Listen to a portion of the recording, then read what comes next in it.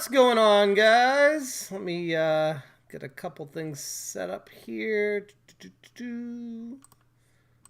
There we go. Hi. We got a bunch of people in here, nobody chatting. a bunch of lurkers. Wonder what I'm gonna say this time? Is this all the Amico Facebook group lurkers just hanging out in here watching my every word right now? Come on, guys. Come on. So I wanted to continue the trek through the Smash JT history of Amico and the storyline arc that is, I mean, you can't make this shit up. Overthink Gaming, what's going on, buddy? How you doing? Lord Maximus, lurking, nice. I left off, let's not count last night's stream because that was kind of a one-off. Thank you, Sly, for the sub. That was kind of a one-off for just keeping up to date with what was going on. But I wanted to continue the series of just covering my thought process of why I thought what I did. And this is kind of more for me than anyone. I want to go through these videos and just kind of hear myself again, because I haven't watched, honestly, I haven't watched most of these videos in well over a year. So revisiting them is going to be pretty new to me. And it's funny because sometimes I'll watch a video that I made myself and I'll be like, oh, I don't even remember saying that, but okay. So we did the first two last time, and those were, the first one was why I thought it was going to fail miserably. And that was so spot on. It's kind of scary. Like I watched that video on the live stream, went over everything that I said, and why I called into question everything that Tommy Talarico brought up with the Intellivision Amico reveal, and why a lot of it didn't really make sense, and I questioned it. And then the second video I went over was Tommy responding with a very cordial message in my video comment section, just trying to correct and set the record straight. But the problem with setting the record straight with this stuff is it was all hypothetical. I feel like I'm going to sneeze. That's why I keep grabbing my nose. Sorry. It was all hypothetical. Like everything that he was correcting was an idea. And he's like, no, not that. This is what I meant by that. Hey, what's up, Thak? Welcome back.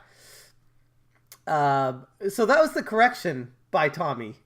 And even when I reviewed that again, I was like, okay, still a lot of speculation and hypotheses that he was spouting off about what he wanted this to be. But back then you can respect that because this is the guy that's making the system. So he has firsthand knowledge of what he's doing. So you gotta, one would think you would trust what they have to tell you about what they're planning to do. And that is where I feel like I went wrong with this entire situation.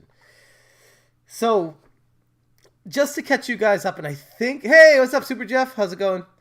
I think, and we'll find out when we watch this video, but I think this one was after there was a Twitter conversation, and Tommy was trying to invite Pat and Ian up to Orange County to see this firsthand and talk to them and answer their questions. And Pat and Ian were like, go pound sand. And I was like, hey, I'll come up and see it. Like, I would love to. And he was like, sure. So I think, if I remember correctly, I think that's where this... What's up, Real Levon Carson? Thank you again for covering the video with the reaction, man. I really appreciate your efforts. Spreading the good word of setting the record straight about the Amico. So thank you, Levon Carson. Really appreciate it. What's up, Trollcast? How's it going? Good to see you. Steiner Bros, I congratulated you sincerely on your turnaround on Amico Gate before. You were taken for a ride, both literally and figuratively. You're spot on. You're spot on. We got a donation here. We're all the Amico podcast. This is the perfect time to be talking Amico. Thank you for the donation. I don't know why it didn't come through. Maybe it's delayed. Oh, there we go. It's just really delayed. I mean, I've been doing the Smash JT World Tour I've been going on the Geek Getaway, No Swear Gamer, Overthink Gaming is a side piece. Geek Getaway multiple times, No Swear Gamer multiple times. I've talked with Genovi on one of those as well.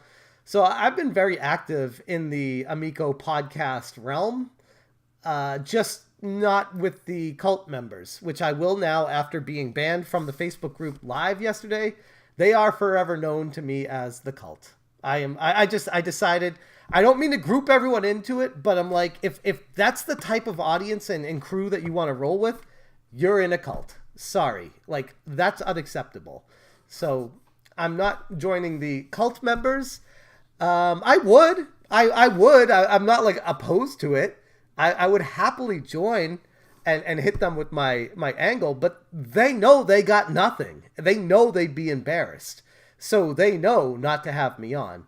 So that would explain that. What's up, Rayar? How you doing, buddy?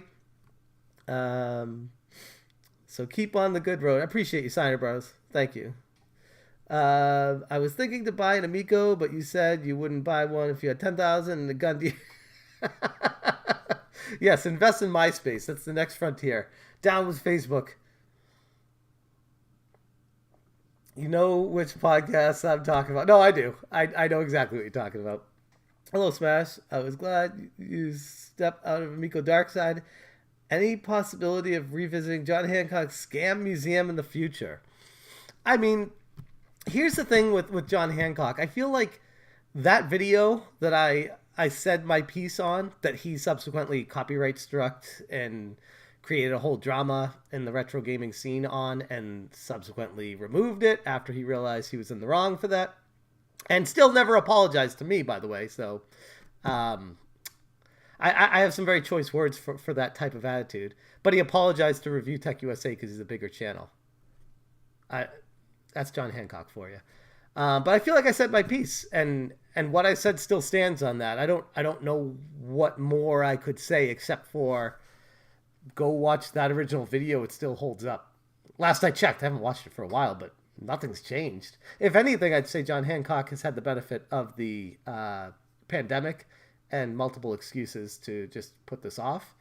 And again, I would love for him to prove it wrong, and I do feel like he's in a very similar situation where I think theoretically he has good intentions with it. But if you're not doing anything with those, you're just lying to yourself to feed addiction. But that's another story for another day. But man, John Hancock's museum, that takes me back.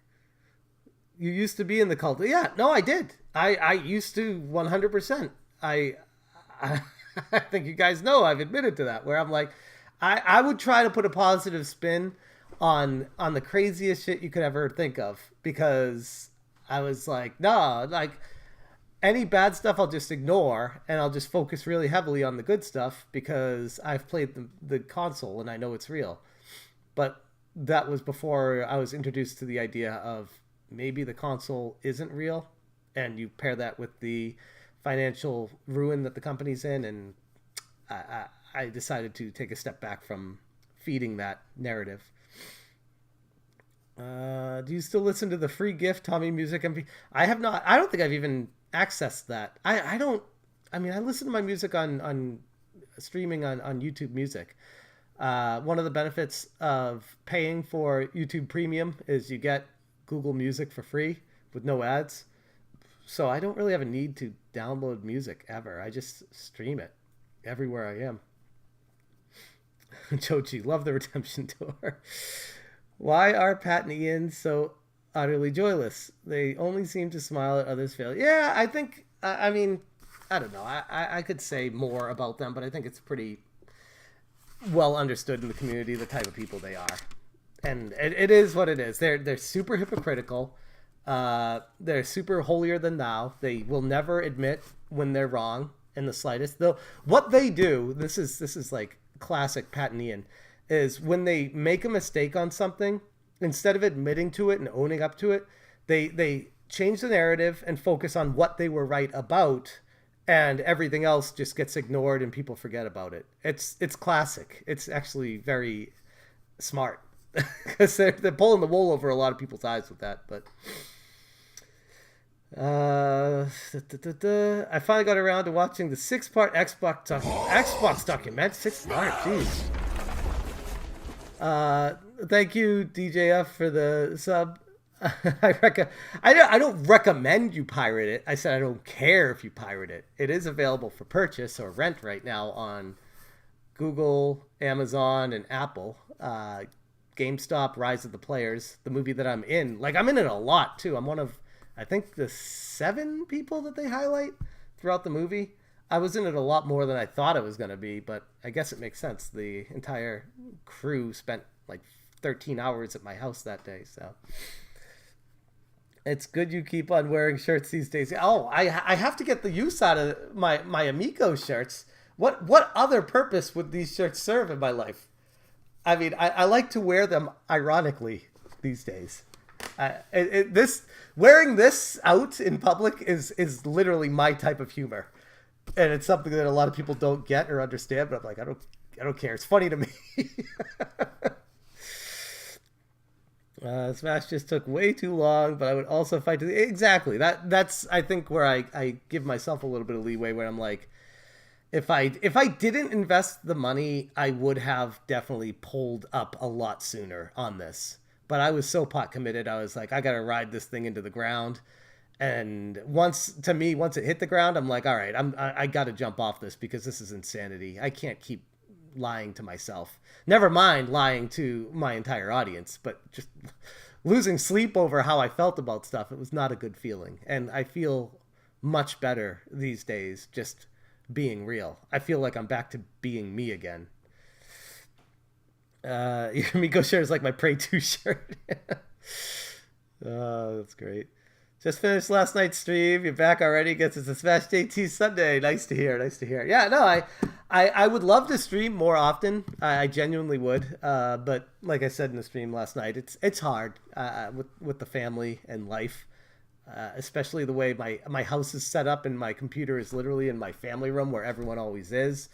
I would need to reorganize my entire setup to stream more often.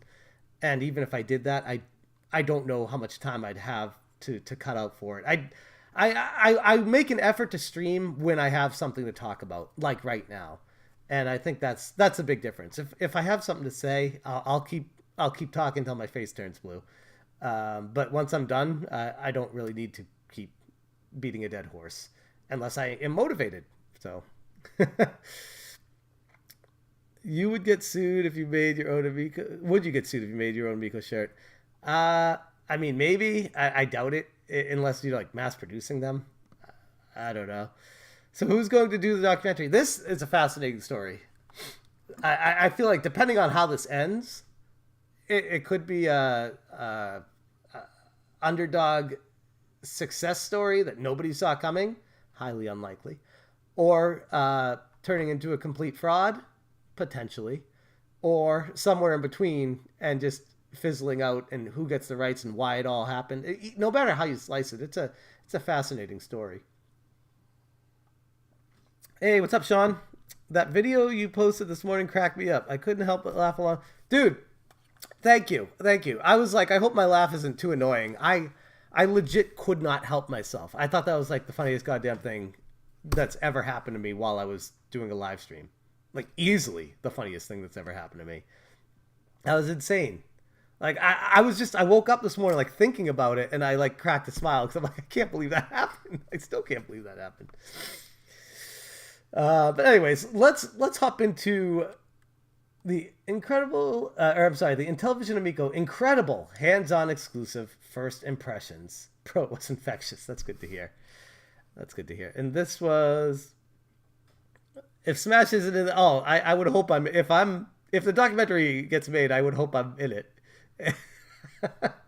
So wait, did you say the first crowdfunding had done 18? I didn't say the first crowdfunding was 18 million. I said that they had accumulated about 18 million from the start. The first crowdfunding, or the big one, the Republic, the Fig that turned to Republic, was, I believe, like 11 or 12 million. But then they had other rounds of funding plus internal raising of funds. It was far more than what Fig had crowdfunded for them.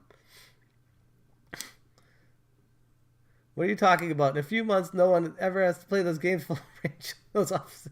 Dude, I said that in the stream last night too, when Tommy went on that tangent with Review Tech, talking about the Nintendo games and like the horrible images and stuff. I'm like, bro, like you're off the reservation right now.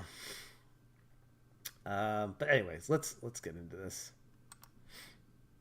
Amico, what Tommy told me about it. Hold on. I must have started this another time and it saved it for some reason. Welcome to another episode of... Because I genuinely do not remember this video, like what I say in it or anything like that. Let me center this a little bit more. I need to make this a little bit bigger. Hold on a second. Thought I fixed this before we started, but there we go. So I do not remember much of anything. I'm sure when I watch this, it will all come back to me. But this is the video after Pat and Ian declined to go up and see Tommy, and then he invited me up in that same exchange. So let's see what I have to say. I miss the old set too. It's in my garage. I'll tell you, in the summertime, it was hot as hell, and in the wintertime, it was freezing in there. And the hardest part about doing the filming was not what I was going to say. It's trying to remain not shivering or not sweating too much while I was recording. So while I miss it, it was not the ideal setup, but we all know all the best things start in a garage, right? Smash JT. I spent the better part of my day yesterday with Tommy Talarico. How's the audio mix, by the way? The head of Intellivision. I don't think I changed making the much. Intellivision Amico. And while I've made a couple videos in the past, especially my first one, that heavily criticized the idea of the Amico, the necessity for it in the market, after I met with Tommy and he informed me about what this thing actually presents to the end user. Audio's good? Okay, cool. Thanks. I guess you could say I've been converted. I totally forgot I did that. So cheesy, but I love it. I know a lot of people are going to go into watching this video thinking that I'm just a fanboy of the console because Tommy took time out of his day to talk to me about it. And in kind of a... It's funny, too, the older videos that I had, I listened to myself, and I sound, I mean, this is just being fully transparent, I kind of sound like a douchebag. And I've tried genuinely really hard to try to lose that tone when I talk like, oh, well, I said this. I'm like, I listen to how I used to sound, and I'm like, I hope I've improved from that to now. I think I was trying to make up for my lack of experience talking to a camera by trying to sound like tougher, and I'm like, that just came off as a little douchey. I hope I've gotten better, but I feel like I'm also always improving. So, well, those are triple smashes in one screen. I don't remember. Yeah, Tommy took me for a ride. A small way, that's true. Not gonna lie, it was pretty badass being able to spend the day with a living legend like Tommy Talarico. And let me tell you firsthand, before I even go into talking about the Amico, Tommy is a legit good person, like a human being who's extremely real, down to earth, and genuinely cares about other people. He cared about my input Mario, man. on the Appreciate system. that. He cared about critical questions. I sound like a gaming racist, don't I?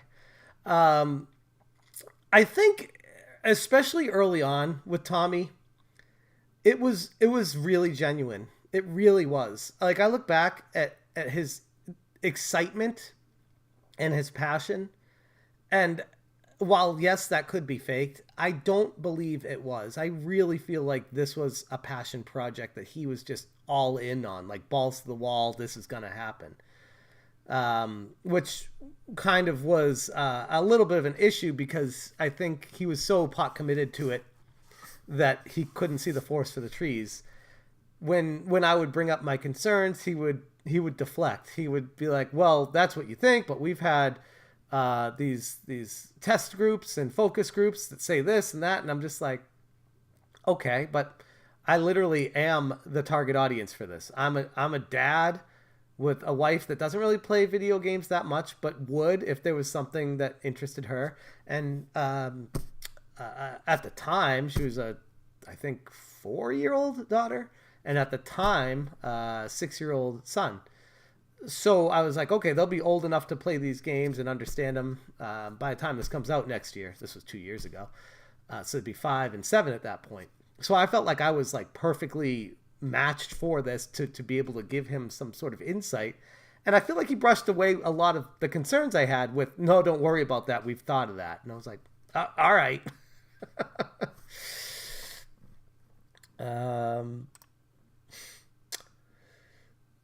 This is what makes me feel like Tommy got played too. He does seem genuine. No, he does. He does seem genuine. I feel like that has changed as time has gone on, whether that be his fault or just the surrounding circumstance that he's put himself in with Intellivision, or just his life circumstances in general. But along the way, something changed, and it's not the same feeling it used to be, as far as the trust and the passion, we'll say. No, DJF, I cannot pull out. Once with Republic, I think you had like 7 or 10 days or 3 days. I don't remember what it was. After you put the investment in, it's gone. And I knew that, by the way. I knew it was a gigantic risk with it. I'm not going to try to sound smarter than I was. I'm just like, it's a gigantic risk. But this, again, I'll say it again. I put it in with the expectation that this was going to come out with that round of funding. Like, Tommy told me that they were basically there. They just needed like a nudge to get over the hump. And I'm like, I'd be happy to help. Like, that was my genuine feeling at the time. And I look back and I'm like, I don't regret it. Knowing what I knew back then, I would not have changed anything. But knowing what I know now, I definitely would have changed what I did. So I can't blame myself for the decision I made in hindsight. But I guess the other way to look at it is I'm glad I didn't go like balls to the wall putting more money into this, because that would have been tragic. Not that losing 10,000 isn't, because it definitely is, but yeah. Questions that I had for him and my legitimate concerns about the Amico, talking about if there was even a place for yet another game console in a extremely flooded market that we find ourselves right now. He didn't get mad. He didn't get angry. He didn't get frustrated with me. He encouraged the questions. He wanted to hear where the concerns were coming from. The problem I have too, well, I was watching a little bit of the unlisted stream that Tommy made for Pat and Ian that now has like 2,500 views or something. And the problem that I have looking back at how Tommy was handling all this, he was welcoming any questions, and he said, hit me with it. Steiner Bros donated $2.18. That is an interesting amount, but thank you. Keep on smashing. Appreciate it. $2.18. How do you even do that? Give you the option. That's funny. But thank you. I appreciate it. But the problem I have with Tommy was back in the day, he'd say, yeah, ask me anything. I'm not afraid of your questions. I'll answer it. I'll answer whatever questions you have. I'll set the record straight. And I was like, well, I could do that, because all you're doing is pulling these answers out of your ass, Tommy. Like, I look back at, again, not trying to be a dick, just being real. I look back at these old interviews of Tommy, and people ask him like off the walls, bonkers questions, and he's like, yeah, we could do that. Or, yeah, we're actually in discussion with them. Or, wouldn't that be something? Or, we actually have something in the works along those lines. We need to change a few things up to make it family friendly, but yes. It's really easy to answer questions. No worries, Retro Game Puppy. It was delayed for everyone. It was slow when I first started this. It took like 10 minutes for the first person to come in, so don't even worry. But back when this thing was going on, I could be put in the position of being Tommy back then. Like, yeah, I'll answer whatever questions you got. I can answer whatever I want right now, because we are in the period of time that is just all hyperbole, and nothing actually exists. So I can tell you what we're thinking, and you can't say anything's a lie, because you can't say I'm lying about what I'm thinking. So I can answer any question back then. And the funniest part about it, this is what kind of burns me about the whole like trusting Tommy thing. Like I rewatched, maybe I don't know if I have enough time. Maybe we'll go into that video today too. So much to cover with this whole situation. The Geek Getaway covered part of it last night too. But Tommy was trying to reach out to Ian and Pat to set the record straight because he was annoyed that they were telling their audience that they had the wrong price point. And he's like, I'm not mad. I understand you make mistakes. I just want to correct you because you guys said it was going to be $2.99 and it's not. And you watch that now and it's like, it actually is. And it's going to be more than that, according to Phil Adam. So while you may not have intended this, Tommy, that is a lie. When you say that, it's a lie. And when you watch it in hindsight, it makes you look like an ass because you're correcting the record on people that were calling you out, and they were right. And then you got jackasses like me that are listening to Tommy that are just pushing the good word of Tommy as much as I could to be like, he knows what's up because he's in charge of this company and he wouldn't mislead me. So I'm going to trust what he tells me. And so I go on the offensive against people like Pat and Ian because I'm like, yeah, Tommy told me that that's not true. He told me what the price was going to be. And at the time, technically, I think Tommy was right.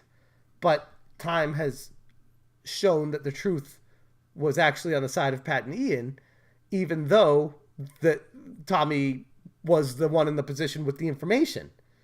So, I don't know. The whole thing's just fascinating. Maybe I'll get to that. It's like a 45-minute video. I don't know if I could do the whole thing. I mean, you guys saw, those that attended the stream last night, it took me 3.5 hours almost to get through a 20-minute video. So I have a lot to say.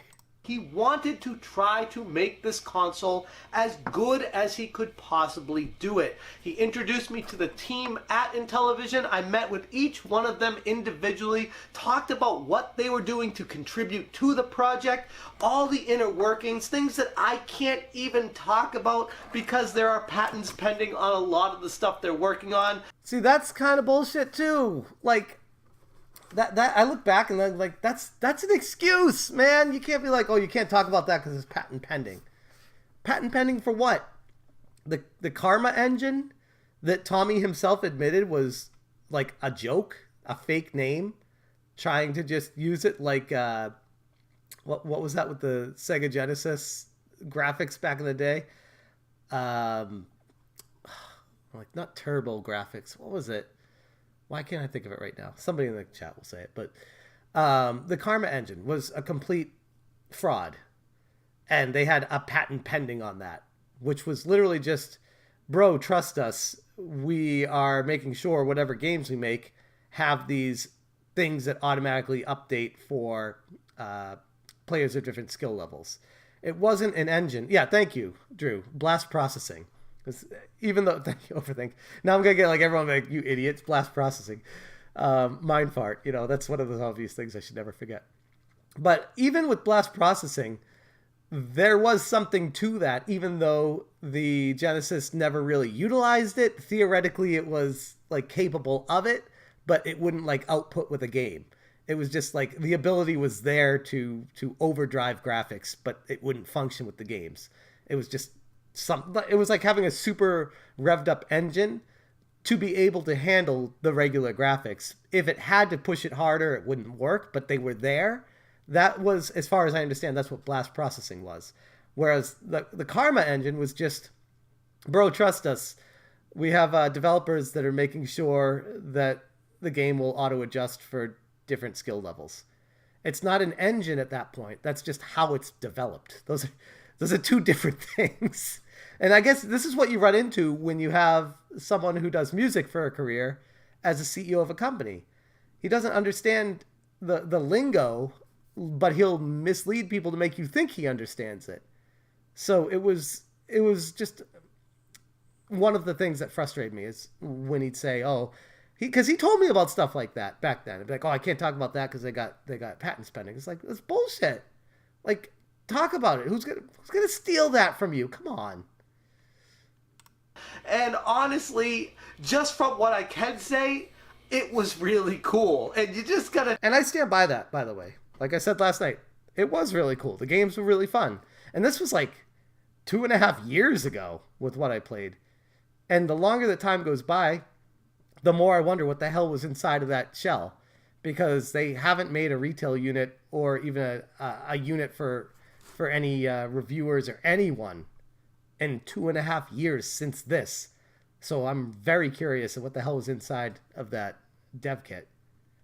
To take my word for it right now, because coming from him, he's kind of, some might say, a marketing guy, a PR puff guy, someone who's just promoting his console, and True. he'll make it look as good as possible, no matter what the cost. He'll just say, yeah, it's amazing, and yeah, we're working on that. But from the outside looking in, somebody like me, who was extremely critical of this going into it, had some legitimate concerns. I feel like Tommy addressed most of them. I don't say all. Now, looking back, the concerns I had that he addressed were all just pulled out of his ass. Like, or what he was planning on doing, hoping to do. It wasn't facts. Like, that's where I get frustrated when we hear, oh, it's facts, or you need to talk to me for the facts. I'll give you the truth. No, you don't have the truth. You just have the hopes. And there's a huge, huge difference between hopes and facts.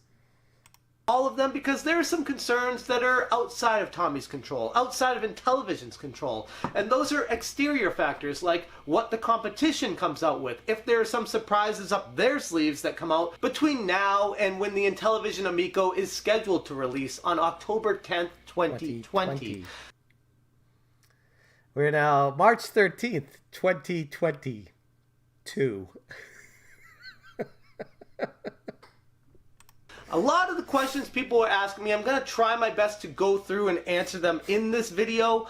It might feel like it's a little bit all over the place. I'll tell you guys right. They've also switched offices. This is the old office. They've moved to a new office, which is also a little bit strange for a startup company to have a gigantic office and up and move to a different gigantic office in the first year or so.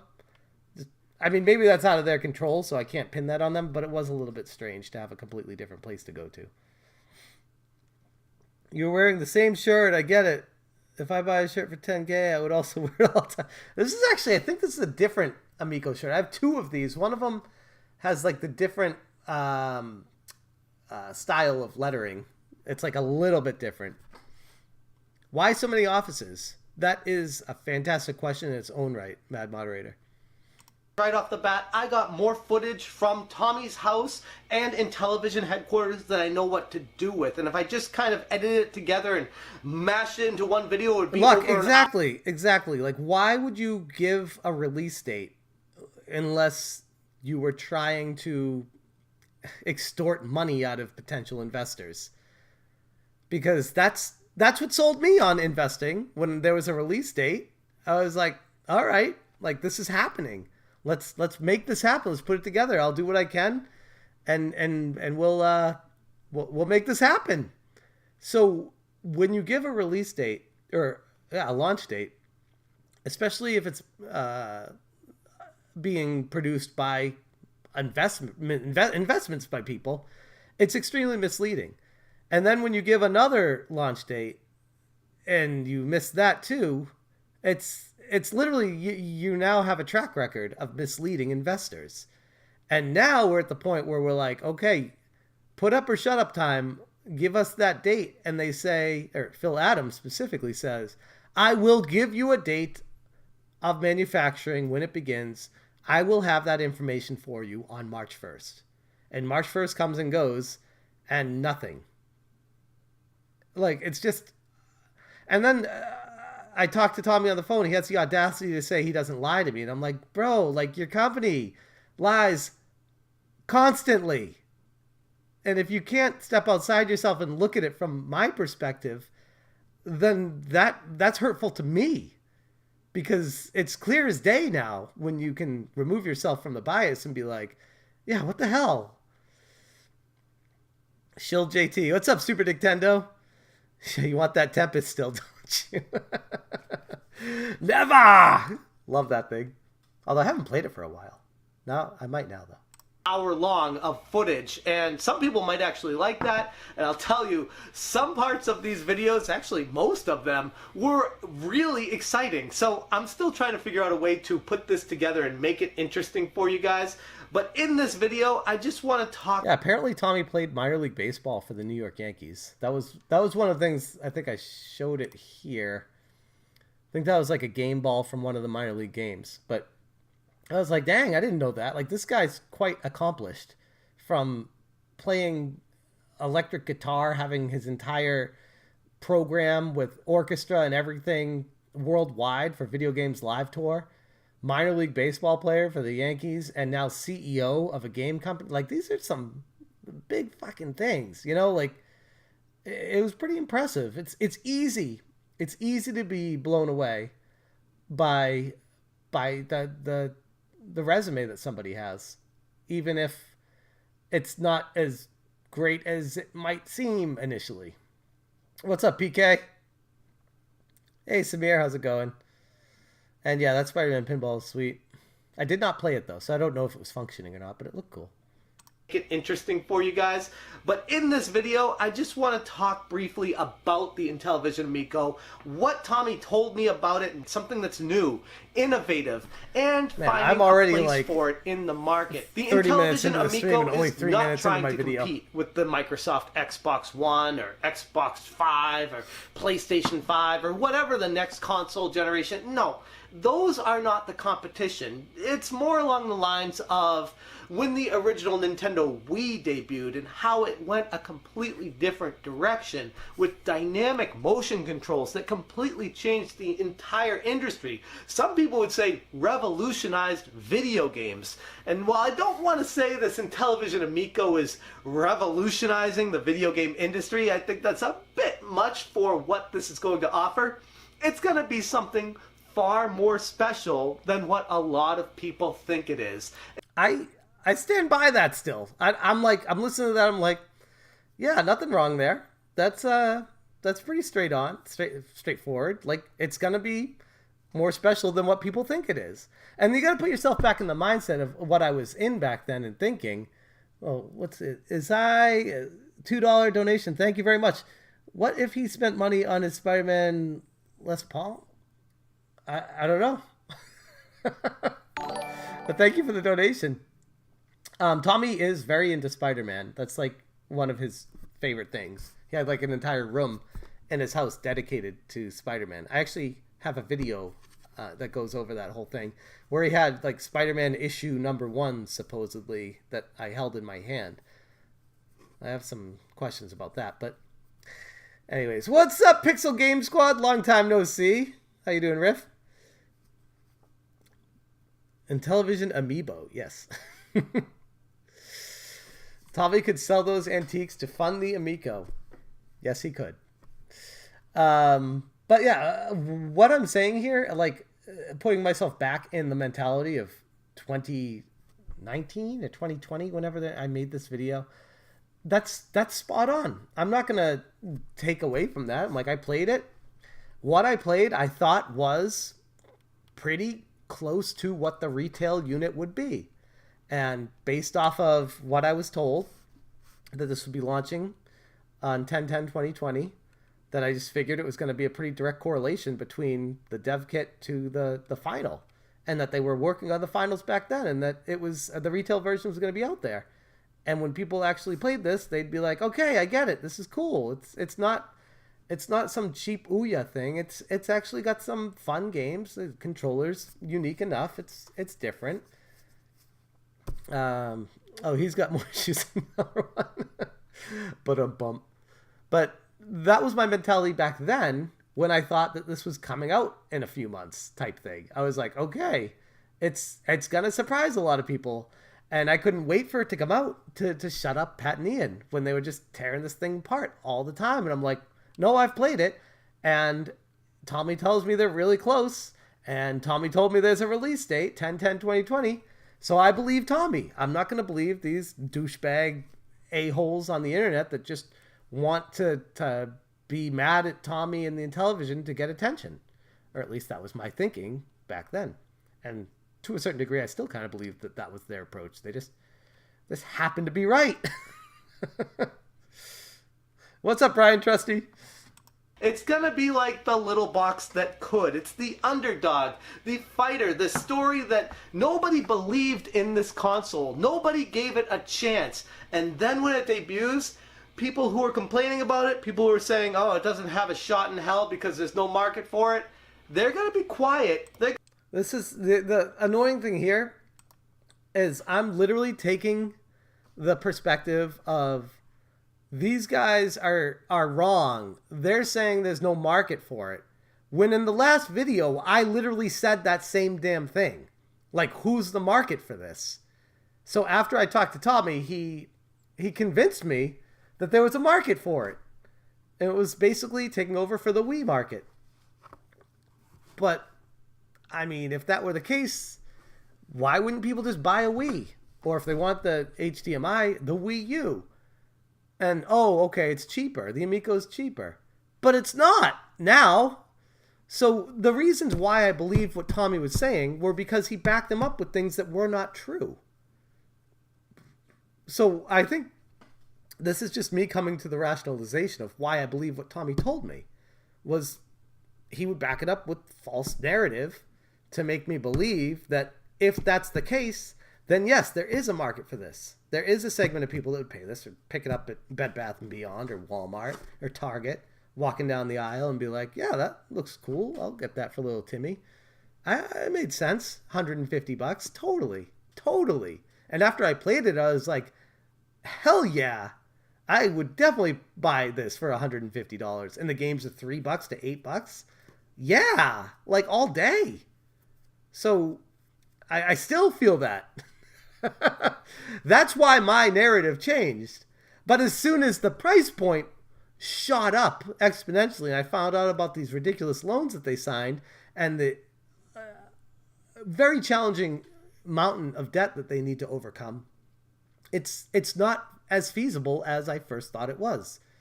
Things changed. Smash is proof drinking large glasses of red wine helps you make sense of... Oh my god, I would be lost in the world without my gaming off the grid. Even though they always drink beer. And this is a beer chalice. I put wine in it. Because that's the kind of guy I am. It's my official drinking glass. My gaming off the grid wine glass.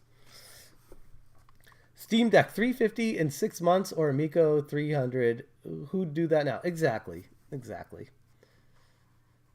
But it's just funny. I look back at this and I'm like, I'm making fun of Pat and Ian for taking the stance that I literally had in the previous video. But like I said, I back it up with what Tommy told me to change my mind. But what Tommy told me to change my mind was a bunch of lies. Ultimately. Back then, he might not have thought they were lies. Back then, he might have been trying to just give me the facts of what he thought. If you give him the benefit of the doubt. But I stopped giving him the benefit of the doubt as soon as I realized that that's all he ever wants is the benefit of the doubt. He never actually provides anything tangible. Just more words. He's a great talker, Straw Hat. A great talker.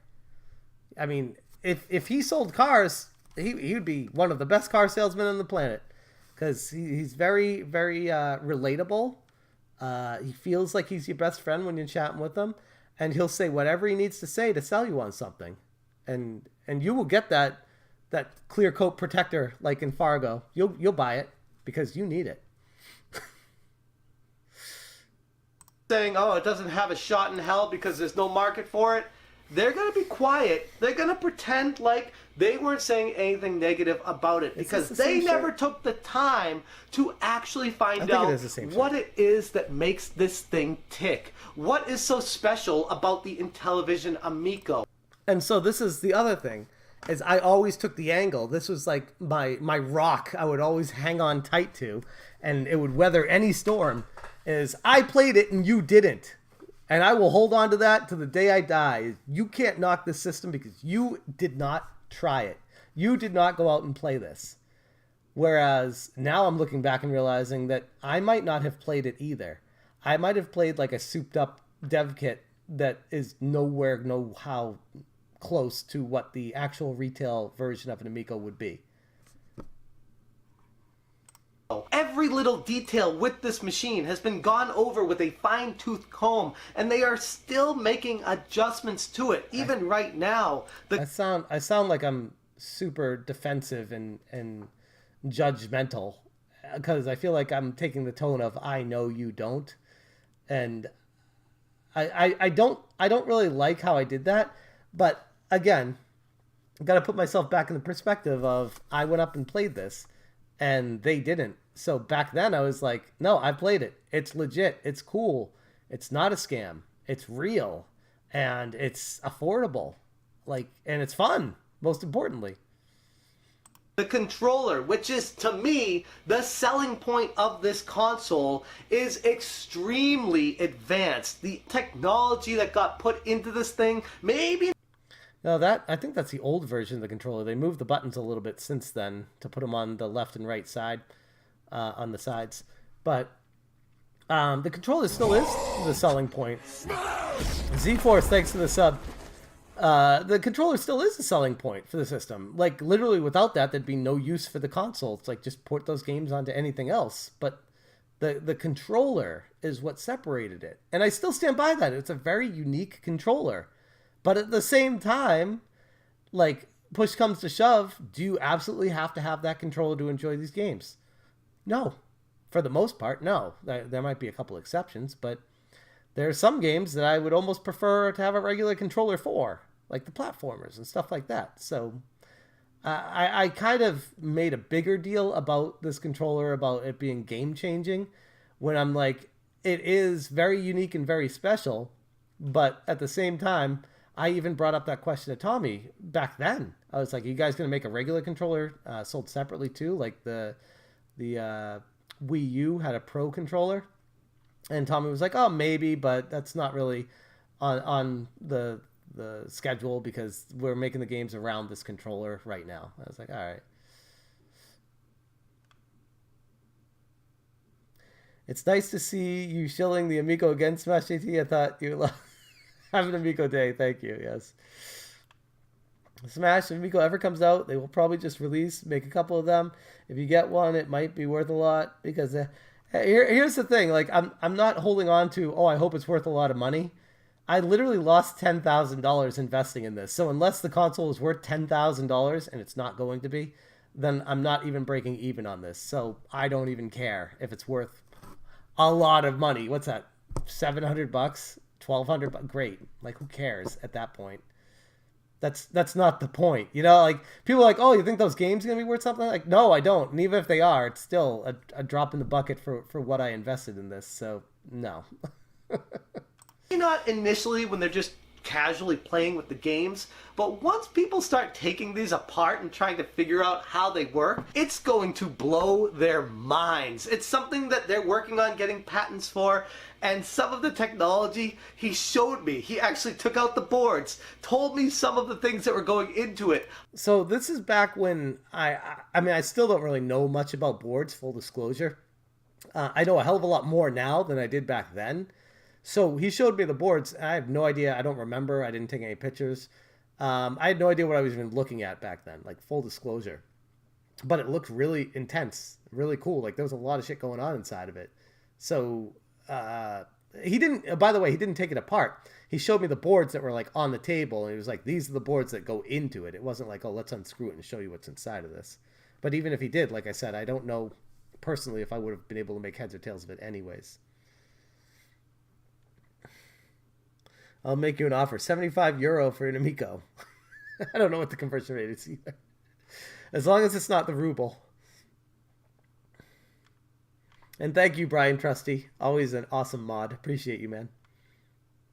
How it's never been done Travis before Pratt, you're right. in a video game controller. What makes this so dynamic and revolutionary that will change the game up for the better? Make people enjoy the game experience. Most of all, have fun with the games. I feel like too often the video game community at large, I'm going to generalize a little bit, always wants what's next when it comes to graphics and high fidelity, strong 4K, 8K, 10K, whatever the resolution, the crazy graphics, the screen resolution, the frames per second, all these crazy things going into these huge monster beasts of machines. And then you got Google Stadia saying, you don't need to buy those beasts of machines. We'll keep those at our offices and you can just rent them from us every month. There's so much competition in the arms race of video games to keep up with how big graphics and big these AAA budgets can get. And then you look at this Intellivision Amico and you're like, the games are fun. And ultimately, I don't want to point fingers at people, but isn't that what we play video games for in the first place? To have fun? Now, yeah, obviously sometimes you want more of a in-depth experience that will just take you away, capture our imaginations, and make us feel like a kid again.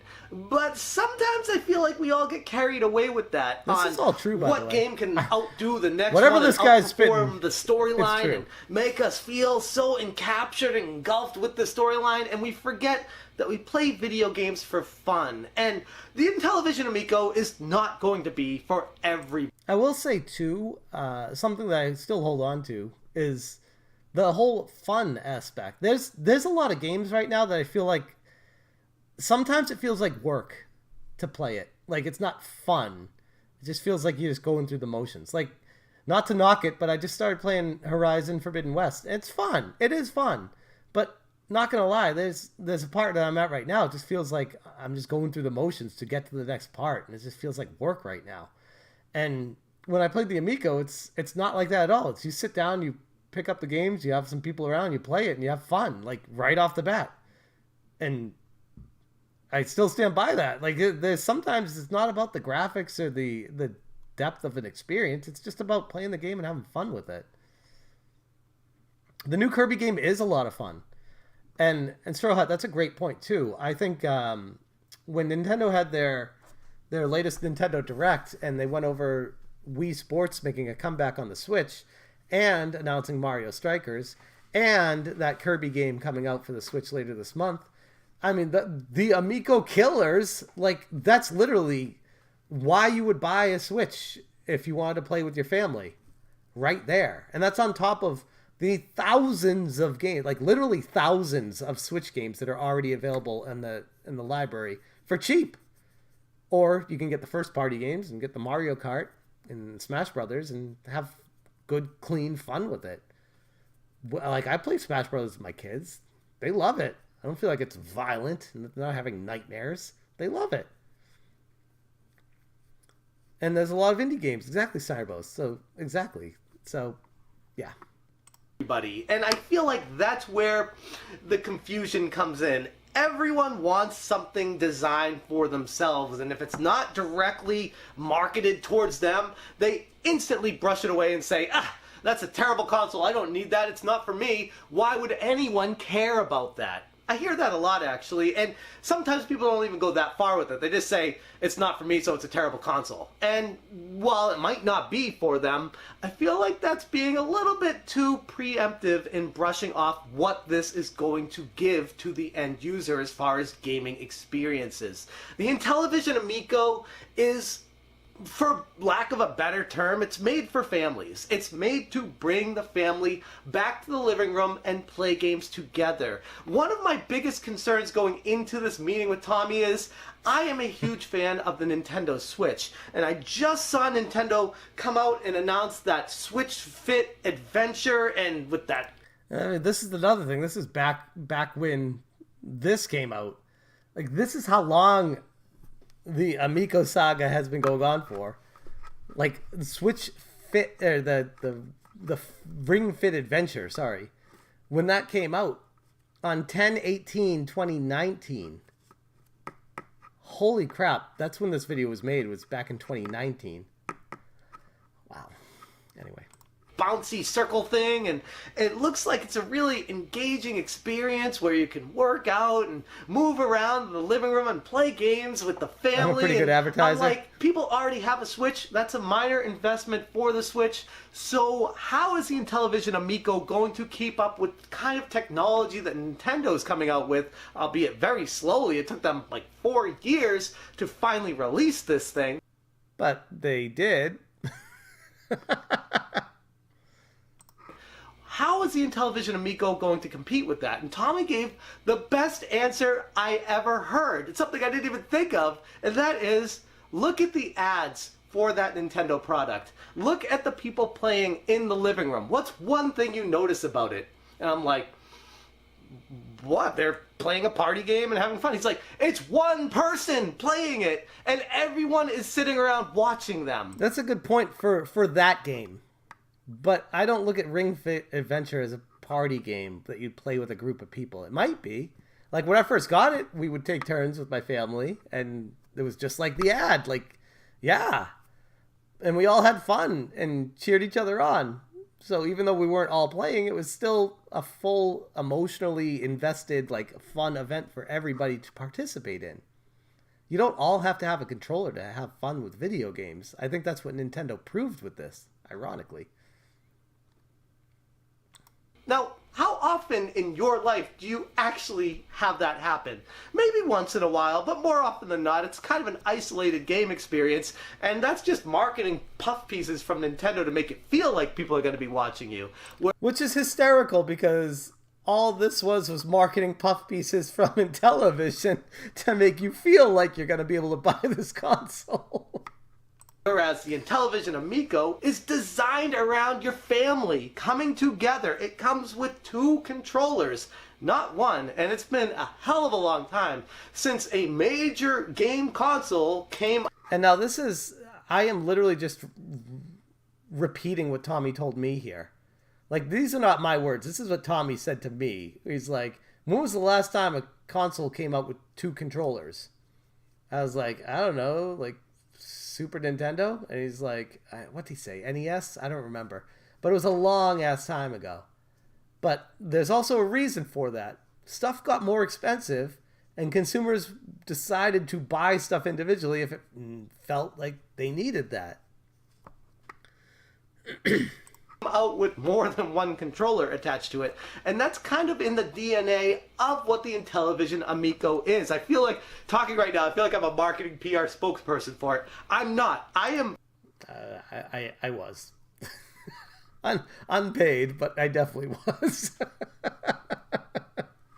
Smash JT, I love video games, and I will proceed to profess my love for video games. That's true. In whatever way that makes sense. When it comes to the Intellivision Amico, playing with the family, it's Keep in mind, this is before I groups. invested in the Yes, company, it by comes the with way. 2 controllers, and for a family, sometimes, obviously, there's going to be more people. Like a kid or 2 kids between the ages of, we'll say, 4 and 10 years old that like to play video games as well. This system automatically connects with your phones with a free app, and some of the technology that he showed me that I can't talk about right now really makes those phones special. And okay, so what he was talking about there that I couldn't talk about back then were the little suction cup things that you could connect to your phone to have like the analog stick on your phone. And I tried it out. It was neat. It functioned. It was cool. But that's what I couldn't say. But yes, this was before investing. So you can see how pot committed I was to this by that point.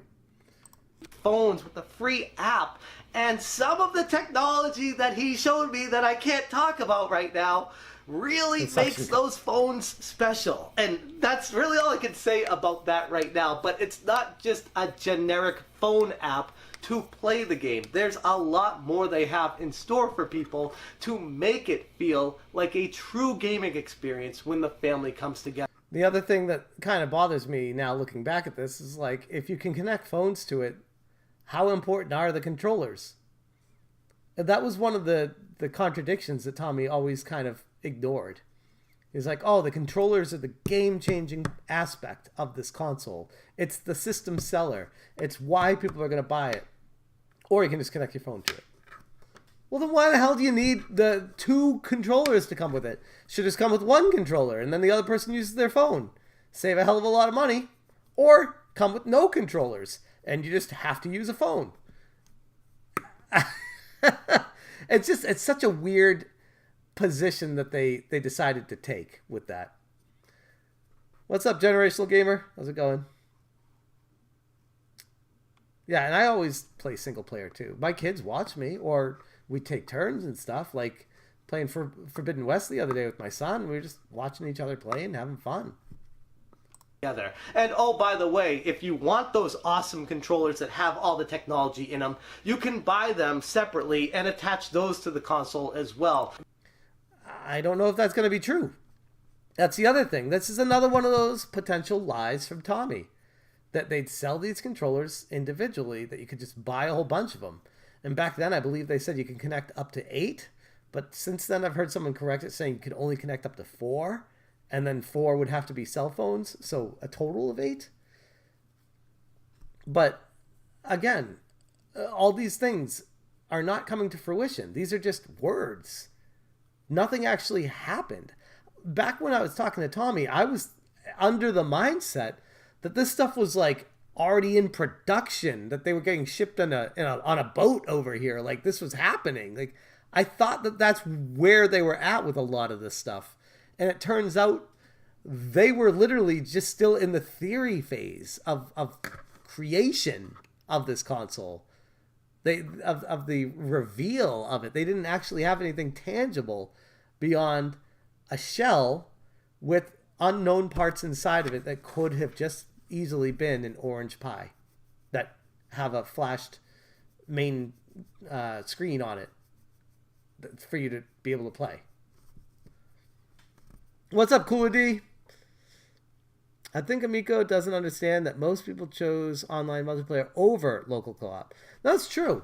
It's true. And honestly, ironically, the pandemic couldn't have hit at a worse time for a company like this, where it's like, oh, bringing people together. It wasn't, Tommy was trying to sell it to more than just families. Like, oh, parties and get-togethers. And it's like, this is going to release during a pandemic when everyone's staying in their homes and wearing masks. You're not going to be gathering close together for couch co-op with friends during a pandemic. It was bad timing. The ceiling is up. You're right. What's up, Goblin? What the hell did they do with all the money? That's the only question here. They foolishly spent it on office spaces, salaries, and parts and contracts, to the point of being in severe debt. God only knows. Via wireless charging, where you just set them on top of it and boom, they charge. And the lights on the console are pretty cool. I did like that idea, where you could just set the controller on the console for it to charge. I'm like, that's what Sony and Microsoft should do, and Nintendo. Well, the Switch is a little bit harder to do that, but like have like a plug on the back of the dock where you could just like set your controller and have it charge, which would be awesome. Although the USB wire works fine, but it's way easier just to be able to set your controller down and have it charge. Initially, a lot of people are like, oh yeah, it's just flashy lights and everything to get people's attention. But there's a lot more to the lights on the console than what meets the eye. This thing, like I said, is Tommy's baby.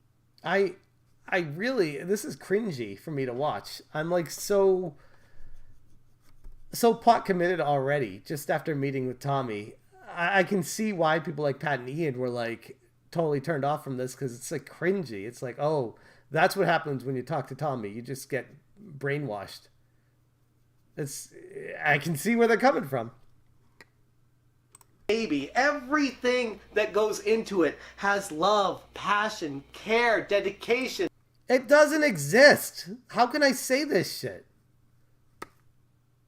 Time, everything you could imagine. He wants to make sure every little piece of this Intellivision Amico is perfect, is loved by the gaming community. Maybe not at large, because yes, it's made for families in mind, but that is a gigantic market that I think a lot of especially retro gamers, are just brushing off the side that, I play my retro games, I don't need to buy another console. I play my AAA titles, I don't need to play another console. I feel like people are getting caught up in their own world instead of looking outside of themselves for an entirely untapped market of potential gamers.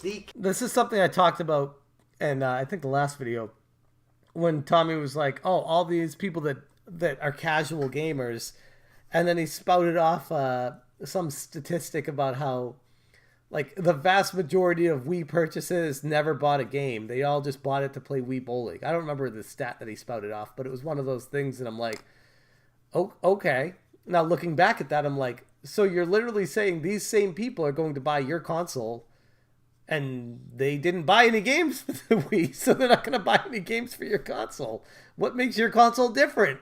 The casual gamers are casual for a reason. They don't commit to anything. They don't come back. They're not repeat buyers. They literally buy on a whim, on a just the urge to buy, and then they just get distracted and move on. I'm ready to play modern versions of Night Stalker and Astro Smash. That Night Stalker story is so weird to me. Like, I wanted to do a deep dive video on Night Stalker when I played it, but I have like such little information. I was thinking about doing a video, and I'm like, I don't know how I could fill this with information beyond just talking about it for like a minute and a half. It's just, that's how limited my knowledge is with it. It's a mystery. It's a mystery. So unless I get some more insight to it, I don't know what I can really talk about with that one. But I have played Night Stalker. That was the first trip up. I played it when I was there for that trip. And I haven't seen it since then. And Tommy doesn't understand Wii Sports came with the console, obviously. It sold like 8 million. It doesn't mean the same people that didn't buy a party game. Exactly. Casual market that was engulfed by the Nintendo Wii years ago, looking to move on to another console. Or, as Tommy put it, people who are having new babies, new kids, have gotten away from video games for a long time, looking for a way to get back into them. The Intellivision Amico is going to be an affordable price. I feel like those people would just buy a Switch or play on their PC at this point. It's going to be located in brick and mortar stores. It's going to be in stores that a lot of the major consoles aren't even in. Places where families shop. Places where people would not expect to see a game console at an affordable price. This thing with the technology packed into it has the potential for massive success. So before some YouTubers continue to brush this thing off without talking to Tommy, without going to see him and Intellivision headquarters and the technology inside this machine and everything that's gone into it, the blood, sweat, and tears, and years of work, dedication, and research to make this get to the point of where it's at, and oh, by the way, they're not done with it. Maybe take a step back. Stop throwing daggers at a device that you don't even know anything about. What's up, Chris? Because, I'll be honest, I learned my lesson. Initially, I brushed this thing off as... I learned my lesson again. Don't learn lessons. That's my lesson I learned. as another generic device, another cash grab for a video game console market. What's up, Red Rob? Everyone wants in on the big gold rush of video game consoles right now, where it seems like a new console pops up every couple of weeks. That's what I pegged the Intellivision Amico at when I first heard about it. As time goes by, more exclusive titles. Tommy Talarico, an industry veteran, over 30 years experience. See, this is when I start spouting off just like a fucking resume. It doesn't mean anything. What have you done for me lately? Over 30 years experience. Making music in games. Not CEO of a brand new, let's be honest, a brand new company. Making a brand new console. Two different galaxies. Straw Hut. Smash JT, an interesting question to you. Do you think the new Switch Sports will sell that well? Because one big reason why Wii Sports was so popular is because it came free with the console. I don't think it... Well... I was going to say, I don't think it will outsell the original Wii Sports, but it also depends on the install base. And have the Switches surpassed the Wiis in sales yet? I believe they have, or it's close. And it depends on the price. I mean, honestly, I don't think it's going to. Nothing will eclipse the original Wii Sports. That's like impossible. It's a pack-in game for one of the best-selling systems on the planet. So the only way you're gonna surpass that is a pack-in game on an even better-selling console. But I do think it will do just fine. Especially in the sound design. What music did he do? Games did he do? He did Terminator 2 on the Sega CD, Cool Spot, Color a Dinosaur. Yep. And he said he did some music in Metroid Prime. That one has been questioned by people, so I can't speak to that one. But yeah, he has a very long list of games he's made music for. And a lot of people he's come in contact with in the industry over the years. Because holy crap, the sound design in this console, I played some of the games of it, the sound blew me away. The games were fun. The sound is really good on it. Everything about this screamed awesome. And that's What's why up, I kind Queso? of took a step back and say, you know what? I'm not going to criticize this thing anymore. Because now that I finally had a chance to play it, I kind of want to stuff a sock in my mouth and say, you know what? Next time, I'm not going to be so quick to criticize a console. This is when I turn into the douchebag again, where I'm like, oh, let me tell you, because I know what's up. And it's like, oh, this is cringe. This is cringe. Thanks for the sub, Dan. I gotta get through this cringe part of me trying to tell off Pat and Ian. I'll be honest, they frustrated the hell out of me. They were talking, I mean, not to say I'm the only one that's cringed. They were being cringed too with how they were like talking down to me. I'm like, oh, I can talk down to them too. I don't care about numbers. Screw these guys. And they're still douchebags. But, I mean, I'm admitting I was a douchebag here too, so takes one to know one. Until I find out more information about it. As of right now, this thing has a ton of potential. They should change the name from the Intellivision Amico to the Intellivision Potential. Thanks, I'll be here all week. I'm excited. I am on Team Amico. Can't wait to see this Still thing on Team Amico, come to baby. fruition and release October 10th, 2020. Looking to get it released in North America and Europe and Mexico and Canada. Still working some things out with the taxes as far as the prices are concerned with it. But Tommy did confirm it's going to have real games, real hardware, real physical games in addition to... Oh... What did he just confirm with me? Hold on. What did I say? As far as the prices are concerned with it, but Tommy did confirm it's going to have real games, real hardware, real physical games in addition to downloadable titles. There were some things he told me about that I can't share with you yet because, again, there's some real big secrets with it. What's up, Eric? Ultimately, I just gotta leave it with this thing is going to sell like gangbusters if people finally understand what it offers to the end user. What I should have said is, if it ever releases with the promises they've made. That would have been fair. What's up, Retro Rick? I don't know what an Amico is. And the fun fact, nobody does. That's the great mystery.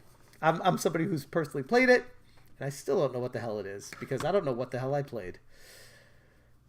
Physical games means NFT downloadable games. And that's back then. I remember Tommy was putting a spin on it. I think he always knew exactly what they were going to do with it. I think they went through a few different renditions. He mentioned to me that they were considering doing like NFT like keychains or NFT like amiibos of characters and stuff like that. And I was like, oh, that's really cool. That's where you get the game and you scan it and the game loads from that. I was like, dang. I'm like, these guys are thinking big time with this stuff.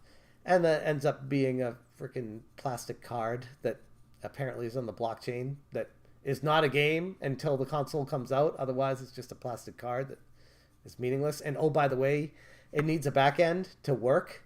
And that back end needs to be up and running for as long as this thing is going to be sold. And then after they stop selling it, still needs to be functional for these games still to work on it. They didn't really think through to the future. They just thought the here and now. Oh, it's going to be cool today. It's like, that's great. What about tomorrow, though? Is it going to work tomorrow? That's a very big question to ask. I'm almost at the end of this video. Hold on. I'm going to leave the video right there. It was a life-changing day. Thank you so much to Tommy and the team over at Intellivision for helping me to see the light. These people work on the original Intellivision games. They poured their blood, sweat, and tears into... I said that twice. That's something that Tommy said in his interview too. And I noticed that I was taking a lot of the words Tommy was saying and trying to just use them as my own to be like, oh yeah, that's what they're doing because the guy in charge said that's what they're doing. So you can't come at me because I'm just repeating what he said instead of, I don't know, doing what I always do and think for myself. To those games way back in the day, and they're still there working on games and updating them into the modern era. I'm excited about this thing, and I am going to be a little bit more careful the next time I criticize someone before I know all the information. Thank you guys so much for watching, and as always, you stay smashing.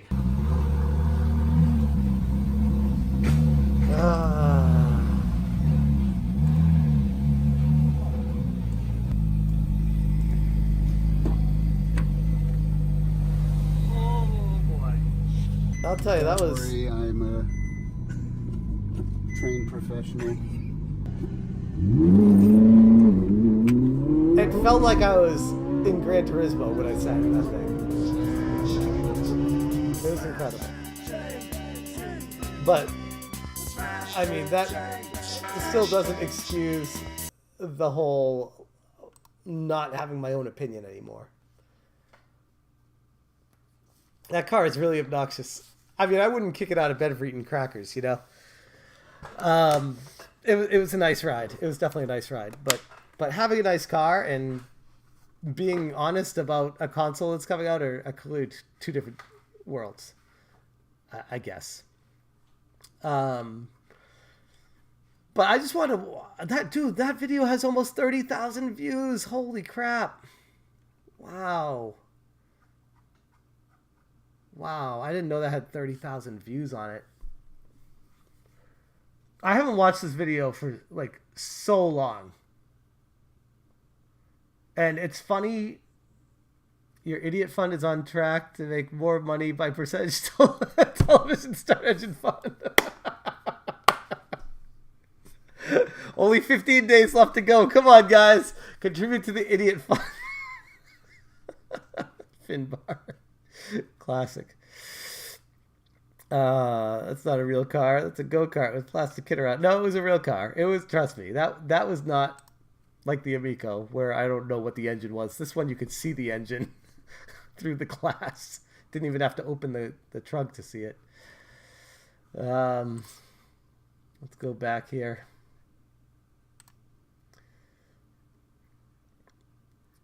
So we got the Spider-Man room. That's not really an Amico video, but I guess Tommy, the CEO, had the Amico. Had the Spider-Man room, so I guess it makes sense. Let me see if I can find it. Because we need to offset that with some other...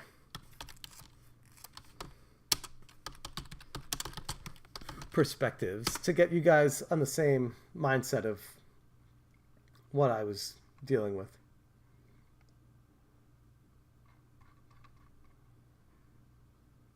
Give me 1 second.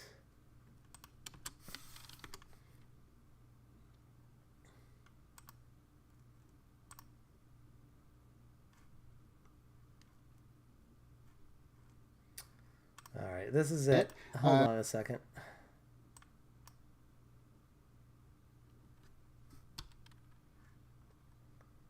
So this is the unlisted video of Tommy to Pat and Ian.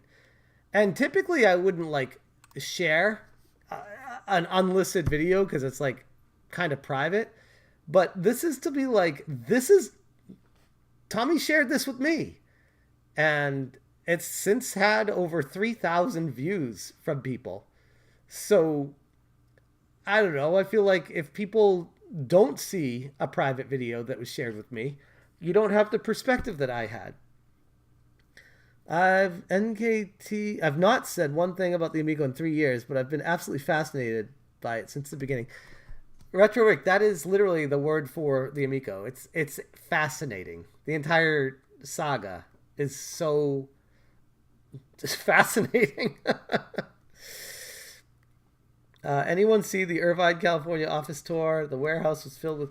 That was a weird thing, by the way. Something that I kind of skipped over when I was there. That I was at that office, and there was a gigantic garage in the back of it that was housing, like, everything from, like, model cars to cars that were being worked on to souped-up cars to... I think there was, like, a fucking airplane inside of it. Like, it was just so weird. All part of the same building. And you had to walk through that to get to some other areas of what they were working on with the Amico. So, rumor alert, by the way. I don't want to spout this off as fact, but people are saying that Nick owns that building and that he's, like, renting it out to Intellivision. I cannot confirm that, but that is a rumor that I heard. So, this is a long video, and I'm out of wine. Be right back. Ugh.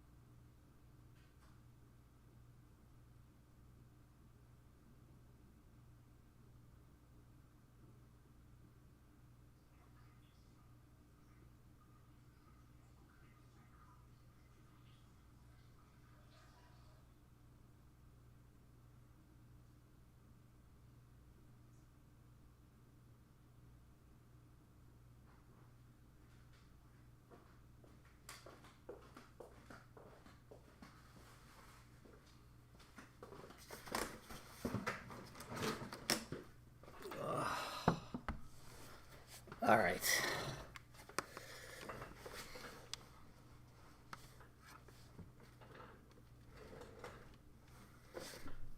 Yeah, Finbar, that's the other thing about how this keeps happening. Like, time and time again, people keep thinking that there's going to be a way to break into this market to take advantage of retro gamers. It is fascinating. It is fascinating.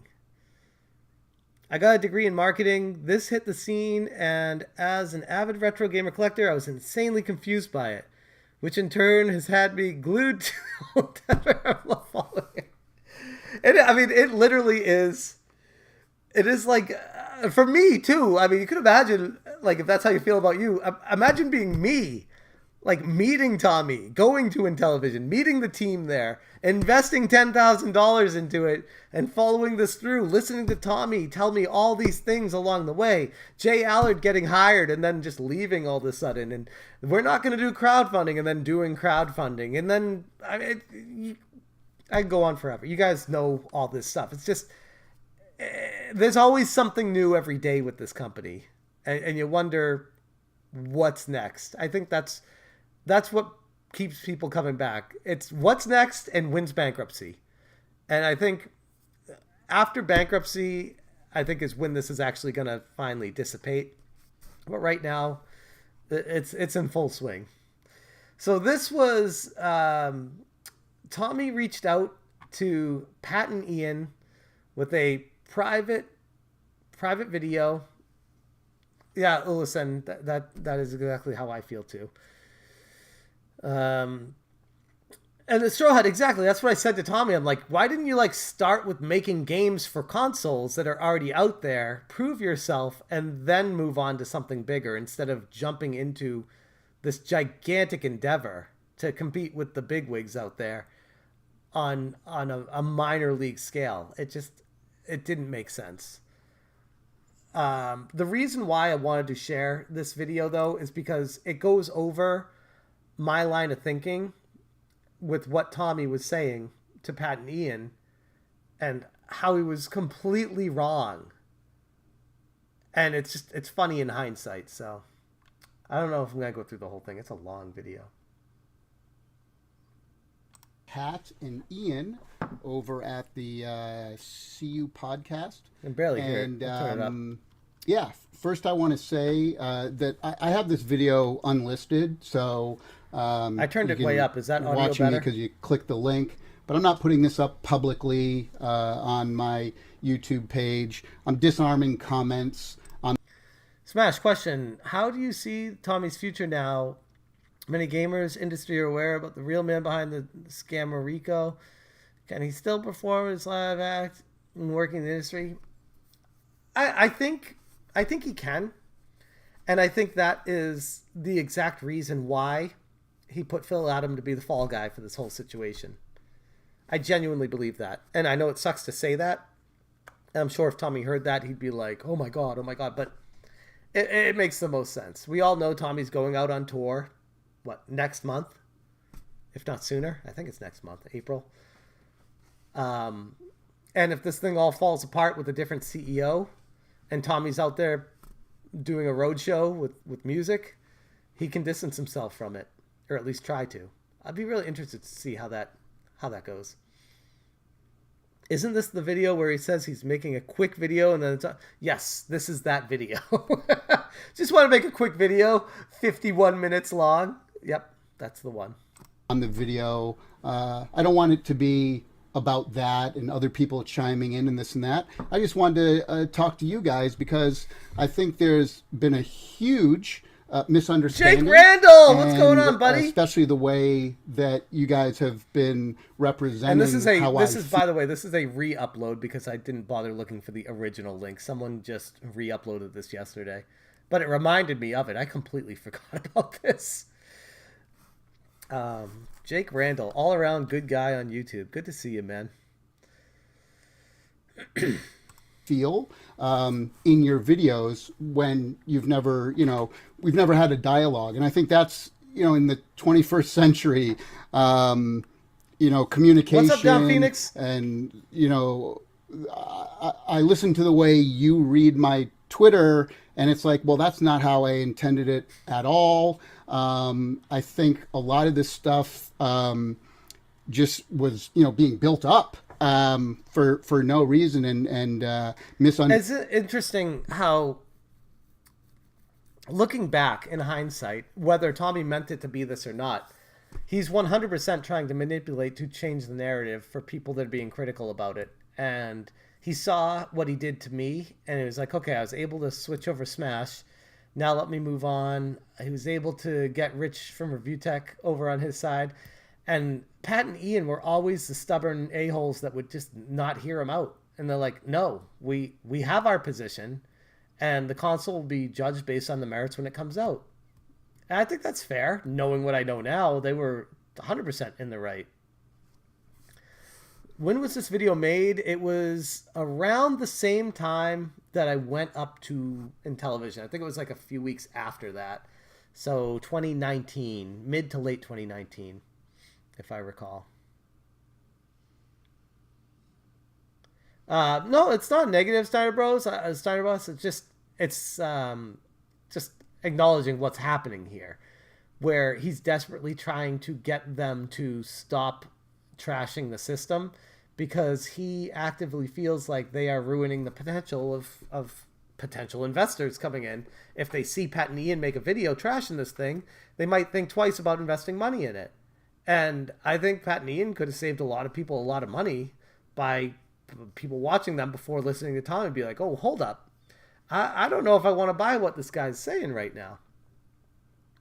Understood. So the best way to communicate is by talking to one another. And that's all I've ever wanted to do with you. And he comes across as like, I just want to be your friend, man. I just want to talk. And while fair, I would argue it's like, you're the CEO of a game company. Let your product do the talking for you. Like, why are you wasting your time with a YouTuber? what are you doing? What is this all about? Like, looking back at this, like, what the hell? Yeah, exactly, DVGA. That's what I was just saying. Yeah, exactly. Guys, that's all. That's it. And I think what's happened at this point, and I, by the way, I don't think you're doing this on purpose, but I think what's happened now is that you're misleading your audience. You can't do that, Tommy. You can't accuse other people of misleading when you don't have anything. Like, that's the problem, is these guys were basing their reality on the facts in front of them. And I think a lot of people learned a lot of lessons, unfortunately, because this is a world where people take advantage of you if you're not careful. It's a dog-eat-dog world. And if you trust the wrong people, you could end up on the wrong side of that bet. And that person be walking away with your money. Trust me.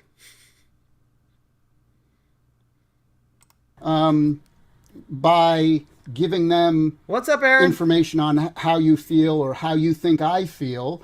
And I don't know, I just think that's a little unfair because the way you're portraying me and portraying my feelings about all of this stuff is not right at all. And so Tommy's giving his perspective of why it's not right, why it's not fair to him, all his other things about, I mean, they're being mean to me.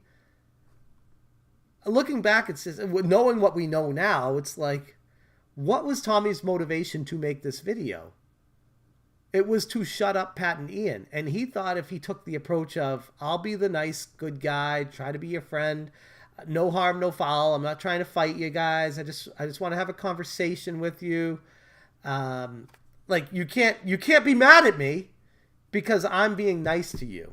That was Tommy's approach with this. And so because you guys, won't talk to me, I thought I'd make this video. And I want this to come across as a friendly video. I'm not mad. I'm not, I'm disappointed, but. I mean, the CEO of a game company that's getting trashed by YouTubers. I'm not mad, but I'm disappointed. And disappointed in you? Like, he's trying to make Pat and Ian feel bad right now. Pat and Ian don't know how to feel bad. You can't.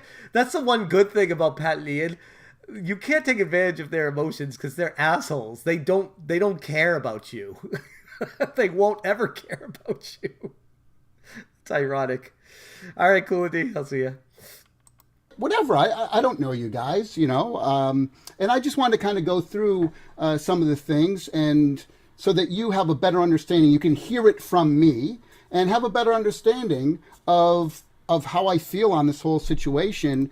The reason why I wanted to do the reaction to this is coming up shortly, because I saw part of this when Geek Getaway was doing a reaction to this video, and it was specifically when Tommy was talking about the price, and it's fascinating in hindsight.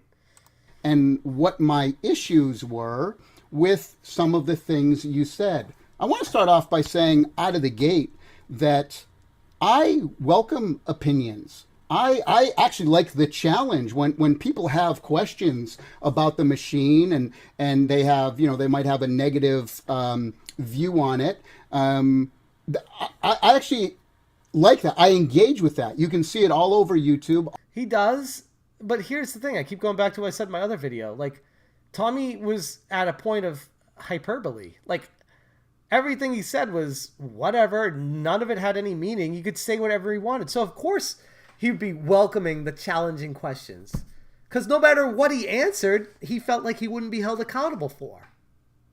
And when you get to that point, of course you're not afraid of questions. Because there's literally nothing anyone can say to you to make you really worry about what you say or how you answer it, because you have no accountability. All over Facebook, all over the Atari Age forums. I like to communicate with people. I like to, see if I can, show them what we're trying to do that's maybe a different way for them to thinking. A lot of times people are in their own bubbles and they only think the way, they will. And the best way to learn more about each other's thoughts and opinions is by communicating with each other, and that's what I like to do. I've always done that my entire 30-year career in the industry. You know, and it always goes back to like, oh, I have a lot of history. I know people. I've been doing this for a long time. It's like, prove it. Like, stop saying I have a resume. Prove it. Stop saying you hired these people. Prove it. Like, do something. What have you done besides take money from people?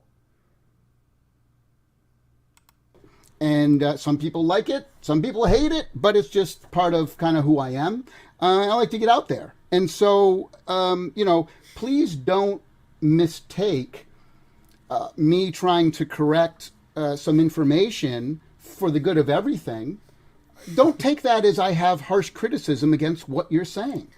Rad Rob, good point regarding Shigeru Miyamoto. This is the funny thing. It's like, I trash talk Nintendo, I trash talk Sony, I trash talk Microsoft, I trash talked the Amico, I trash talk the Atari, I trash talk everything. Like, I feel like as a gamer, it's just innate to just be negative about stuff initially.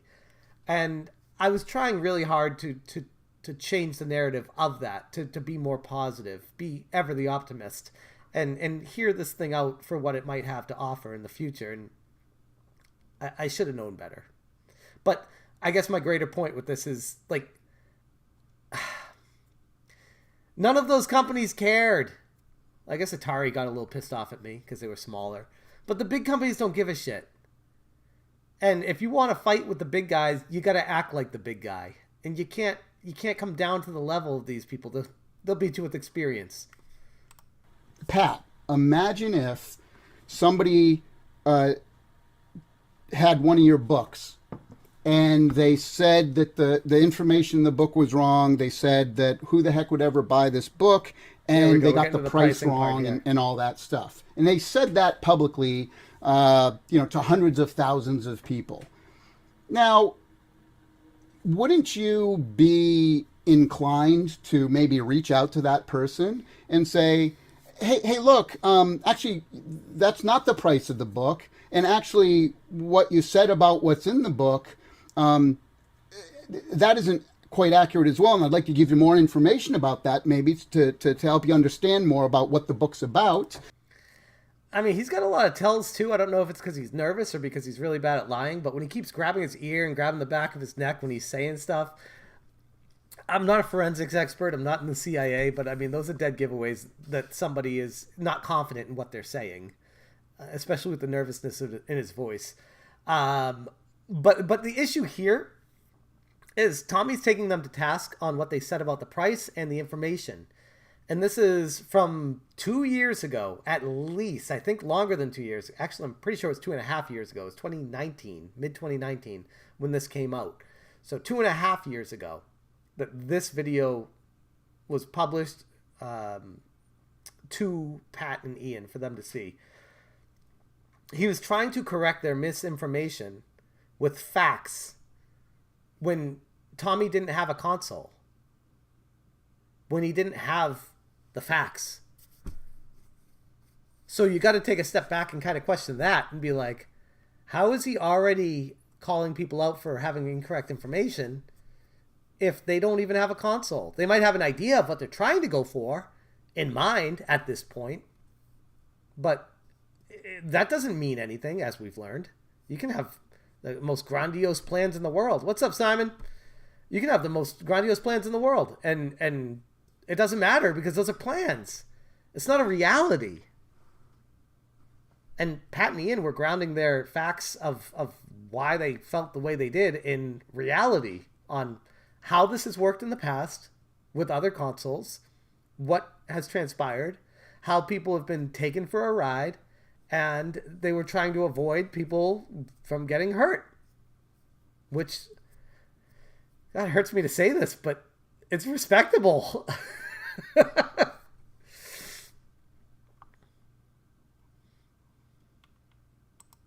You know, I think that's fair, isn't it? I don't know. It's not fair. Because you're trying to reach out privately You turned off comments, by the way, which is really, and Tony Geek Getaway said this in his stream too. I thought it was very interesting. Why would you turn off comments to an unlisted video that you're sharing directly with Pat and Ian? Unless you were sharing it with far more people to get their opinions on it. You didn't want Pat and Ian to see what they had to say.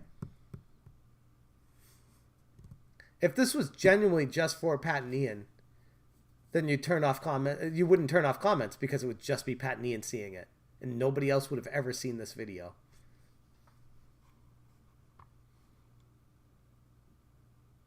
I don't think I'm attacking, or I certainly never wanted to seem like I was attacking you guys at all. If I came across in that way at all, I'll be the first to apologize. But, I would like to kind of go through some of the things that you said really quick and show you what my intentions were.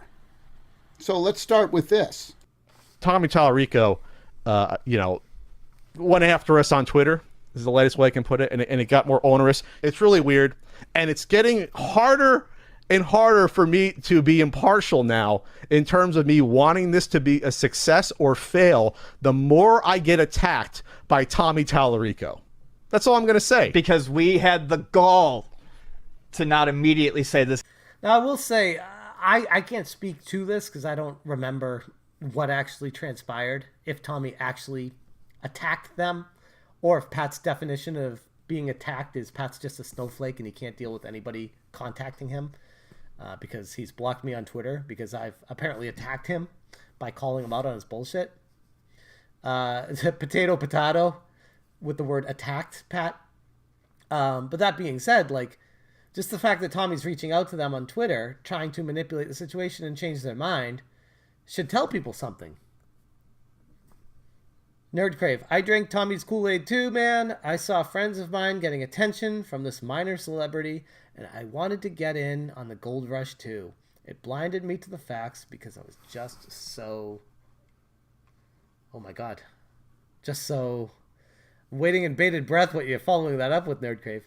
But yeah, no, you're exactly explaining why there is a cult right now. Whether these people that are sticking by Tommy and Intellivision can internally acknowledge that they've been manipulated, or if they don't acknowledge that and they don't see any of it. But either way, at some point they got... the facts are going to slap them in the face, and they're either going to choose to ignore them, or just not understand that those are the facts. Those are the two things that could happen. But I've had multiple people from this cult, and they will forever now be the cult after I got blocked on Facebook from them, because that's the only thing I could think of is... And they probably use that as I'm the bad guy now because I'm calling them a cult. It's like, well, don't be a cult and I won't call you a cult. Think for yourself. But these people are nobodies in the grand scheme of YouTube. And I'm not saying that to be a dick. I'm not saying that I'm a somebody. I'm a nobody too.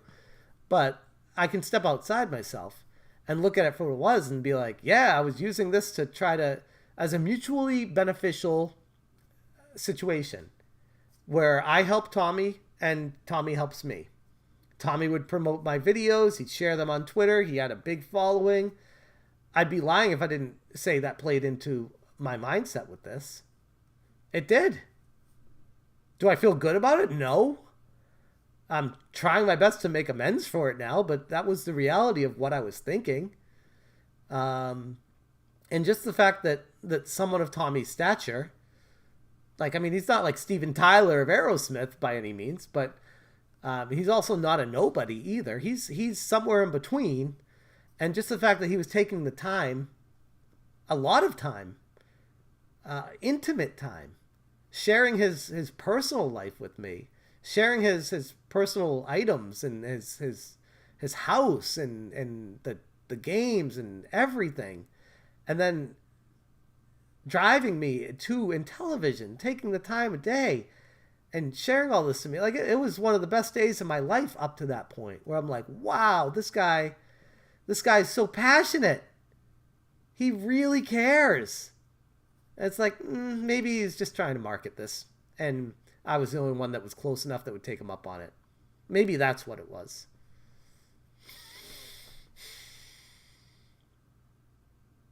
Yes, he is related to Steven Tyler. They're cousins. This is going to be the best thing ever. Okay, I think... Fun fact, Steven Tyler's real last name is Talarico. Steven Talarico. But you know the Hollywood people and the music people that change their last names for popularity stuff. I think Tommy's made it personal officially. Can you say that? Well, he took it personal from the minute go, or the word go, because, you know, we had doubts. Whenever we talk about this, he obviously doesn't agree with our assessment of what's going on with the console. So let's start there. This is the thing that I had kind of the most issue with, is that you've gone on and said, both you, a few times in that segment, that I attacked you on Twitter, that I've made it personal. And so I just want to quickly review the facts of the situation to either refresh you guys, because again, so this is just, to me, it's just such a waste of time. Like, this would be like trying to reach out to your bully at school that's just a dick to you. And you'd be like, I never said or did anything wrong to you. Can we maybe just talk? And maybe, like, I don't know, work things out? And the bully's like, what? No. Stuffs him in a locker again. What's up, Kevin? As a retro gamer who has no dog in the fight or really care about the situation, what exactly has happened? Amico was all smoke and mirrors? Question mark. So far, yes, it's all smoke and mirrors. So far. And I'm sure, like, people in Intellivision will listen to my attitude right now and be like, but you know you've played it. You know it's not fake. You know it's not a scam. Okay, launch it. Prove me wrong now, because I'm past my wit's end with this situation and trusting blindly with these people that could have been taking advantage of me from the get-go. From the very first day where I interacted with Tommy. Because there is no proof of anything outside of games that aren't real that they're selling to people to prove that this is not a scam. And that's pretty fucking concerning. Just being real. A rich man curry favor with you, Smash. That's how rich men operate. And there's no problem with that, in my opinion. But where he messed up was going after everyone. He even visited my videos. Smash covering Tommy, covering Pat and Ian, who are covering Tommy. I mean, yeah, not wrong. Question. Was the Amico you played in a 3D printer case? No, the Amico I played was in a legitimate, like, machine-created case, from what I could tell. They had a mold, a casting. They had multiple of them. I actually have a video. Oh, man. Here comes my OCD. Let me find that video real quick. We'll hop back, guys. Where is it? This one, behind the scenes. Is kind of tightening up the code. Well, you explain. Wait, was this the part with the cars? Hold on. Let's walk through this. Walk with me through Intellivision, guys. Office manager is in. Some of this was kind of shady, by the way. We would, like, I'm not calling Tommy out, but it was kind of shady. When we walked through some of these offices, they'd be like, oh, that's an office manager. That's an office manager. That's someone starting next week there. And these are like all like nobody in the offices, but with office chairs and stuff. And I'm just like, okay. Like, listen to how he says this. People are here. Saying people hi are to here. Nick, and there's Nick again, Richards. This is late Friday night. Late on a Friday night, but you know. So he's using the excuse of, oh, it's late on a Friday night. This was like Friday at 3 p.m., maybe 3:30 on a Friday. So fair. I mean, sometimes people go home early in California, especially on Fridays. Marketing people are here. Marketing people are here. I mean, I don't know. If I'm CEO of a company, I'd like to speak to each of their names.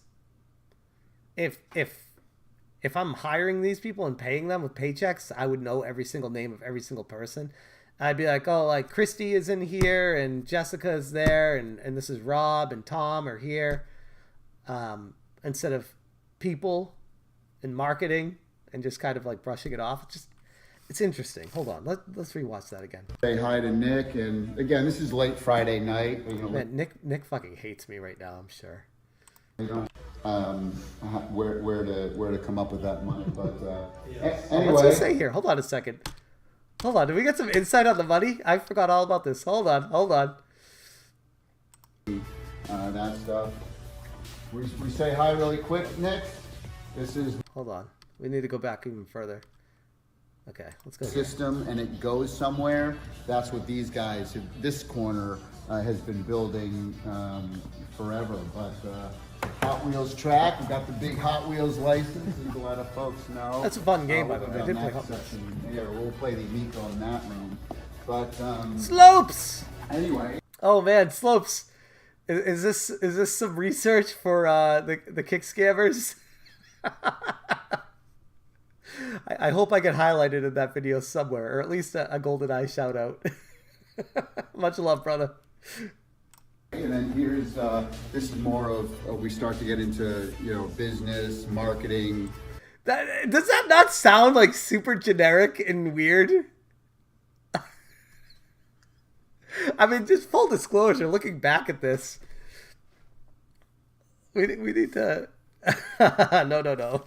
Hey, I don't know if I buy that, by the way. Maybe you're just lying to yourself at this point. But let me rewind this. Hold on. Amico in that room. But anyway, and then here's this is more of we start to get into business, marketing, that stuff. Business, marketing, that stuff. The office is completely empty. Who? But there's nothing in there. There's no computers or anything. Like, what the fuck are you talking about, Tommy? There's nothing in there. Anyway, and then here's this is more of we start to get into. That is an empty. That's nothing in there.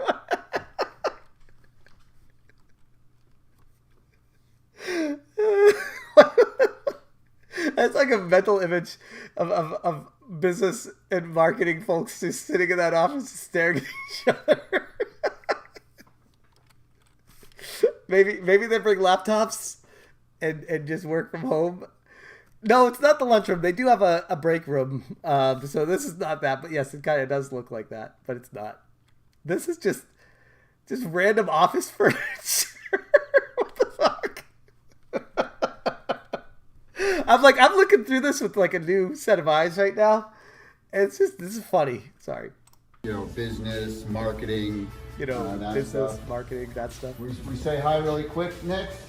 This is Nick, our CFO, COO, the man that holds all of the budgets and papers together and tells me to stop spending money. Yes, and all the time. and, but wait, I want to do one more video game. It'll only cost X amount of dollars, and then we have to try to figure it out where to come up with that money. But anyway, all right, Slopes, have a good one, man. Say hi to Nick, and again, this is late Friday night. Late on a Friday night, but market. Like it's such generic words he's throwing at me here.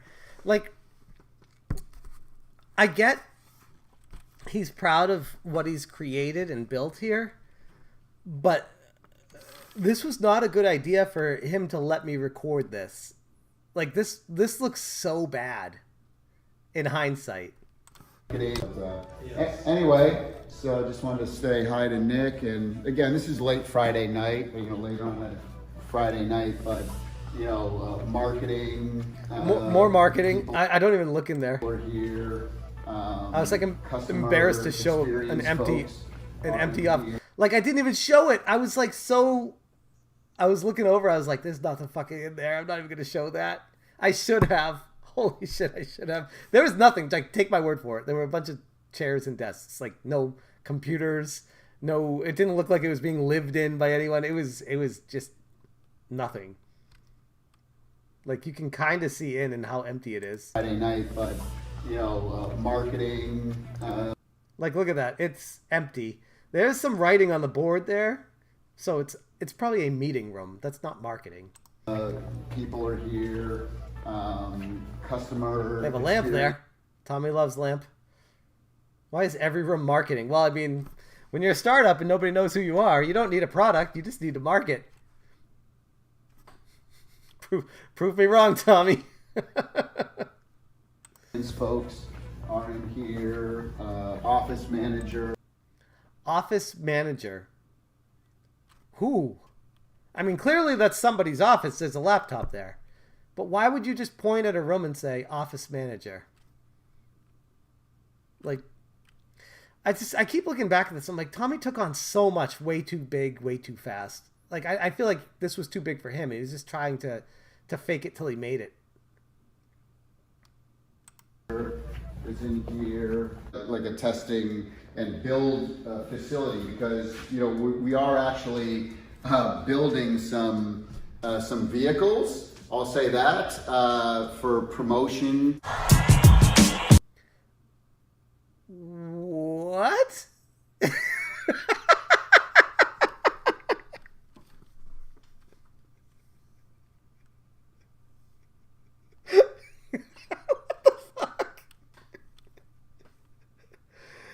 How could I have not questioned this? And the interesting thing was, let me rewind. I gotta rewind this. We walked by this and I don't think Tommy had any idea what the fuck this thing was. And he said something about it was the machine that made like a part for the Amico or something.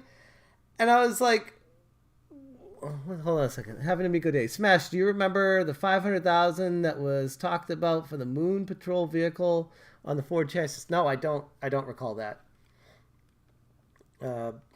Savage Mantis, Smash going to be in another movie, the Amico documentary. This is my. I'm gonna be on IMDb after these two documentaries, guys.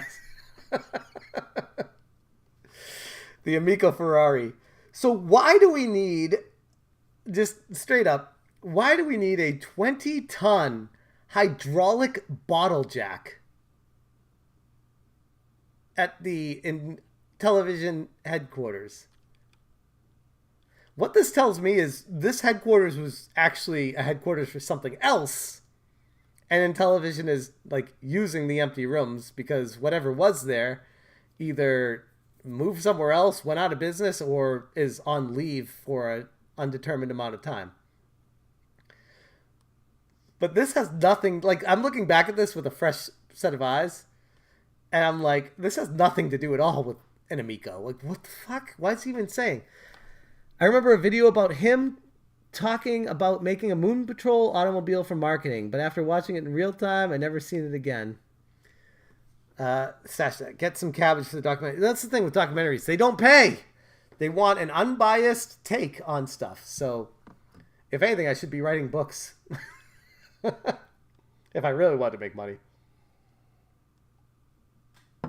Well, there's what went wrong. If the vehicles were made, the Amico would have come out and everyone would be happy. We know exactly what to blame it on, Snyder Boss. We need Amico's vehicles. The Tesla truck, the Amico truck. The Amico... I can't think of anything fun to say. But anyway, let's listen very closely to what he says here. We are actually building some vehicles. Notice how he did the ear thing again. Holy shit. Did anyone just catch that? Is in here, like a testing and build facility, because we are actually building some He's doing the ear thing again. Where he did the ear thing with this when he started lying. Coincidence? Yeah, we're building some fucking tanks for promoting battle tanks and shit. Some vehicles. Building some vehicles? I want to play poker against Tommy. I know exactly how to beat him. I'll say that for promotion. So this is where I shot by the cars. I'm shocked he didn't tell me not to record this part. Like, this is like, the fuck does any of this have to do with Intellivision? Why are you letting me film this for anything? So they do like sport racing. I know Tommy does racing. Tommy's actually tight with Jay Leno. Like, they race cars. So they're really into destruction derbies and actual like professional sports car racing. It's like, that's a huge part of Tommy's life. So this looks like cars from a destruction derby or something, but it's just so weird. Like, you're walking through Intellivision headquarters and then you're like, oh, here's a fucking bottle jack. And I'm like, oh, what's this for? And he's like, oh, we're going to be making some vehicles to promote Amico. What?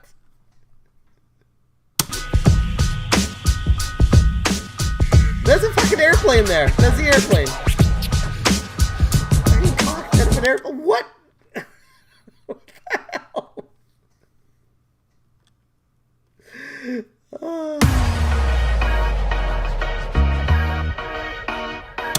I think I cut out what he said here because I was like so embarrassed to share what he was saying.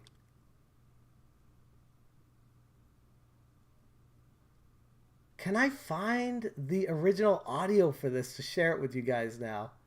Because what he was saying here was so fucking weird, if I remember. But I just decided to put music over it. And I cut it.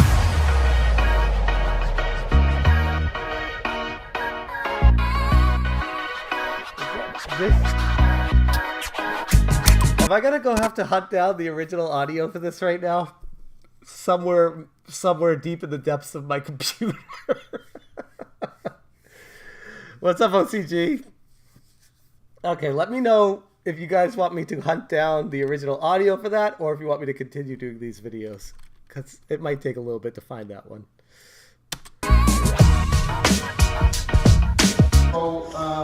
But again, I want to show you some stuff here, 3D printers and stuff. But this one's just some. Like, none of this has anything to do with the console.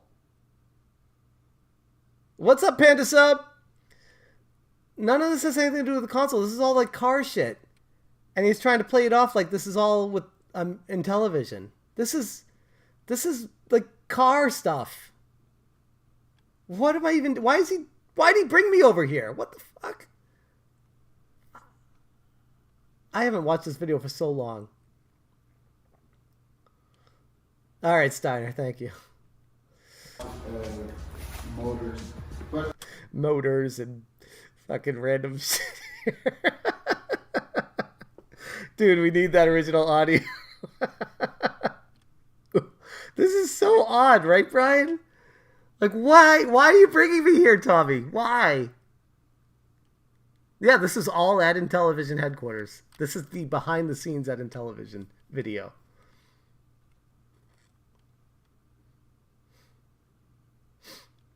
I want to show you, this one's kind of cool. So he brought me through all the cars, all the car part stuff, all the car mechanical stuff to show me this machine that's called a tumbler. And this thing just spins around to break the controller. Apparently. If he wrote all that shit off, the taxes business, he might have said, yeah, that's a good point. This palette here, this is marketing people. and that tumbler, that's the business department. This is called a tumbler. So you know, you open the door here, and it has. I like how there's so much junk. This is like a hoarder's house. You open the door here, it's like you can't even open it because there's so much shit here. What's up, Steve? Oh, thank you, man. It's fine. Radical Reggie, what's going on? Going to Vegas soon and feel lucky. Hell yeah, man. You want 10K? You got it, buddy. What's up, NSG? I still have to tell you, hunt for the original. Oh, geez, that's 3 people that have said hunt for the original audio now. It might not be that much of a hunt. Give me 2 seconds here.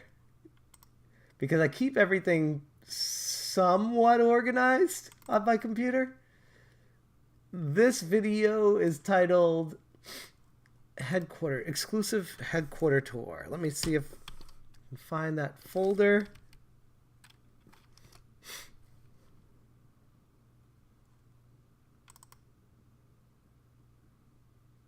Nope.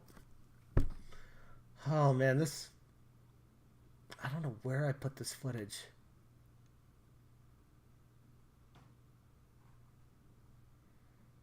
Three minutes, 53 seconds, 1 second, 254, 12 seconds. No, these are not. Oh man. I hope I didn't delete that audio. I don't think I would have. I usually don't.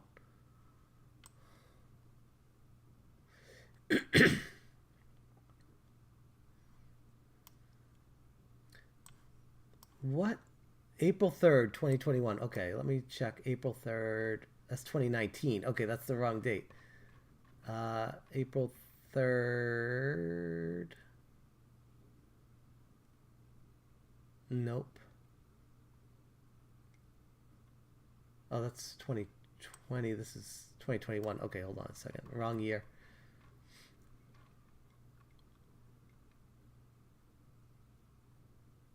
Nope.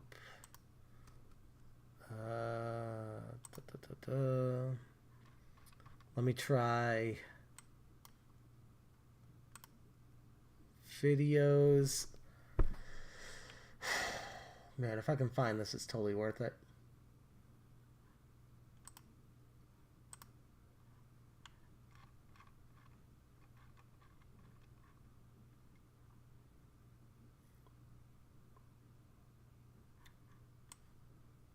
April 3rd, 2021. What?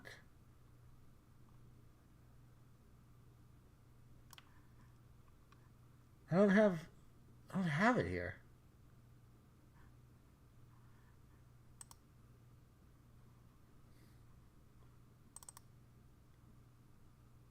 I'm wondering if it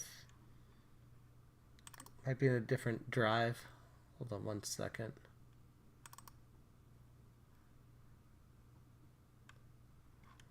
Nope, it's 20. Ah, damn it. I really wish I had that, if I could find that original audio for that, because that was, I remember thinking, like, while he was recording, I was like, what the none of this has anything to do with Intellivision. What the hell is he saying? So I just put music over it. Give me 1 more second. If I can't find it right now, I'll find it again. We'll cover it in a future video. 2021.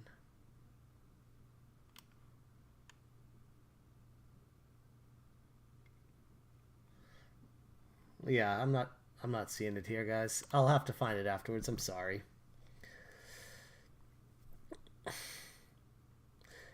I mean, I'm literally in the middle of watching the Ozarks right now, and I wouldn't put money laundering past this. It would make sense. I mean, how else would you explain raising $12 million in a FIG and Republic campaign for an unproven console? Could you imagine if this was an elaborate money laundering campaign for like a gigantic drug smuggler in Mexico right now?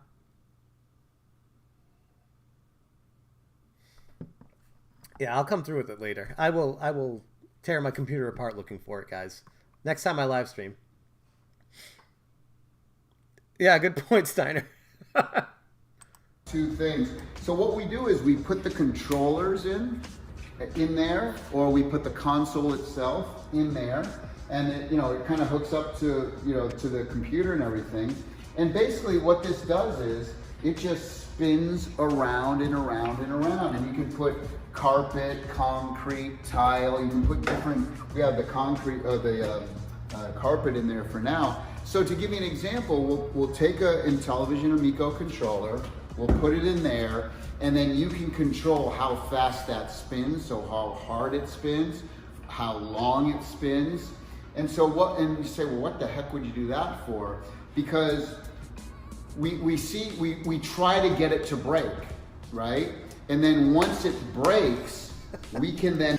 MSG, that's the haters Tumblr. We put all the naysayers against the Amico in this thing.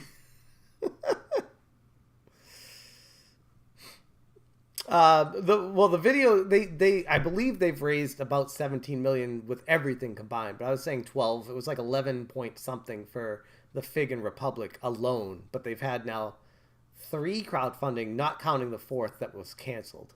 I believe with all the loans and everything, it's somewhere in the mid to high teens for the millions. But again, I have not done the research on it, so holy crap. I know that's like, oh, we actually only had 14 million. You're lying. And then you do the research and they actually had 17 million.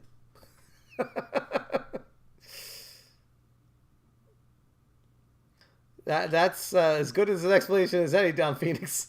And examine what went wrong. What failed when it gets crazy. So what it does is it's just funny to me that he goes on this whole rant about the tumbler and how much work they put into making sure the controller doesn't break, but they can't put the console out. So what's the point of this? Like, the tumbler worked great, but the console out. Oh, we can't do that. Then what's the point of this tumbler? Maybe it would simulate a 5-year-old dropping it on the floor 10 or 15 times. And so if that happens, you know, did the screen get screwed up? Did a wire get disconnected? Did a soldering point fall off? Did a piece of plastic within Snyder's the thing cracking break? me up here. So this gives us an idea of, you know, what could potentially break. And then once we know that, now how do we fix that? So it's really you know, amazing instant process. And so, you know, again, a lot of these tooling machines and stuff. So Paul, that's another good point. I think that's a good reason as to why they are delaying bankruptcy as long as possible. They just want to keep selling these games as much as they can right now. Like, that's literally all they got to hold on to. So now this area is our hardware. And that's still very highly conceptual. I gotta find the original video because I cut so much from this. We should go through the unedited video because I forgot so much of this. I hope I didn't delete it because holy crap, there's a lot of footage here. Anyway, this is the reason why I want to bring this video up. I don't remember who asked me about was it 3D printed? It's like, no, this is why I wanted to talk about the moldings and all the different covers and everything that they had. It really looks like they had an elaborate shell game. I really can't believe we were impressed by all this. Having a group of 5-year-olds just throwing a controller on the ground was cheaper than that machine. They have a tumbler, but no final prototype to test it in. That's a great point, too. Seems like a waste of money. Well, again, I'd go back to a lot of the machines in this building, I think, were for car parts. I don't think they were actually for Intellivision. That's my honest feeling about this. And I'm sure Tommy and the team would challenge me on that because that's what they do, but it's just me being my honest feelings.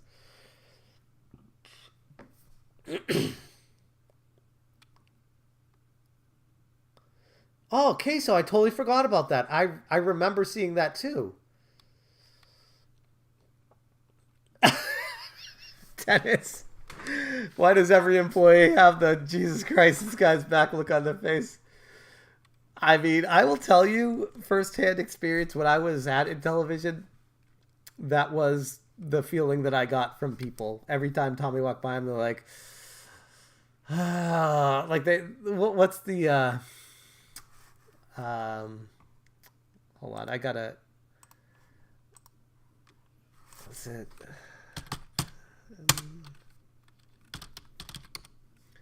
Let me find it here.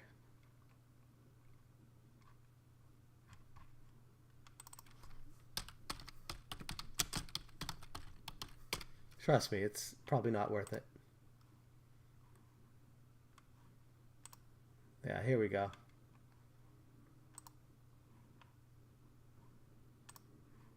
Bring it up. This is every Intellivision employee when Tommy shows up.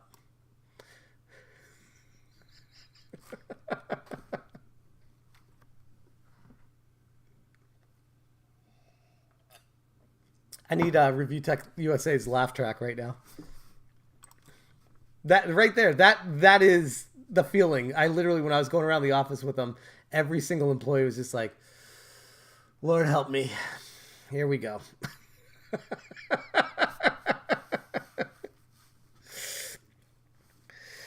SVA, what do you want me to be, Pat? This is the most obvious part. They were lying. I keep thinking Retro Rick is Radical Rick. No, he's definitely not. Two very different people. JT, did you ask Tommy on that last call if they plan on releasing the system? Why is he going back on tour? Did I ask him anything about that? No, I didn't. Because I was like, I don't care what he had to say. I really... first off, I did ask him specifics about other things, and he said, I can't tell you because I don't trust you. So it doesn't matter. Anything specific about the system at that point was totally sus. It was useless to even try to get information out of him. And that phone call with Tommy actually moved me even more into the point of this thing is smoked. It's done. It's fucking done. So this was one of the first trials we did where we just I don't remember this guy's name, but he was super nice. He was a really good dude. took some... But a good dude, nice guy, doesn't pay bills. But for what it's worth. Queso with the $10 super chat. Thank you very much. Appreciate that. And Down Phoenix, I was able to add, I don't know if you noticed when the stream started, I was able to add a manual donation from the YouTube donations into the Idiot Fund. So we'll be doing that, yes. But thank you, Queso. Appreciate it. Retro Rick says, it's tough because Tommy is an amazingly gifted and smart guy. Because of his success, the yes men come in, stunts him from doing incredible things in the industry instead of just good things. Yeah. I don't think I could have said it better myself. And I noticed myself becoming a yes man around Tommy too, because it was just, he encourages that kind of vibe. Like he'd be like, you know what I mean? Or, you know, like that's what, and like totally like very conversational, but trying to get your buy-in on everything that he said instead of just being straightforward about stuff. This part just rubs me the wrong way. Maybe they're uncomfortable because it's unprofessional to take strangers on tours, allowing them to record you while you work without a heads up. Great point. Great point. If I were CEO of a company and I had some random piddly-dunk pissant YouTuber coming up from San Diego to tour the offices that day, I'd probably send out a local, not company-wide, like worldwide, but a company-wide email to this branch to be like, hey, just a heads up, Smash JT is going to be coming by today, probably going to be doing a tour with them. So let me know if anyone has any questions or anything like that. Yeah, totally. And you could clearly tell that did not happen because these people were very taken off guard when Tommy just walked me through everywhere. And they were like, oh, shit. Like, hold on. Yeah, there we go. This is going to be burned into my brain, that correlation right there. Oh, OCG, exactly. 100%. That's literally why we were talking about this video, where he was trying so hard to get them to be on his side because of this, what he did to me. slabs of EPDM rubber, and we just put them on here. And the reason being is because, again, on bare plastic, when you put a controller in, it has that Just sounds hollow, plastic. Yeah. Whereas trying to dampen it, you hear that it's a different tone. More solid. So we're still working on this. So these are the things Tommy did tell me. I don't know if I cut it from this or not, but Tommy said that the extra time that they were afforded because of the pandemic allowed them to do stuff like this. Where like, we have the extra time, so we might as well try to perfect the system and make it as great as we possibly can. So I don't want to just be like trashing Tommy the whole time here. I'm just like full disclosure of everything that transpired. But at the same time, I'm just like, so instead of moving forward with buying the carts and the boards, you're literally adding sound dampeners and still not having any sample consoles for anybody. Not the way I would have gone about it. But according to the official fact, they're still targeting the end of this month for the release, and that's a source of truth. No Swear Gamer, that is something I did bring up to Tommy during our private call. And he said, oh, I can't speak to that. I haven't seen that. If you can like send me exactly where that is, I can forward it on to the people that update that to fix that. I'm like, bro, that's not my job, man. I'm telling you, your website's fucked. Fix it. Because you have the wrong information on it. It's not my job to send you a link of where it's wrong. I'm telling you it's wrong. You need to go fix that. Not me. Not my job. I'm not getting paid for this. Like, sorry. I would pay someone $1,000 for anyone that gets a Founders Edition Amico just because I want to have it and play it. I think that's what we're getting to the point of right now, Retro Rick, where people are just like, I would literally pay anything just for the sheer just fascination factor. Like, what is this all about? Yeah, Keemstar says a lot of things. I don't know if I'd listen to any of that. Keemstar and Tommy probably wouldn't get along because they're very similar people. Pat is a scam artist similar to Tommy, but he's just lazy and complacent. He slowly bleeds cash from his fans. I mean, he does, but yeah. I was going to say, like, Pat has so much potential. He really does. And he just is so fucking lazy. He has, for someone of his talent, this is full disclosure, like, I enjoy Pat's videos that are not CU podcasts. When he's talking about video games and doing, like, the skits and stuff, he's good. Like, I can separate the art from the artist. I don't like Pat as a person. But that doesn't mean I don't like his videos, too. I was like, no, I'm like, oh, they're entertaining. He's an asshole. I know he's an asshole, but I can still watch his videos and enjoy him. He's got a lot of talent. If he wasn't such a dick, he could probably go a lot further in life. Hope he watches this and maybe learns something. He won't.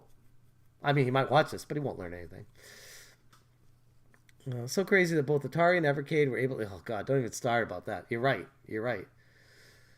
He needs a link to his own fact. Exactly. Anyways, let's go back to this. Not finalized at all. We're debating. But these are the things you do in the. See how Tommy corrects him or changes the narrative right there? He's like, this isn't finalized at all. I'm like, this was supposed to launch 2 fucking years ago. What do you mean not finalized? Still? What about the chip shortage? Hold up. More Rewind. solid. So we're still working on this. It's not finalized at all. Notice right when he said that, Tommy's like, oh shit, I need to cover this. Listen to Tommy now. Debating. But these are the things you do in the final final stages. Damage control. Yeah, not final, but this is the final stages.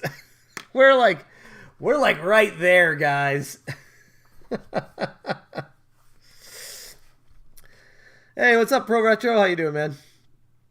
Wouldn't it be something? 99% done with everything. Yeah. But it's just funny though. These are luxury upgrades. Well, that's what I was gonna say, not and functional. it's something you never even think about when it comes to a console. You're like, you just assume that. NSG cracked me up, man.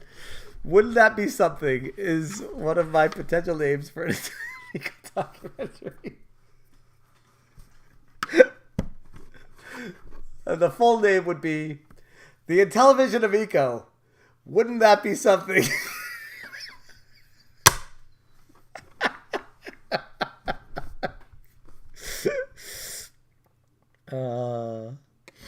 Yeah, Steiner Bro, you're definitely a gamer racist if you say that. Yeah, Bro Retro, I it's been a long time since I've been able to stream as much as I have. It's been busy with the kids, you know how it goes. that's how it got made the first revision, and nobody ever did anything with it. What do I say here? Am I making And it's something excuses? you never. I want to know if I'm stages. making excuses here. Hold on. Listen to me. What do I say? Done with everything. But it's just funny though. These are luxury upgrades. Well, that's what I was gonna say, and yeah. it's and it's something you never even think about when it comes to a console. You're like, you just assume that that's how it got made the first revision, and nobody ever did anything with it. It's like It's literally thousands and thousands of revisions. But this. I'm sorry, Tommy. I gotta call you out on that bullshit. Gotta call you out on that bullshit. Literally, like the word literally means like not lying. Like it's not an exaggeration. That's what the word literally means. When you say literally and then you follow it up with an exaggeration, you are lying. Like literally thousands and thousands of iterations. Do you understand what the word literally means? If I can literally speak. Console. You're like, you just assume that that's how it got made the first revision, and nobody ever did anything with it. It's like It's literally thousands and thousands of revisions. But this surprised he didn't grab his ear there. Stuff that because of COVID and because of the delay, we can now actually we have the time. Okay, the console's done, but can we go?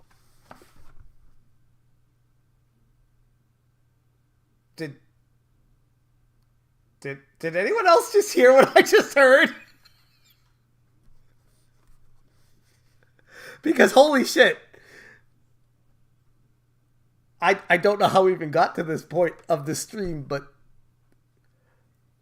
what? Hold up.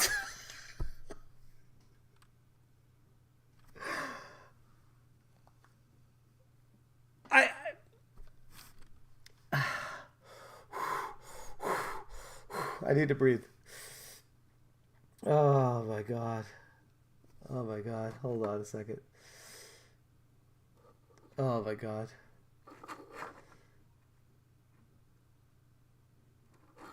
Oh, Tom Brady is coming back to the NFL. He's unretiring. Fun fact. Sorry, I have to pay attention to my phone right now because my son is over his friend's house and he's getting picked up and dropped off here. So it's about to get a little wild up in here. But I will rewind it because this is the climax of the stream, guys. I hope you've been ready for this because it's all downhill from here. This is the pinnacle. It does not get better than this moment. I already know. Unless I get blocked on another Amico or fan page somewhere. Here we go. Back, because of COVID and because of the delay, we can now actually have the time. Okay, the console's done, but whoops. is kind of tightening up. I code. was trying to pause it and I fine. clicked on my wife's Instagram. So what we're Hold on a doing second. is Where was making I? sure Right that here. This is crazy. we're still working on this. This is not finalized at all. What's up, But Marcel? these You're are at the best things part, you man. do in the final Final stages. Here we go. This is crazy. Listen to what Tommy done says. with everything. But it's just funny though. Oh, Dennis with the $20 super chat and the heart sticker. The love Neil. Thank you very much, Dennis. Big shout out. Appreciate it. Much thanks. At the climax of the video. Okay, here we go. Let's try it one more time. The console is done. Tommy Talarico. You heard it here first, folks. The console is done. The things you do in the final Final stage. 9% done with everything. But it's just funny though. This was April 3rd, 2021. 1 year ago. Almost exactly 1 year ago. These are luxury upgrades. Well, that's what I was gonna say, and Functional. it's something you never even think about when it comes to a console. You're like, you just assume that that's how it got made the first revision, and nobody ever did anything with it. It's like It's literally thousands and thousands of revisions. But this is the type of stuff Here we go. because of COVID and because of the delay, we can now actually have the time. Okay, the console's done. Y'all heard it here first. The console's done. Tommy Talarico. And I mean, this is like, you wonder why I'm so confident in my $10,000 investment if I'm around a guy that tells me this kind of shit. And I'm so confident in knocking the haters down a peg when I'm like, I know it's done because the CEO of the fucking company told me it's done. And if it's so done, Tommy, where the hell are the consoles? Any of the consoles. I'm not saying like you need to mass produce these because financially that's a little bit restrictive. But where's like 30 or 40 of these? 50 of these? Oh my God, that would be a great thumbnail, Marceau. Tommy Talarico with Pinocchio nose. The console's done. I'll just do a 3-second video and that'll be the thumbnail. And it'll just play him saying that. The Amico's done, but Brady isn't. What a twist. Yeah, Mike, I wouldn't hang your hat on that pre-order. I could literally sue him. I probably could. I don't know if I'm at that point, but man, the more I'm watching this, the more I'm just like, what the fuck, man?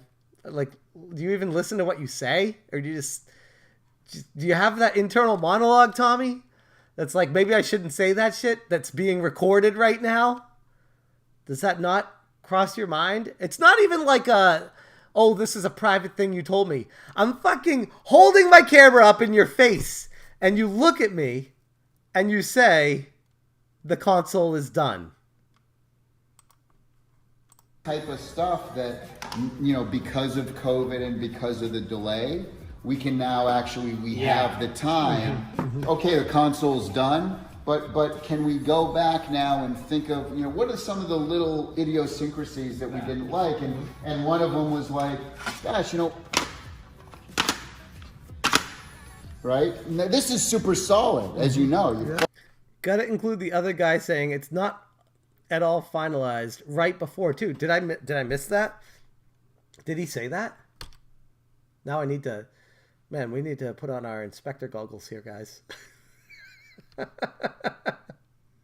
I trust Shorts guy more than Tommy. That dude was legit. I liked him. I don't remember his name, but he was a good dude. You're also weird. It's almost in people's heads. Only you have to wait till Angel Investor signs off. All you haters will learn. Yeah, this guy's looking down in a way as Tommy says it's done. All right, there he is. The console's done, guy in the shorts.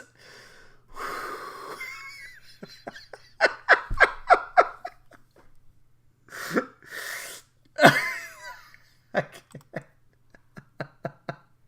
All right, let's hear what he says.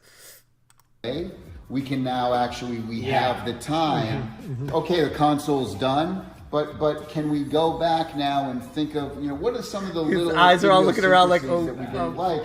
And one of them was like, gosh, you know, I didn't hear him say anything about it's not done. Though. Hold on.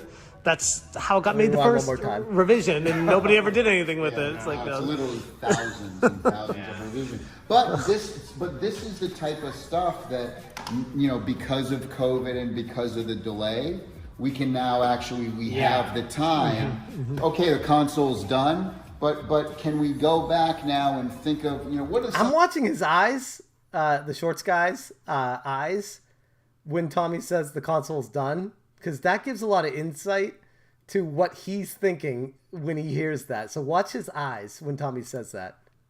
Delay, we can now actually, we have the time. Okay, the console's done, but can we go back now and think of, you know, what are some of the little idiosyncrasies that we didn't like? And he's looking all around the room. He's like,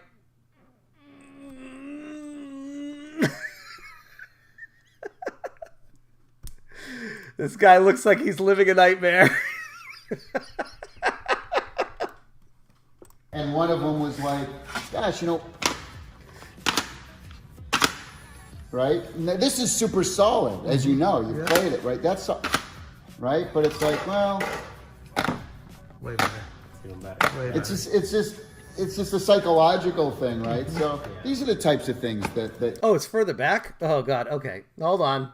I don't know when I'm going to watch this video again. Probably a lot. But I really... What's further back? Do I watch the whole scene? Let's watch the whole scene. Let's see what the shorts guy says. Highly conceptual. Yeah. So this was one of the first trials we did where we just took some slabs of EPDM rubber and we just put them on here. And the reason being is because, again, on bare plastic, when you put a controller in, it has that just sounds plastic. Yeah. Whereas trying to dampen it, you hear that it's a different tone. More solid. So we're still working on this. It's not finalized at all. Oh, there you go. You're right. He says it. We're still working on this. It's not finalized at all. 10 seconds later, Tommy says, the console's done.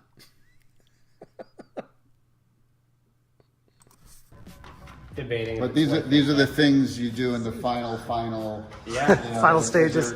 The final. We just need another round of investors, but we are in the final. It's like the finish line is right there, guys. Just give us some money, please. 90%. It would sound better if it had a bottom. I never thought I'd spend so much time on this one scene from this one video, but holy shit, this is very insightful. Shorts guy is laughing. 99% done with everything. Yeah. But it's just funny though. He says, yeah, and he does this. Do you see his head? He shakes no, and he says yes. Very subtle. This is crazy. Debating. But these are the things you do in the final. Final stages. 99% done with everything. Yeah. But it's just funny though. Yeah. Well, that's what I was gonna say. His body language can't lie. Yeah.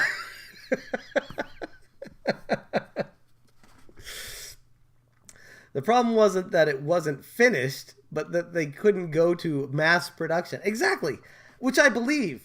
But the fact that they didn't get out individually created units that Tommy said they were able to make if they just sat down and put them together, just for anybody, to send them to anyone, to as Tommy would say, to Ellen DeGeneres and to Marquise Brownlee and to whoever else that Tommy would be in contact with to send these to. Why would you not? Especially if you're looking to get more money and investors, just put a few together, ship them out.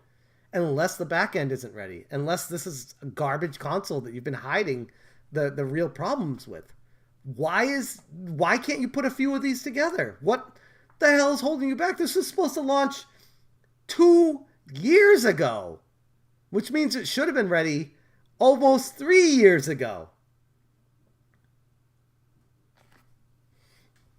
It should be a horror game like Eternal Darkness where you play as a shorts guy.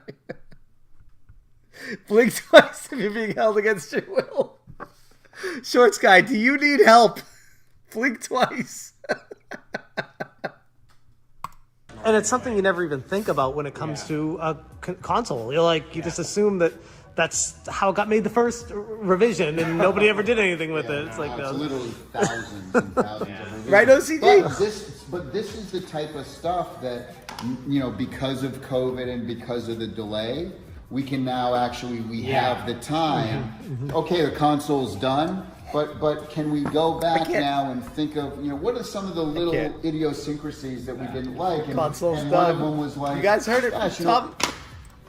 By the way, Tommy said to me, and if you're watching, Tommy, you said, "When have I ever lied to you, Jeff?" Tommy, you literally said the console is done. The fucking lie, man! Like, you can't say that to me. That's a lie. I don't think I'm being unfair. Like, it's a straight up lie. Save me from this madness. He's gonna tie me up and throw me in the back of his trunk.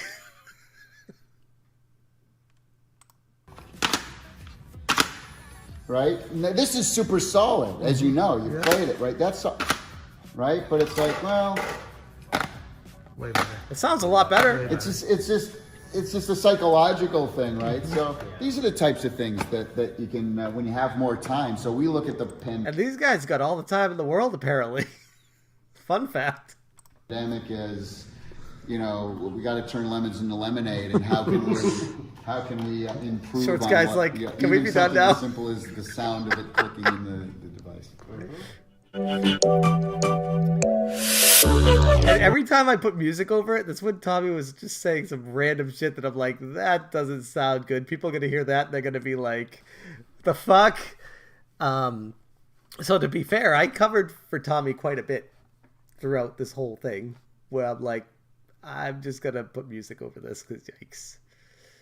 Should have prioritized finalizing a dozen or so units and got out pounding the pavement with people trying. Yeah, exactly.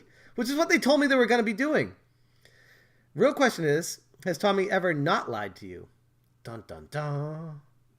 Fair question. I'm kind of amazed you can look at this and laugh. I wish I was more like that. I get in angry loops even for small stuff, like when Tradle overcharges me. Commendable.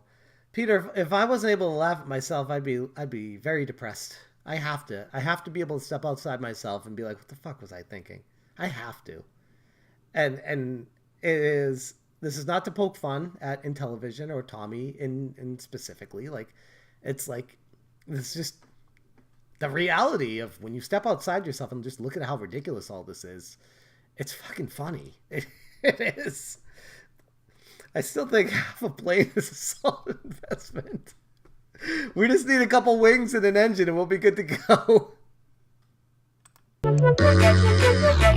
That's when it was like, oh, we got more marketing guys in there and business people. So these are the batteries? Yeah, so this is the battery testing. So this battery testing room, I think it was like a breast, what do you call it? Breast milking room or whatever. I think those are required in California, which is why that couch is there. But it's also where the battery testing room was.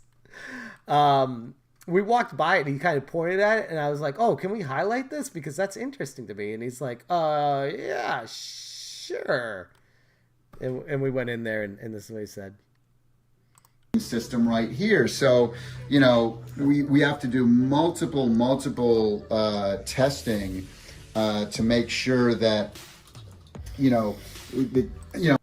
I want to know why they didn't have an R-Type game for it, as that is a decent IP. They've gotten them more people. I thought Tommy said something about an R-Type game coming to it, but yeah, I don't know. They do have that rigid force redux advance or whatever plus game coming out that's already on Switch, but yeah. This machine just seems like an obnoxious waste of money. But to be fair, the Playdate had a battery issue because they bought like 500,000 batteries or something ridiculous, and they were all like bad battery, malfunctioning batteries. So when you hear that, it's like, okay, it makes sense to invest in a battery testing machine. But I mean, if you're buying them, they say fucking 3M, which is a pretty well-known company. I trust them with those batteries, but I don't know.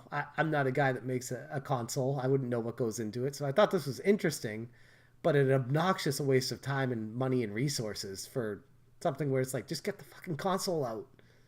How long does the battery last? So this machine will charge it up and then discharge it, charge it up, discharge it 100,000 times. You see all the Chinese writing on the top of it? I don't even know. I'm just taking Tommy's word for this is a battery testing machine. Right, no swear, exactly. And to a whole bunch of different, Now, are those batteries all different, or are they all the same exact battery, and then just testing that one battery? At this stage, we're just testing the same battery because we've chosen our battery now. And you just want to make sure it holds up. Exactly.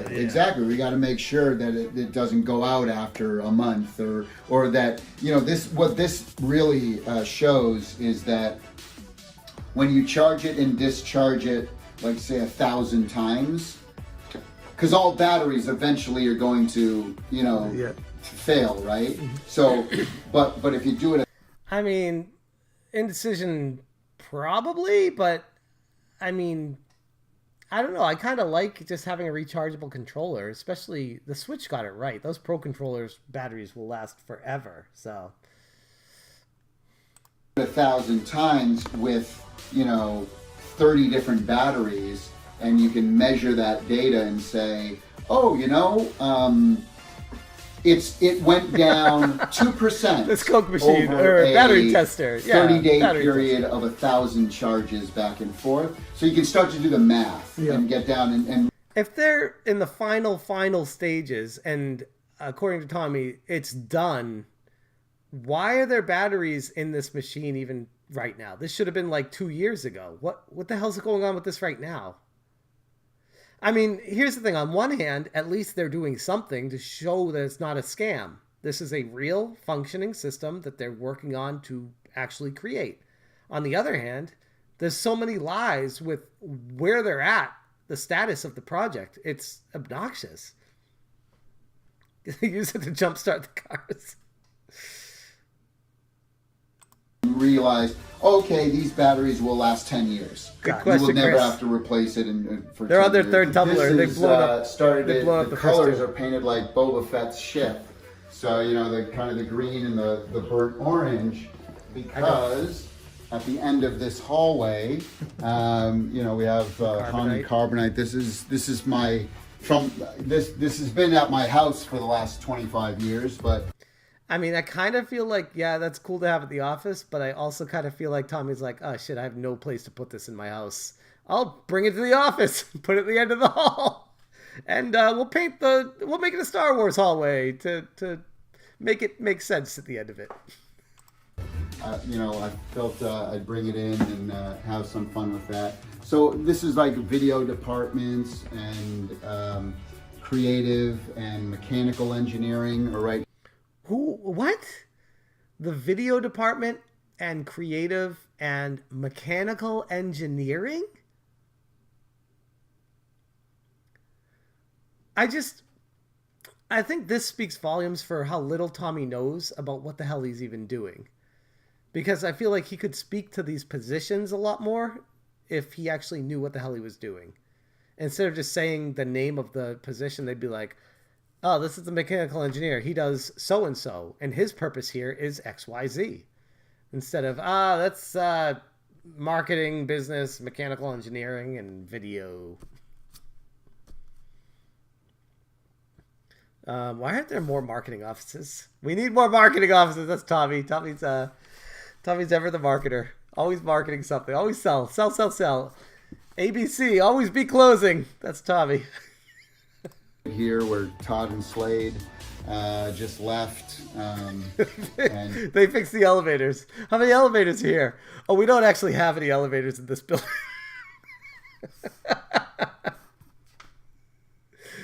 My Lego display units are at my work. I mean, to each their own, Chris. so this is kind of, Everything he's showing you here completely contradicts what he's saying and shows a console in very early development stages. I'm surprised he agreed to certain parts of it. He didn't agree to it. He invited me up and asked me to do this. This wasn't like I wasn't like some investigator like, oh, I want a tour of your office. He offered to give that to me. And I'm just as shocked as you. ABC always be contradicting. Tommy must have sold so many sets of steak knives. This vacuum will clean up anything, man. Yeah, creative part. Here's my office, which the Super Nintendo's still here. He's got a Tempest in here too. Cool, its own little cubby hole cave. We got a Indiana Jones, Tron, retro, arcade, music, Crystal, Ferrari, Flying Tiger. This is Tommy's office here, for those of you. Eddie Van Halen guitar stuff. Yeah. Willy Wonka too. Willy Wonka also. But I want to show you where we're going to be playing. Right at SG. We set up a whole arcade room. This is Bill Fisher's office. He's B-52 bomber. Intellivision in 1981. Yeah, he was the B-52 bomber guy, Bill Fisher. Some of the games he worked on are Space Spartan, Space Hawk, and B-17 bomber. I always say B-52, the B-17 bomber. Yeah, we got a nice conference room here. You know what I mean. Kitchen area. See what he just said right there? We got a nice conference room right here. It just flies right by it. I mean, this is a beautiful, state-of-the-art, gorgeous office. And to each their own. If they can afford it, that's great. But for someone who's invested $10,000 into it and looking at this and no console being produced, it tells me they can't afford it. And then they're in way over their heads. Baseball and B-17 bomber. But yeah, you got a nice conference Right. room The last here. thing a small startup needs is a gigantic overpriced If office. you want any snacks, let me know. But this is my Tron light. That's the break room there. It's really nice. And free food and drinks and everything for everyone there. Fully stocked. Hey, what's up, bud? Are you live? I'm live. You want to say hi to everyone? Hey. Don't forget, this is one of 4 offices for startup. Is it 4 or 5? They have Orange County, Utah, Dubai, Germany. Yeah, I guess that's all of them. 4 offices. Tommy goes by his office. This is where we embezzle the money.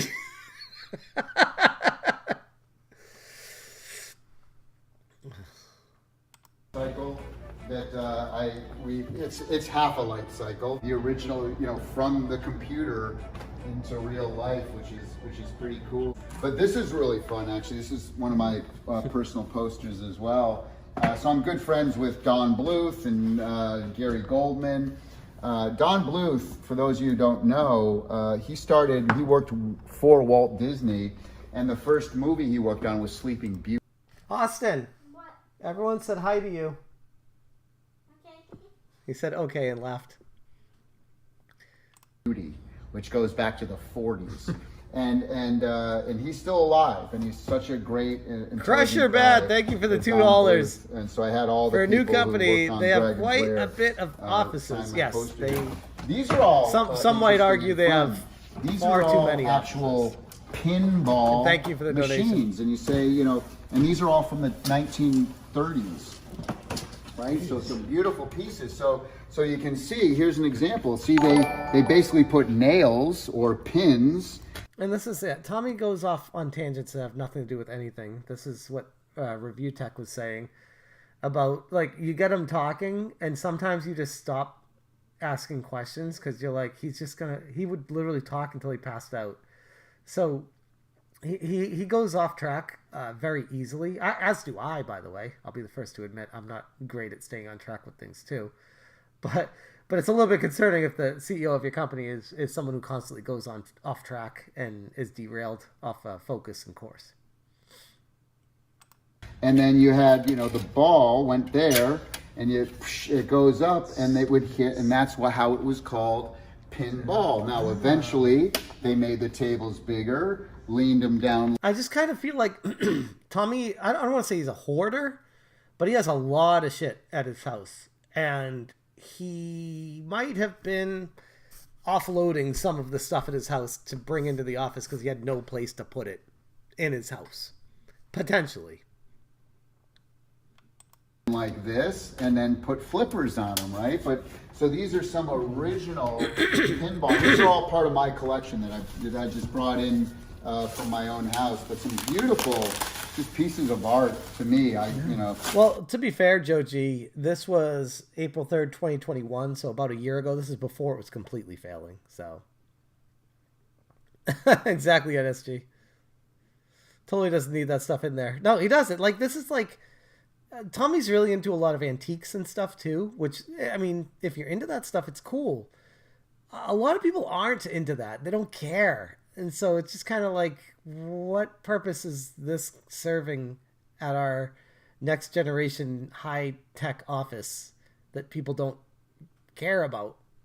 I mean, I'd get it if they were like a pinball manufacturer and he has the antiques for pinball machines. I'd get that because, like, okay, that makes sense. It's the history of the origins of where they came from. But this is a video game company.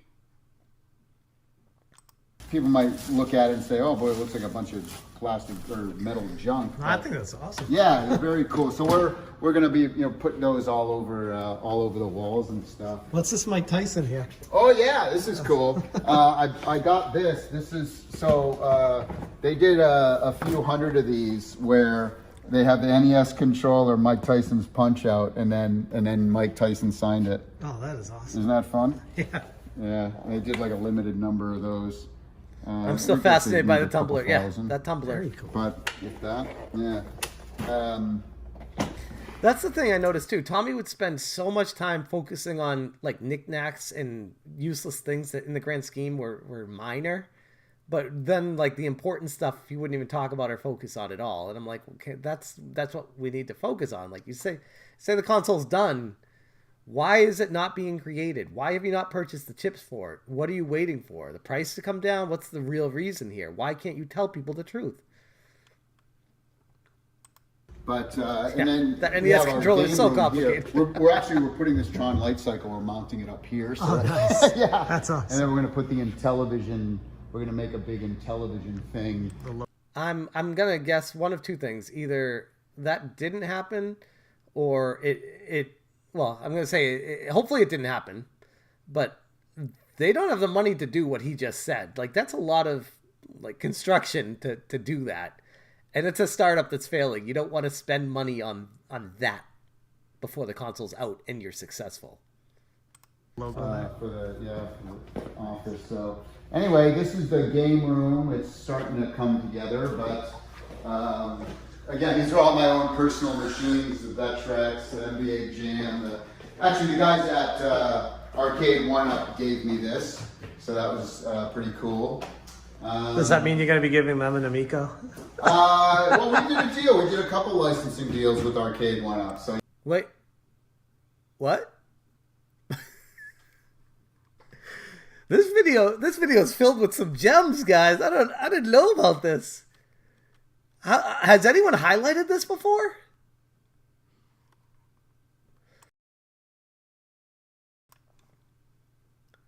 I mean, let's rewind that real quick. yeah, it's on this. So that was pretty cool. Does that mean you're going to be giving them an Amico? Well, we did a deal. We did a couple licensing deals with Arcade One Up. So I'm racking my brain. What the hell would Intellivision do a couple of licensing deals with Arcade One Up? Like, that's one of those things I heard, and it was just kind of like, whatever. The first, I was like, okay, yeah, Tommy's just talking. Now I'm, like, putting my actual focus ears on and listening to this shit, and I'm just like, what? yeah, me this. So that was pretty cool. Does that mean you're going to be giving them an Amico? Well, we did a deal. We did a couple licensing deals with Arcade One Up. So yeah, it's only fair that we return the favor, I'm sure. But I am really at a loss right now, guys. I can't even imagine what the hell he's referring to. And Arcade One Up licensed games would not be unique games. Well, Arcade One Up would not license games. They get the games licensed for their arcade units. They wouldn't then pass on a license to another company. That's not how it works.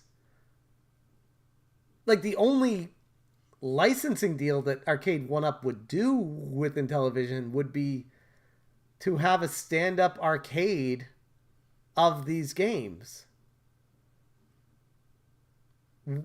Or the old school games. Did Tommy just give a hint?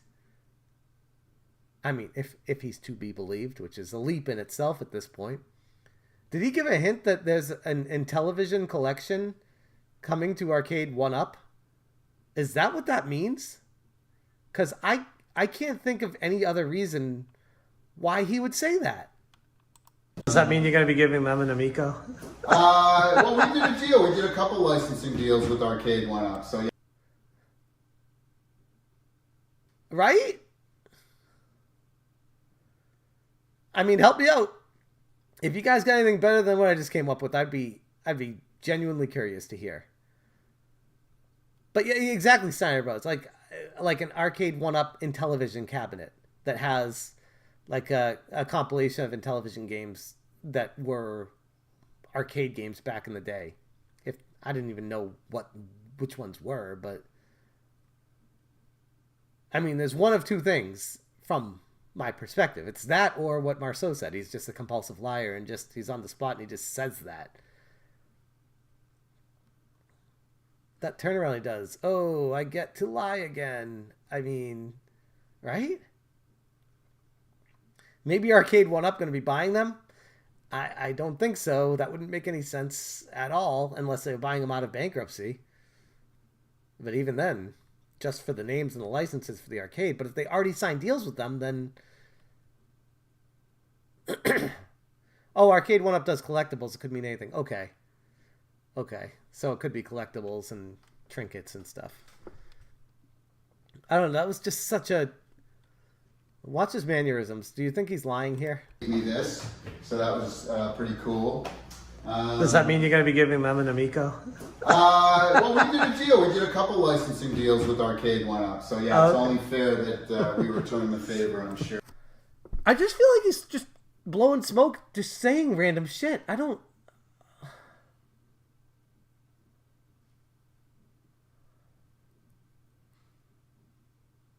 Wouldn't something like that be under an NDA? I mean, I would think so. But he knows I'm recording him. And he didn't say anything about it after I posted the video. Yeah, Marcel, we actually should. Man, we're getting some pretty good gold from this video. I never watched this with like a investigative eye. I just kind of casually watched it before. But now that we're at the point we're at right now, I'm like really closely listening to what he says. And I'm like analyzing it to the nth degree right now.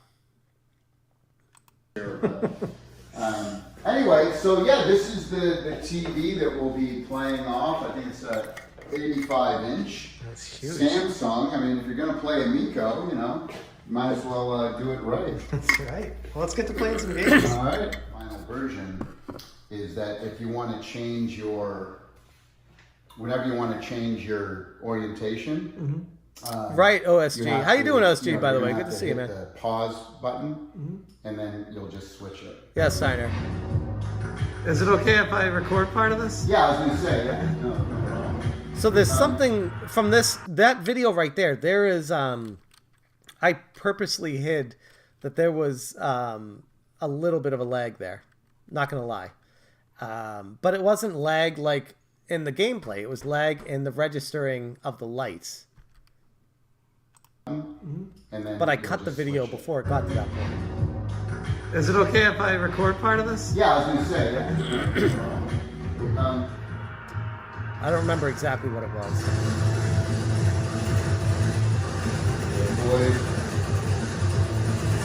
And this is Rigid Force Redux, the 2-player mode. And with Rigid Force Redux, the 2-player mode that's exclusive to Amico, the second player is just a tacked on ball that or a ship that can't be destroyed. So it flies around and it's invincible the whole time. So it's literally just like if you're playing it with your kid and they don't want to be killed all over and over and over again. There's no way of changing that. There's no way of making the 2-player mode like be a regular 2-player co-op. Tumas with a $10 super chat. Thank you so much. I appreciate it. Which I'm like, they say it's an exclusive mode, but it's not like a regular mode. It's literally just an invincible like ship that flies around and can't get killed. So it's super family friendly, but you can't. There's no challenge of dying or losing. I just sent a tweet to Arcade 1-Up. We'll see it. Thank you, Marcel. Please keep me posted. I'm sure you probably tagged me anyways, but if not, keep me posted.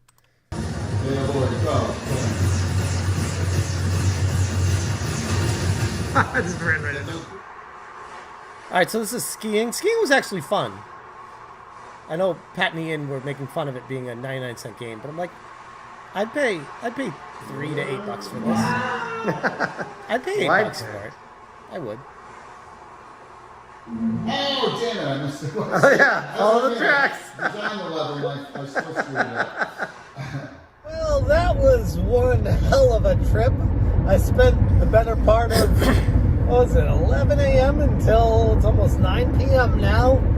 Yeah, I was literally the whole day I was up there. I mean, that's 10 hours at Intellivision, and it went by in a flash. Literally, like, I felt like I just got there.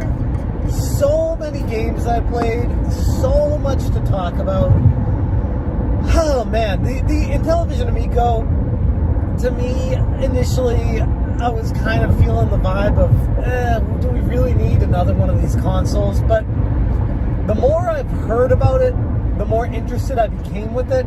And now having a chance to play it hands-on again with all the latest updates and revisions and playing with the controller, it alleviated any concerns that I had going into it. I know there are a lot of people talking about...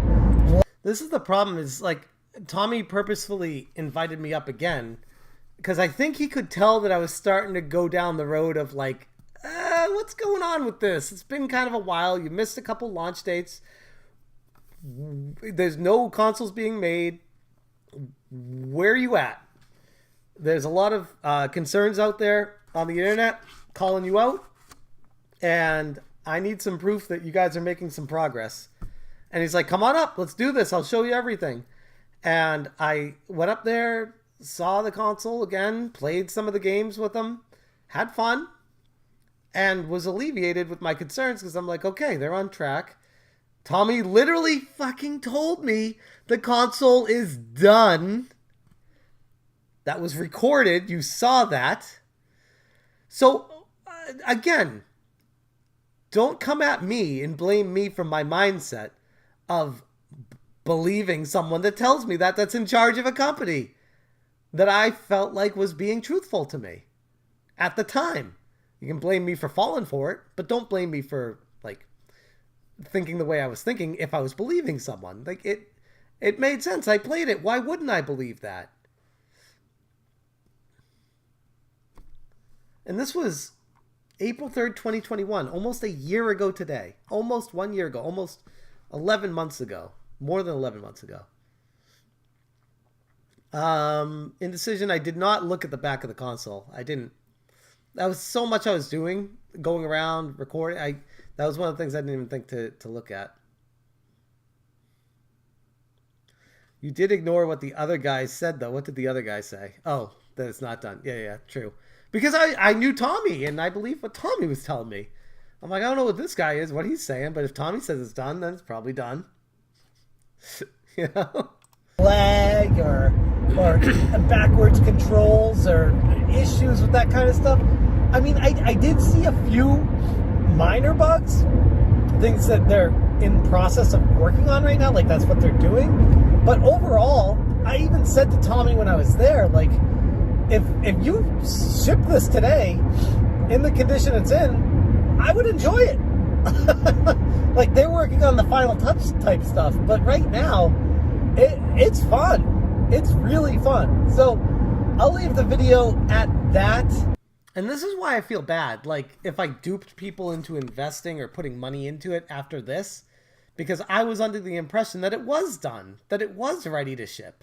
I played it. I saw what I saw and felt like in a controlled environment that it was perfectly fine.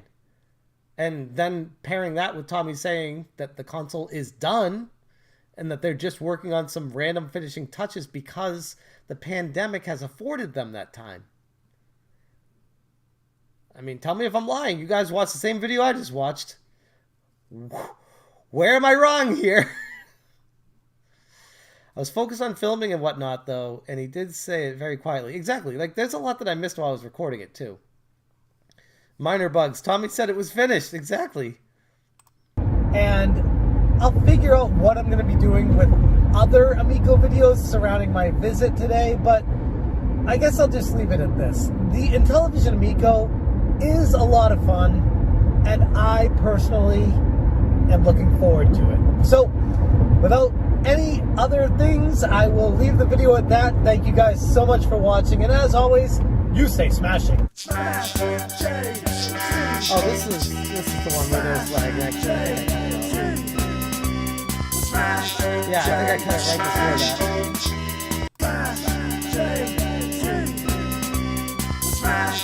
that. I cut it. I'd have to find it again. I don't know exactly where it is.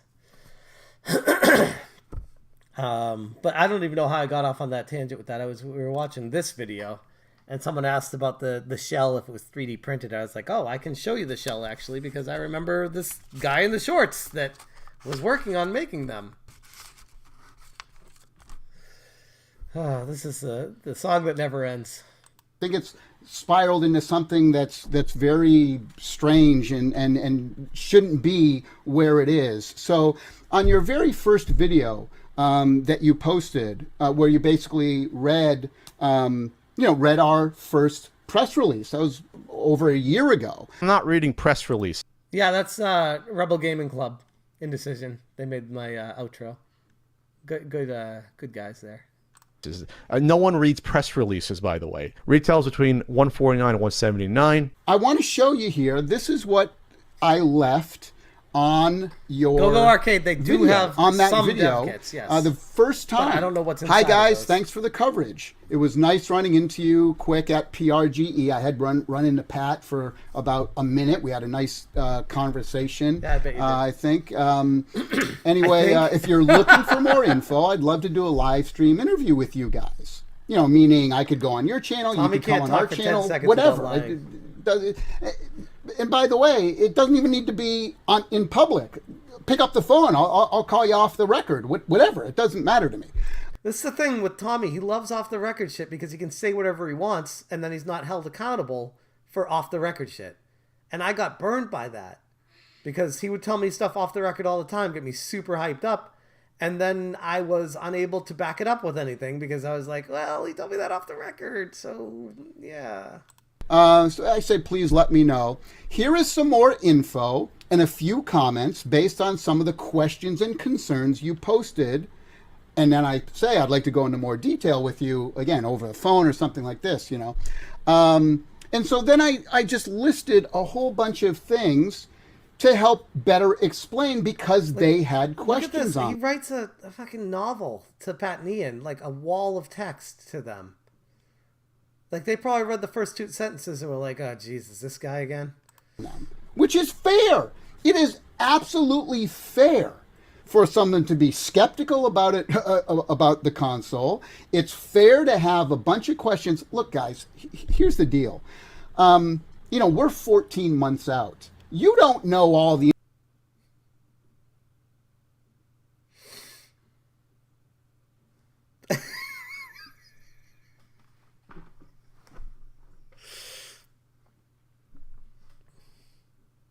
information for the PlayStation 5 or the Xbox 2. What the hell are you going to call it? Scarlet? No one knows it. No one's given a list of everything yet. But yet, Intellivision claimed that it was going to have a better 2D processor than the PlayStation 5. And I know Tommy corrected that and said, oh, we never said that. But I literally showed it in my last live stream that Tommy did say that. I could cover it again if you want, but literally the proof is in that last live stream where he tried to say that and got out of it. And I'm like, no, you still compared it to the PS5 that before it was launched. You don't know anything about it. You can't say that.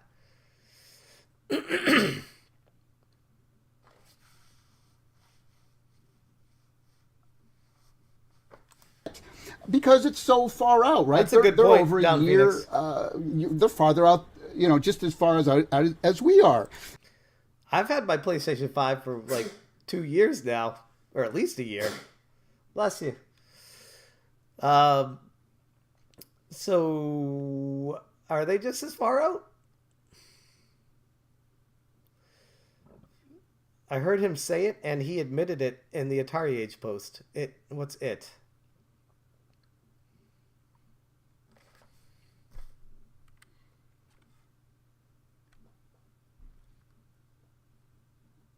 As seen on TV, yeah, exactly. And so what we're doing, everything, there's all one the thing information let's for the check this PlayStation, again. it's Right here. fair to have a bunch of questions. Look, guys, here's the deal. We're 14 months out. Nope. Lie. You don't know all the information for the PlayStation 5 or the Neither do you. Xbox 2. What the hell are you going to call it? Scarlet? No one knows He's it. No just one's given a list of completely lying everything about yet because it's so far of out, this. right? They're over a year. They're farther out, just as far as we are. And so what we're doing is that we have to come at this at a different angle, a different perspective. Is that we are kind of the new kids on the block, even though we've been around doing video games more than all those other companies, Sony, Microsoft, and Nintendo. But they're obviously the juggernauts now. But actually, interesting for folks to know is that in television, we owned 20% of the whole home video game market back in the late 70s and early 80s. I love how he says we, like the royal we. Like Tommy bought the rights of the name from the dude that did all this back in the day. So he can say we all he wants, but that's meaningless. That has nothing to do with right now. It's like saying I've been in the video game industry for 30 plus years. Yeah, doing music, not being CEO. 80s. Atari was the juggernaut. They were amazing. They held 80%, and we had 20%. The royal but our 20% was about $500 million a year back then. That was the total revenue that the company was doing. Why are we had we talking about this right now? employees worldwide. What does any Pretty of this have to amazing. do with 500 million anything? back then's the equivalent of about $1.4 billion today. Like if I had Pat's attitude and mentality, and the CEO sent me an unlisted video, and it was 51 minutes long, and he goes off on this tangent, I would tune out. I'd be like, what are you talking about, dude? What is your point? What is your point? He's trying too hard to pick him up from underneath here. Like if they don't care about you, they don't care about you. You like move on, man. Move on. I don't like Pat and Ian. That doesn't mean because you're wrong here, Tommy. Doesn't mean I do like Pat and Ian. It's wrong. How could Tommy say that he was a part of the success of the original Intellivision? Because he bought the name, so it's now his. But so it is pretty amazing how successful Intellivision was back then, even though they were way second fiddle to Atari. So you can imagine how big Atari was, right? But anyway, holy crap. Okay, I gotta make some food for my son. I'm not gonna end the live stream. I'm gonna take like a 5-minute break here, guys, and then get back. Because this is a beast of a video here, and we're only like 25% of the way through it. And I know we got a lot of people in here right now, so I definitely don't want to end the stream, but we'll keep it going. Give me like 5 minutes, and that's a Smash JT 5 minutes. Hopefully not a Tommy 5 minutes, and I'll be back with you soon. Where's the? There we go. 1 second, guys.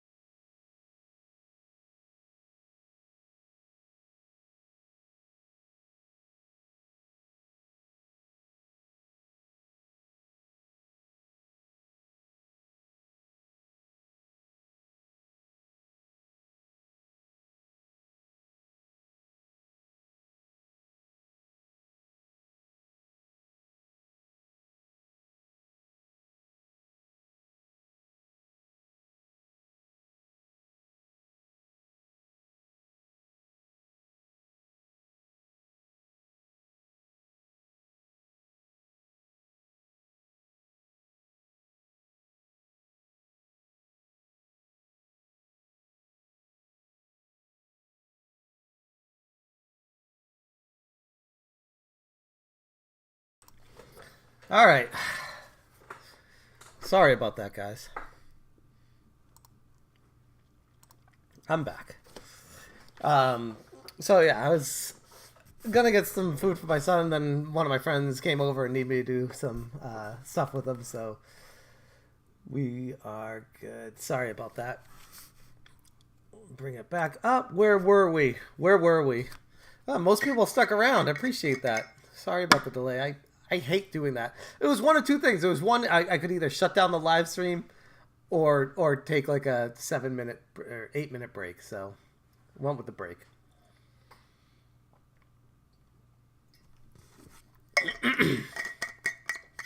Let's go. So it is important for us to get information out there a little bit at a time. Trust me, guys, we're not doing this off the cuff, right? It's just funny looking back at this, and it feels like in hindsight that they're doing everything off the cuff. So it's just funny to hear him say these things like, hey, I know what we're doing, but we're not doing that. We have the people who helped to launch the Nintendo Wii. The 18 years. Who are those people? And what did they do to help? That is so ambiguous, so meaningless. Like, you say stuff like that. Tommy came and knocked on my door again. Why would you say we have people that helped launch the Wii? More big words that are completely meaningless in the grand scheme. Who are they? What do they do? Where do they work? What did they do when they helped launch the Wii? Were they in the marketing department? Were they on the music team? Did they...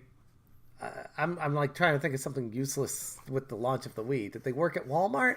Like, what did they do? Who were they? Senior vice president of marketing at Nintendo is working with us. They have people who launched the Wii, but Tommy, the Wii was released. Where is the Amico? Exactly. Did they fire all the people that helped launch the Wii? All these people he's talking about? On launching Amico. So anyway, our marketing is very different than Sony, Microsoft, and Nintendo. We have to get out there a little earlier. We have a lot of catching up to do. It's fair. They do. Don't mistake this for a second. I don't think that people are going to buy our system because the name Intellivision is on it. I don't think that people are going to buy the system because Shark is the big system seller. So anyway, and then another thing about Tommy too, that I think I've told this to him to his face. Like, he says when he is about to lie or start lying or has no idea what he's about to say. So he uses as like a break word, like instead of saying or he says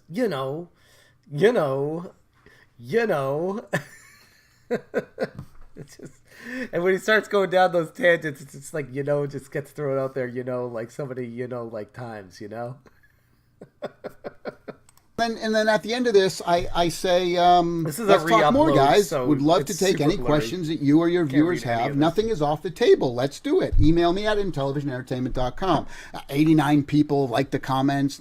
No one's thumbed it. I'm sure they will now, but and then even the comment after, I'm just reading here, Pat, get us an interview. So even the folks, I think, who some of your followers would like to hear. Hold on, if Tommy believes that, then where's the focus on the development on the system and all the games? That's why we're all here right now. It's a great question. I'm still laughing about you being blocked in real time. Me too, Brian. Me too. Us maybe talk in a room. I don't want to point fingers, but there are some people saying that Tommy is an admin, and it could have been Tommy that blocked me. We'll never know who did it for sure, but that would be funny. They're called crutch phases. They are support words. Crutch phase, thank you. Yeah, that's the one. When you're nervous, scared, don't know what to say, about to lie, currently lying. Yeah, crutch phrases. Thanks, Chris. But if you don't want to, that's totally cool. Look, your show, your prerogative, absolutely. But I just wanted to make clear here, though, that what I was doing here is, and again, go back and read it, or you can read. Like he tries so hard to be the nice guy to them. This whole approach, and it fooled me. It fooled me good, man. When I first saw this, I think Tommy shared it with me privately in Facebook back in the day.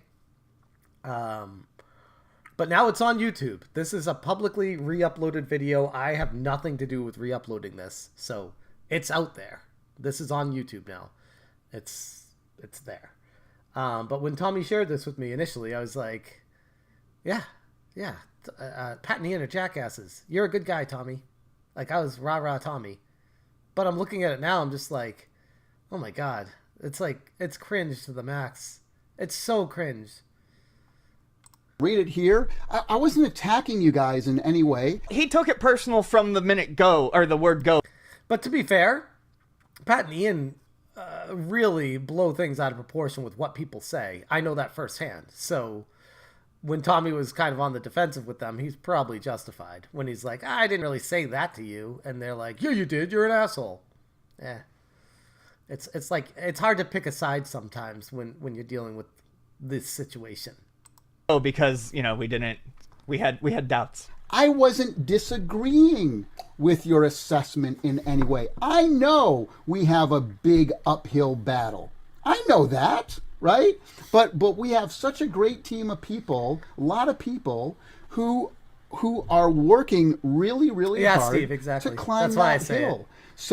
So yeah, when stuff like this kind of comes out, and look, guys, we're the big underdog, right? We're the big underdog. That's the thing he kept repeating to me, and I believed him the whole time through. We're the underdog. If your product is as good as you believe it is, it will speak on its own merits once you release it out into the wild. And if you're unable to secure private investors with the product, maybe it's not as good as you think it is. And if you are able to secure the funding, which you did, and then you piss it away and blame it on a pandemic and then come back for more money, then it's on you. It's kind of like, I feel like they had their shot. They missed it. That's where I'm at right now. They missed their chance.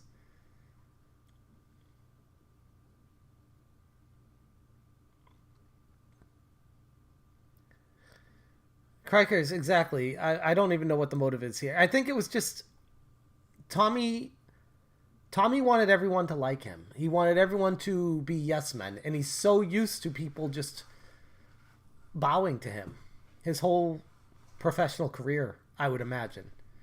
I don't think he dealt with much backlash, because he strikes me as the type of person that if someone gave him backlash, he would just not talk to them anymore unless he needed to use them.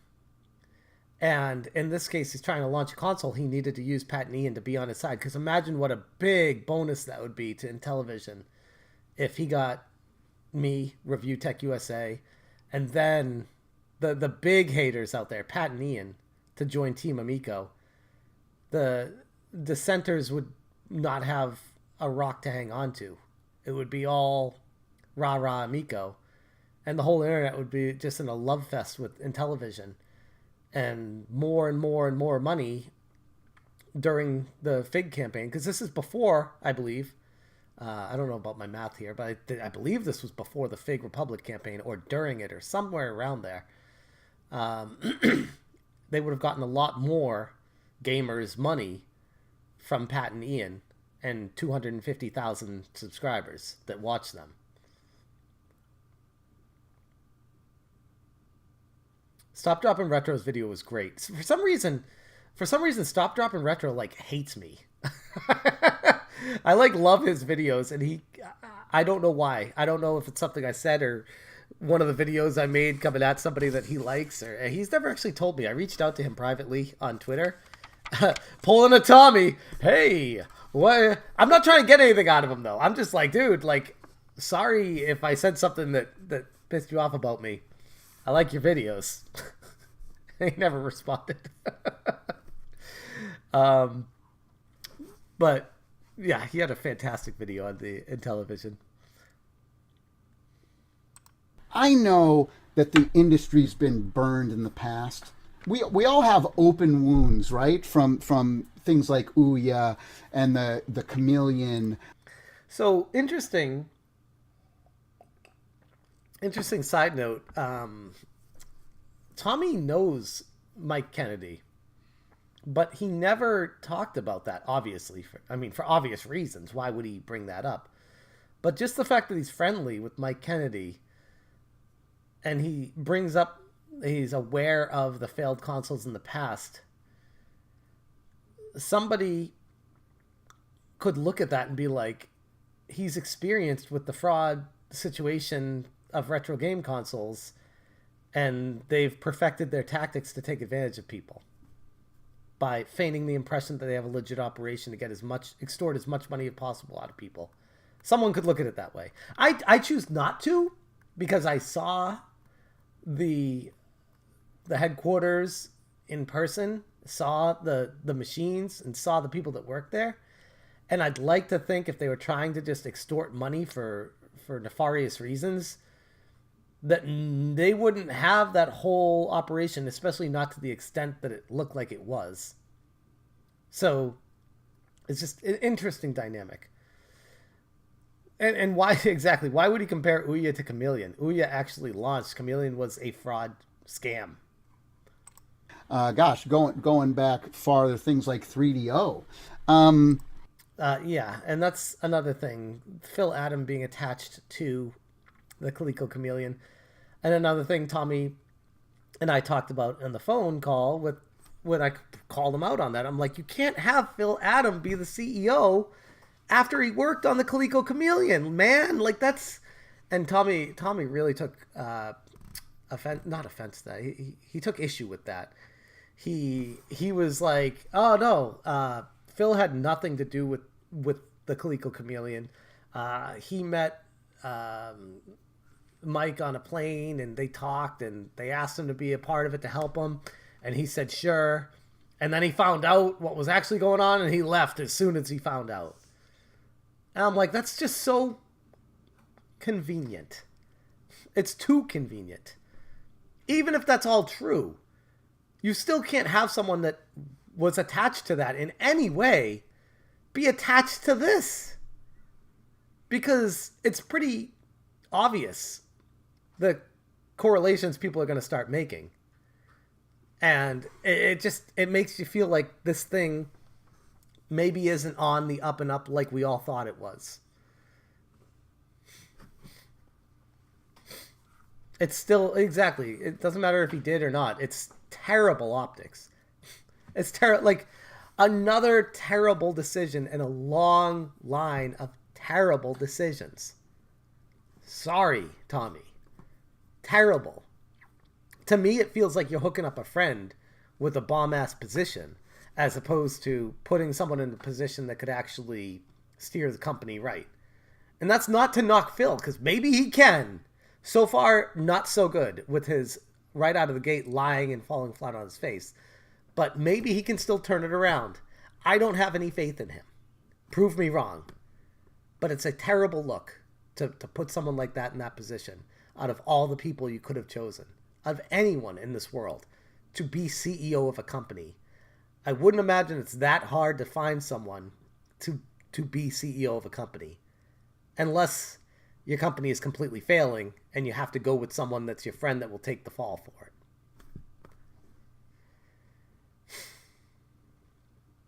Exactly, Steve. Exactly. Tommy's not an idiot. I know people want to take him down for being an idiot. He's very intelligent, and I think that's what gets him in trouble. Is he tries to outthink people, and and there's a lot of very intelligent people, especially on YouTube, that can match him. And so I understand the skepticism. I totally get it. Everyone should be skeptical. That's why it was so important to me. When Well, Big Tone, that's the concern, and I'd refer you to watching the Stop, Drop, and Retro video, where he connects the dots with Tommy and Phil Adam. I'm sorry, Tommy and Mike Kennedy back in the day, and Tommy's friends with Phil Adam.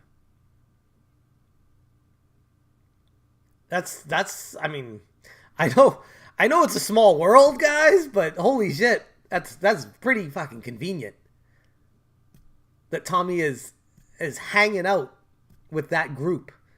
That's kind of like at the lunch tables at high school. People are like, "Oh, you don't want to hang with those guys." You know, and Tommy's sitting at that table with them. After you have a great conversation with him, he brings his tray over and sits next to Mike Kennedy and Phil Adam. It's just, why would you choose to pick that table to sit at? Where's the benefit here? Unless you are a scammer yourself.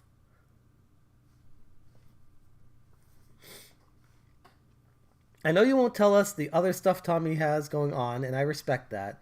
But can you tell us if you think it's legit and if it's something that would actually pull him away from work?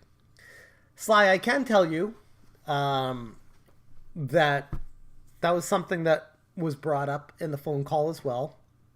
That I dared question it. I didn't question it to Tommy. I questioned it. I questioned it to somebody else. And that somebody else told Tommy that I was questioning it. And Tommy took a big offense to that. To which I replied, sorry, it just seems all too convenient, Tommy. I gotta be real with you. To which Tommy said something along the lines of, friends don't question that. Friends will just believe you. If a friend tells you something like that, you don't question it. And I'm like, maybe your friends don't, Tommy. But I have friends. Hell, one of my best friends from first grade. I'll go behind his back if he tells me something that's super suspect. I'd run it by my wife or my close friends that are in the know. And I'd be like, this is what he told me. Do you think that's legit? Like, I don't have trust issues, but I do question things. I don't just blindly follow what people say. I mean, funny, you can clip that with what I did with the Intellivision, and I'm making my remorse for it now, but that's not who I was. I was following the Intellivision because it was a hope. I fell for it, hook, line, and sinker. But to even bring up the fact that I'm not allowed to question you because we're friends, that's not fair. That's not fair. And that he dared say I went behind his back to ask somebody else, and that makes me not a friend. And I'm like, bro, like, the person I talked to went behind my back to tell you something I told him in confidence about you. So the person who I thought was a friend literally told you those things, and you look at him as a friend. And he's a backstabber as well. But because he didn't backstab you, he's still cool in your book. So it's just the webs of lies that we weave are intricate and delicate and interesting. No, a cult member doesn't question. I mean, we found out what happens when you question the cult. You get blocked from their Facebook page instantly. On a live stream. When you're trying to make a fantastic point about why they're probably questionable.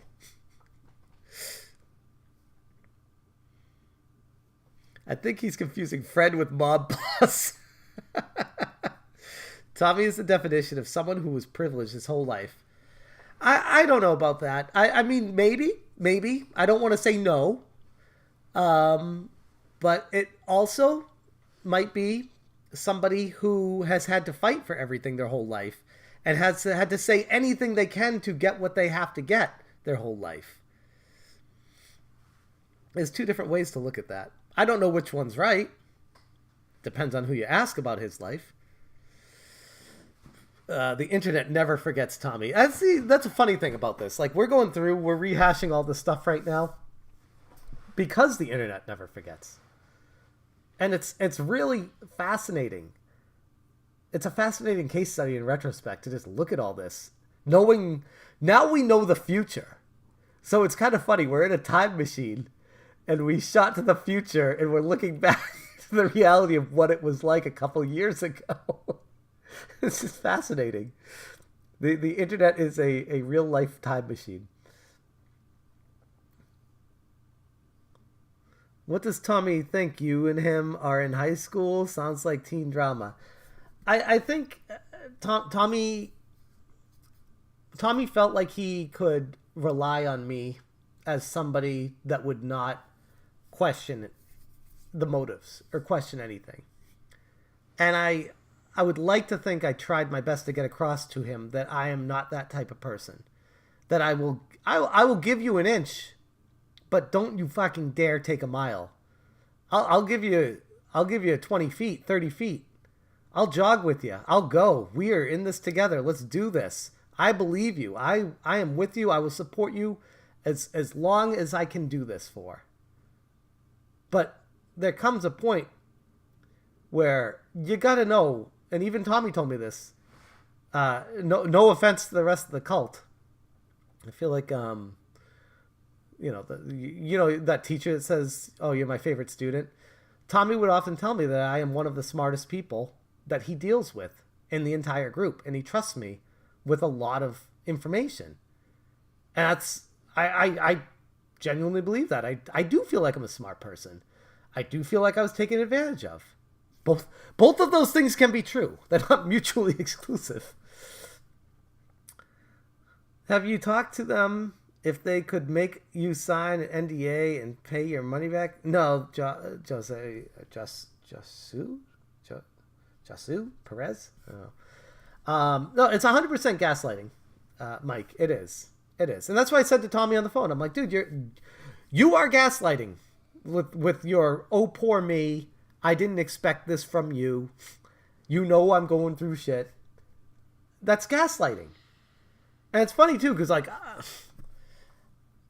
I consider myself smart, but I also know my limits. I know I'm not the smartest person out there.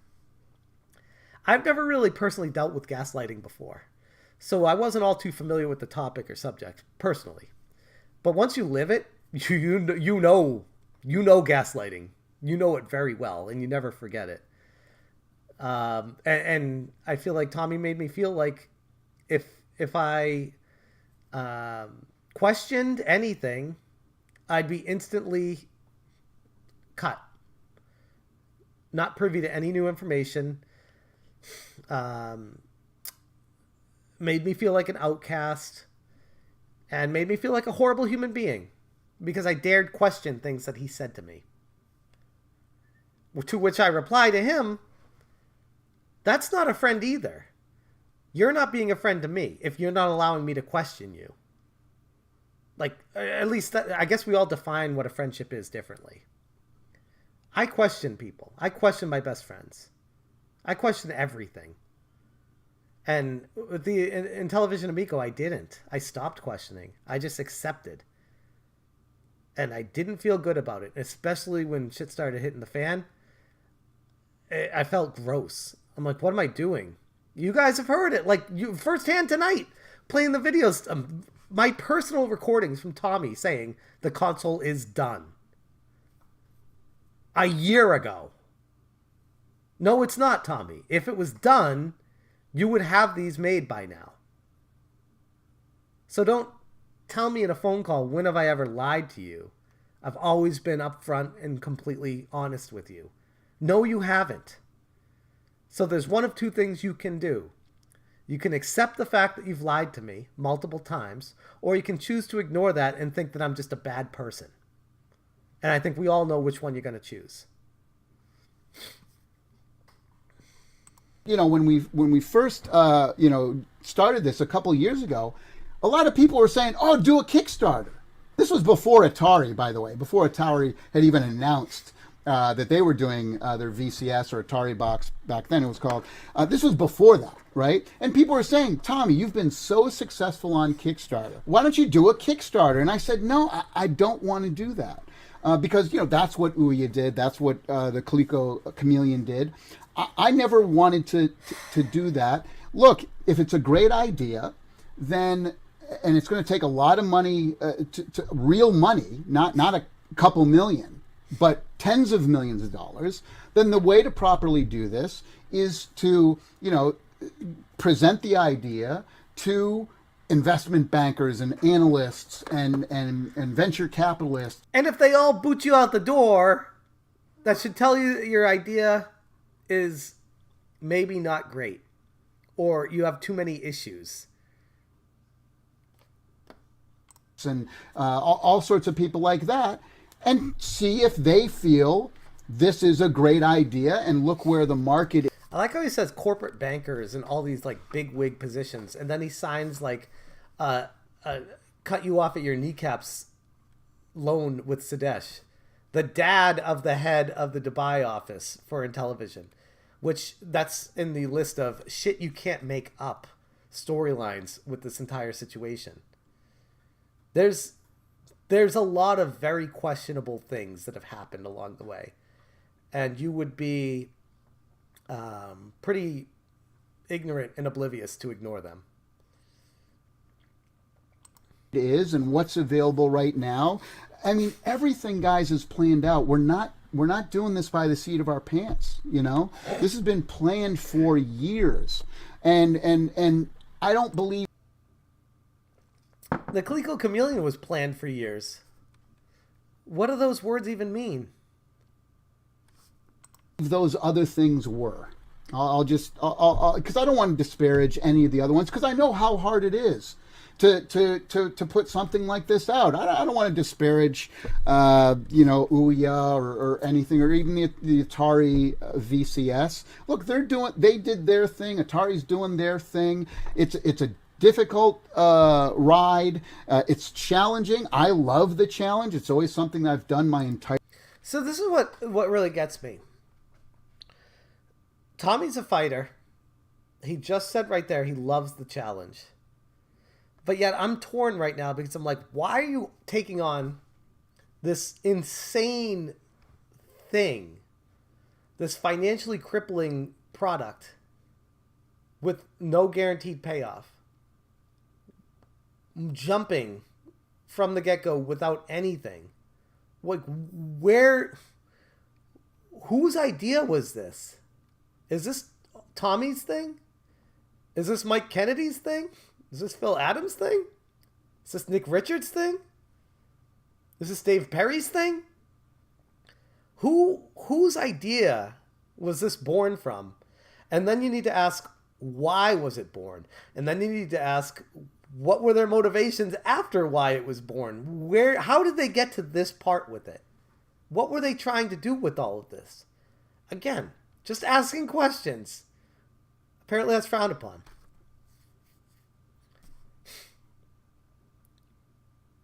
Entire career, everything I've done in my career, people have told me that I'm crazy and I'm nuts and I'll never be able to do it and this and that. So this is something I'm used to for 30 years of my entire career. Actually, it makes you go back to wonder, like, why are you doing this? You had Video Games Live.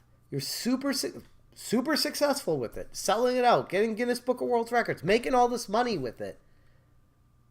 It worked. It was working great. Did you get bored with the traveling? I know it's exhausting. I could only imagine. I don't know. I could only imagine it's exhausting. It's just one of those weird situations where you're doing something in your life. You're making good money. You're successful. You've made it. You've officially made it. and you proactively choose to leave what you were doing to take on an entire thing. I don't even know what you even call it. An entire company. Be CEO. Why? Like, what's the motivation for that?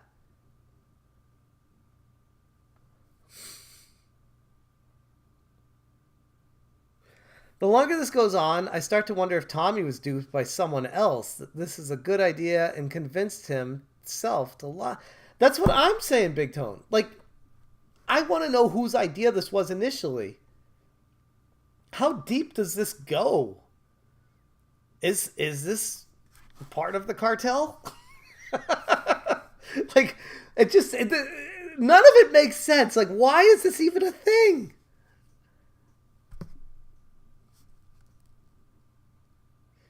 I mean, people fall back to the ego thing and the narcissistic thing, Mike. And you're right, it does. There's something to be said for that. It's the same reason as to how he was successful with Video Games Live. It takes an ego. It takes narcissism to take those risks and fake it till you make it and prove to everyone else that you got it. And he did that. And it wasn't enough.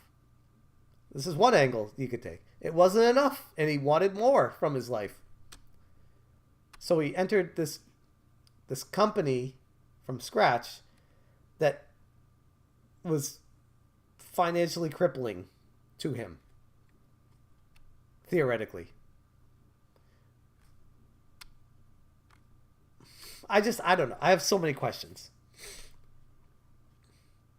Oh, that's another thing. Hans being on the whole board of the German approval for the grant for that money to make the games, and then he's the head of the German office in Europe.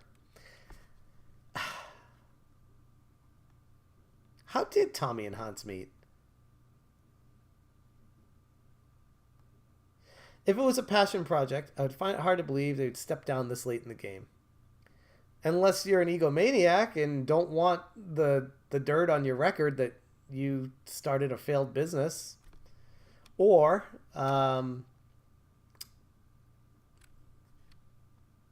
that it wasn't a passion project from the get-go. He was just trying to make money, and he's like, oh, it's not working, I'm out. Or maybe it's an ego thing. Maybe he's just like, I can't stand losing. I'm sick of losing. I need to step back from this. I'm losing too much.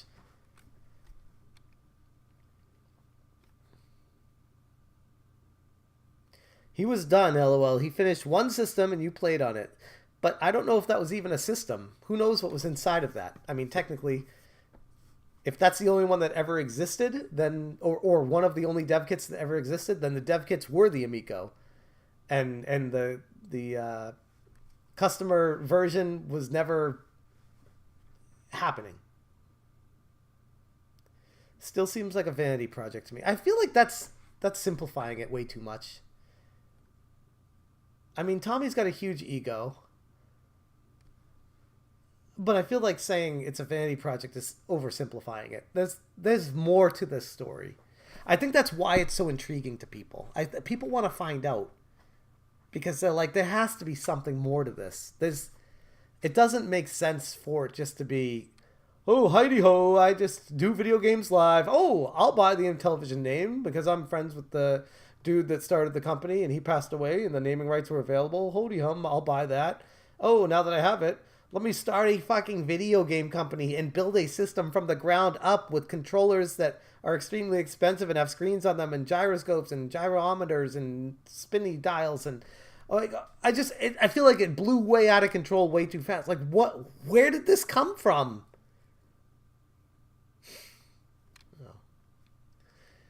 I would love to know the truth. I know we'd never get that. But Tommy knows. And whatever Tommy knows, I would imagine, is part of the reason why he took a step back right now. Whatever that reason is. Brian, exactly. Same here. And I'd like to think some of the employees currently don't hate me. I'd like to think some of them look at me as somebody who, the first guy that started fighting back from the inside, that's just like, I gotta call it like I see it. This just, it doesn't make sense. There's something. It smells very funny here.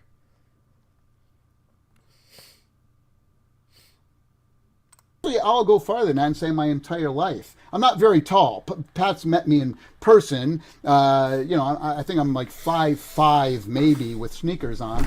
And so I've lived my whole life with being, It's funny too. This is it's supposedly a video going to Pat and Ian on the side, but yet he refers to Pat in like the third person, like it's not to Pat.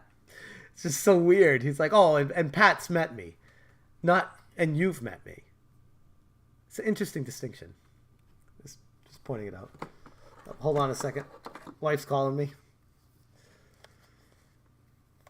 Hey, what's up? Hey.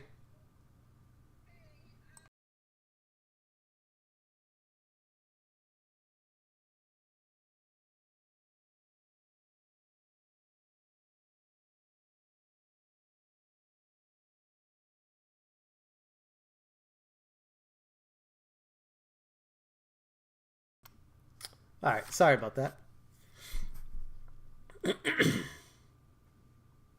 I'm sure most of the employees are still on your side smash, but still can't speak yet.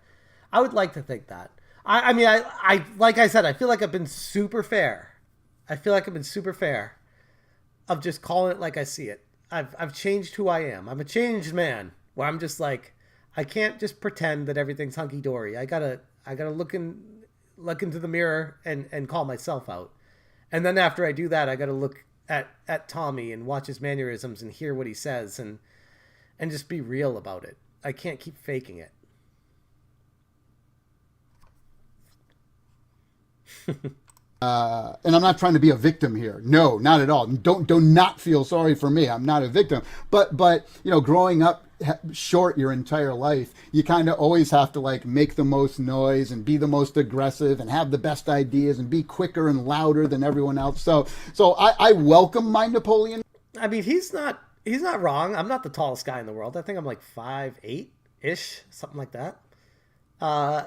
And yeah, when you're growing up and you're not the tallest guy, you do have to fight a little harder because it's a lot of weird social status based off of just how tall you are.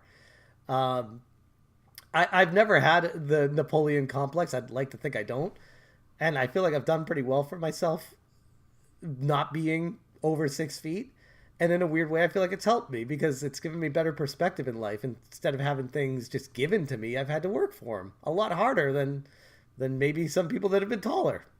That's fair. I'm not going to argue with that. I can't say that Marceau, I can't say he's got an inferiority complex. I don't know him well enough, but it's not out of the question either. Complex. I embrace it, and I hope I wouldn't be the person I was today if not for all of the negative things and the negativity in my career over the years. I wouldn't be who I was today if I didn't have that kind of stuff. Kind of fuels me. It really does. And I think I mentioned that to Ian in one of his Twitter responses to me is that and again I was trying to communicate there that I. Oh, me too, Steve. Me too. I had a talk with we'll just say a family member, and she's what do you say? A cousin-in-law, and she told me she would only date guys over 6 feet. And I was like, why? And she's like, oh, because that's who I'm attracted to. I'm like, so you're automatically cutting out like 50% of the male population because they're not tall enough for you. It's so weird. It's so weird. And that person has not ever been happy in a relationship because they're looking for the wrong things in somebody. I know this is like completely off topic, but yeah, I guess if there's like a physical aspect of someone that you're attracted to, then that's something that you would lean towards. But if they're missing that, but they make up for it somewhere else and you just hit it off with them really well, then great. I always got like that kind of stuff always frustrated me as somebody who's not tall themselves. I'm like literally something that a guy can't control that's not really that big of a deal, in my opinion, is a deal breaker for you. It's funny. I don't mind criticism at all. I welcome it because I think Tommy can't stand criticism, because when I had the call with him and I was critical of him, I could tell he was very, not just hurt, but I could tell he was frustrated that he wasn't able to get me back on his side. fuels me to do better. And that's all that I've been trying to do Maverick. with you guys here. And you took that as me attacking you and that I didn't agree with you. All I'm trying to do, guys, is set the record straight. If you say the console's $250 to $300 and it's not. This is the whole part of the video I wanted to get to. And I was worried because I don't think I'm going to make it through this whole thing, guys. My wife just called. She's on her way home. She went to the San Diego Zoo today. World famous. They had a lot of fun there. She's on her way home right now. This is the part I wanted to get to. This is what drives me absolutely insane about the entire situation. This right here. The whole thesis of Tommy wanting to chat and reach out to Pat and Ian was to, well, in Tommy's mind, set the record straight. The reality was he's trying to turn them so they don't keep knocking the system because it's hurting his business. So from Tommy's standpoint, he wants to set the record straight. What frustrates me about that is he was setting the record straight with false information, literally just saying words to get them to be on his side. And this is where I get to the point where I'm like, if Tommy has an issue with me turning on him, then I don't know what to tell you, because this is why. Like, I trusted you. You told me things. I fought for you. And then it's a flat out lie. And you put Phil Adam in there to change the narrative, and then you can say, oh, that's not me. I'm not CEO anymore. That all goes to Phil now. So what I said wasn't really a lie. It was just, we got a new guy in charge, and he's raising the price. Come on. Then I agree with you. All I'm trying to do, guys, is set the record straight.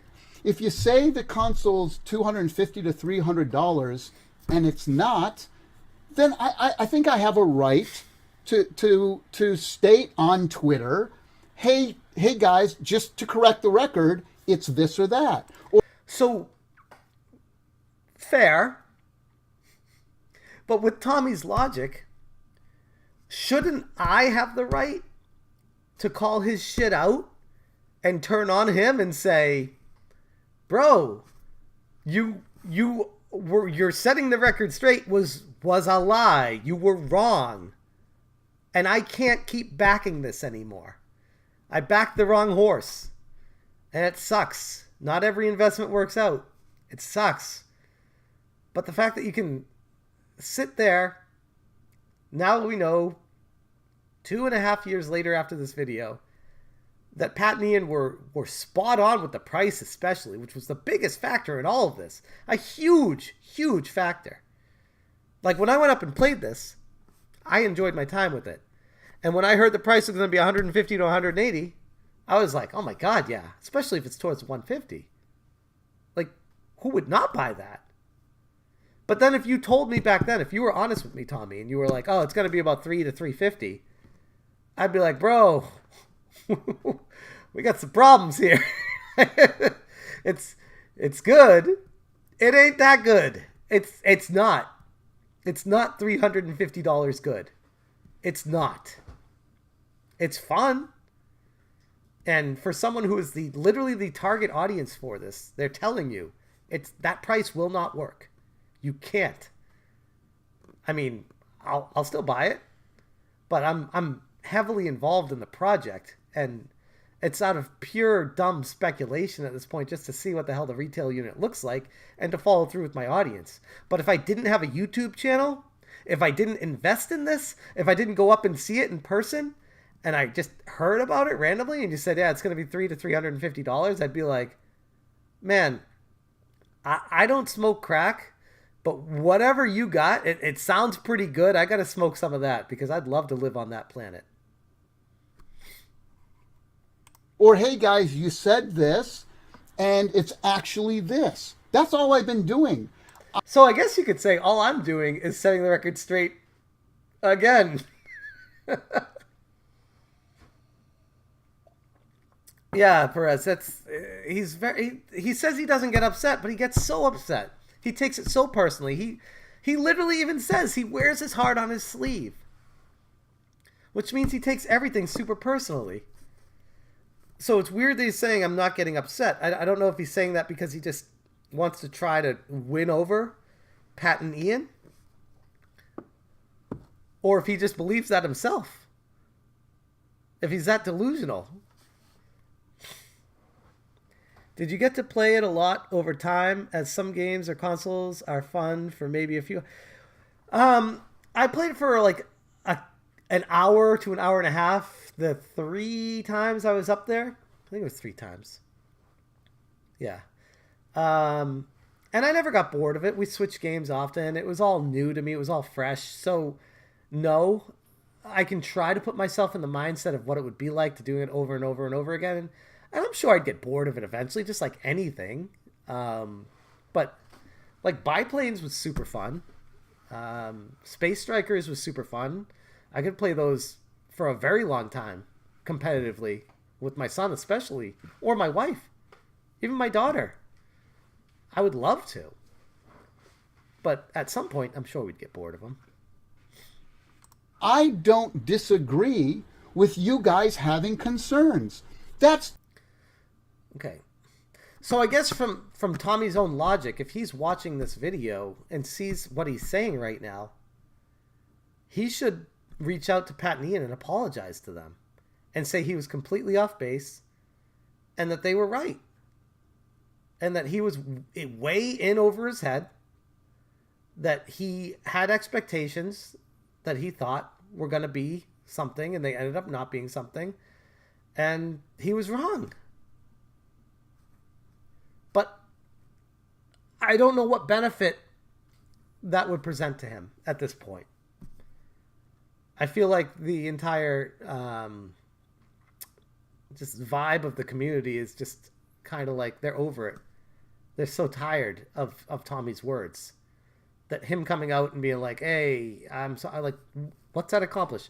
First off, you're not CEO anymore. You always say that you're not in charge of any of that stuff anymore. You've taken a step back from the whole situation. So what would it even accomplish at that point? He does disagree, though. Like I said, whatever Tommy says, flip it. Yeah. No, he literally is, this whole video so far, he's been disagreeing with Pat and Ian's standpoint. And then says, I don't disagree with you, what you're saying, but I just want to correct the record. Again, minutia, mincing words, splitting hairs on how you say things. I think the vast majority of people can see through that and can see the reality. GameStar, thank you for the sub. Tommy seems to be that type of guy who befriends you and constantly tells you whatever he does for you is from the goodness of his heart and wants nothing in return when he wants your soul. That escalated quickly.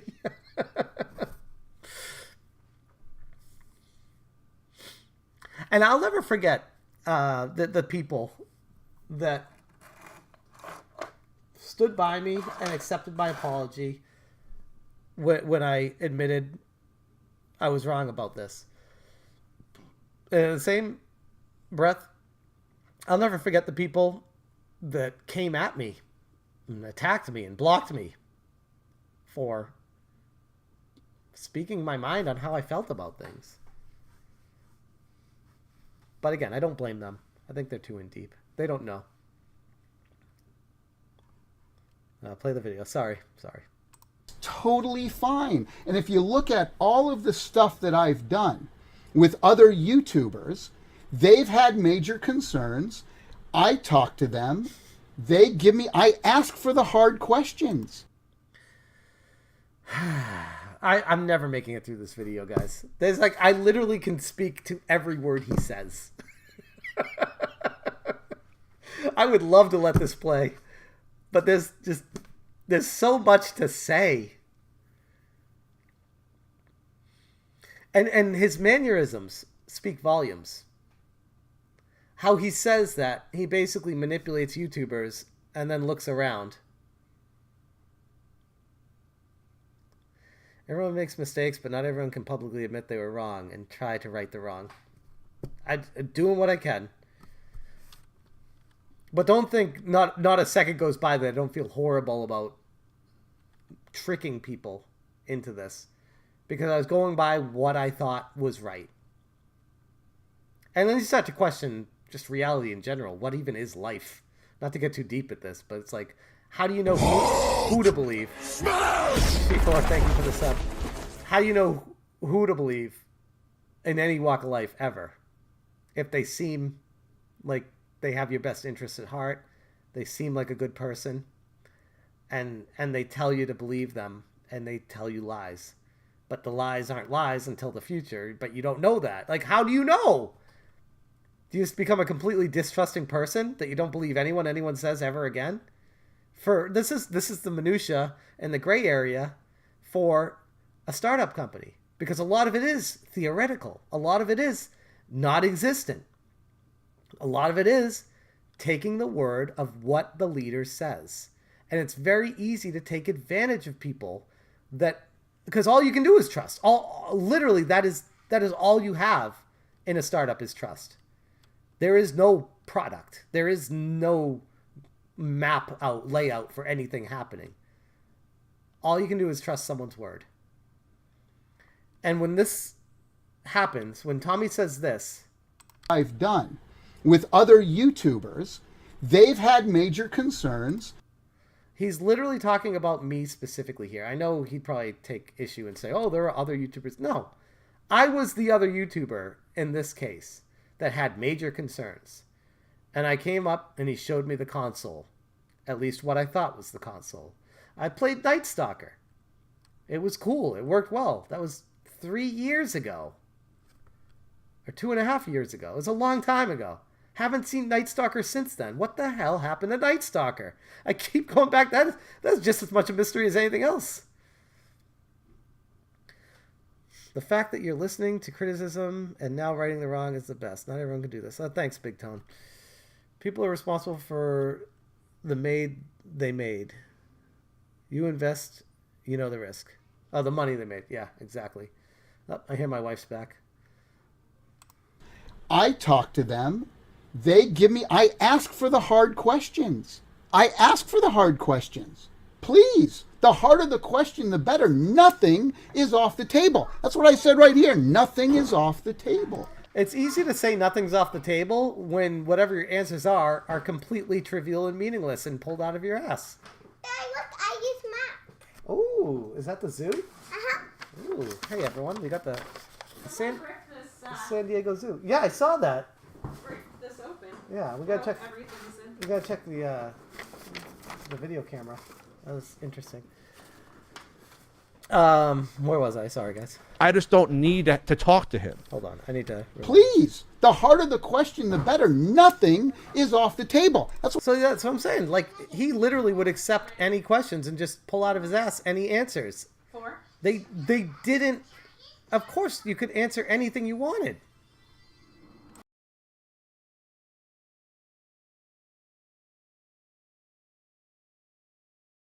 Okay. She's back.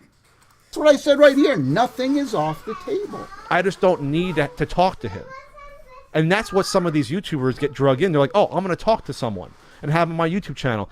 And then they're okay with that, but they're not going to necessarily press the person on the product or even be skeptical. If what you are celebrating is Tommy communicating on the internet in podcasts or videos with people of that caliber, who have no journalistic integrity or even common sense to even conduct. Maverick, that's a great point. I'm vaguely familiar with that whole situation with Gamester 81 getting involved with it. And it's funny. History repeats. Time flows like a river. Secret of mana. A critical interview, then you have nothing at this point that I want to hear about. I mean, absolutely nothing. Yeah. Words are meaningless when it comes to products that are I hate to say this, but I could not agree with him more. I feel like me and Pat have the same exact mindset right now, except he just was way ahead of me. Words are meaningless. It's useless. 18 months in advance. Ask me whatever you want. Don't say that people who have me on the show are just... So why would Tommy show that part? Because it was Pat literally calling a spade a spade. Words are meaningless. And what does Tommy do? He provides a 51-minute video of words saying, ask me anything.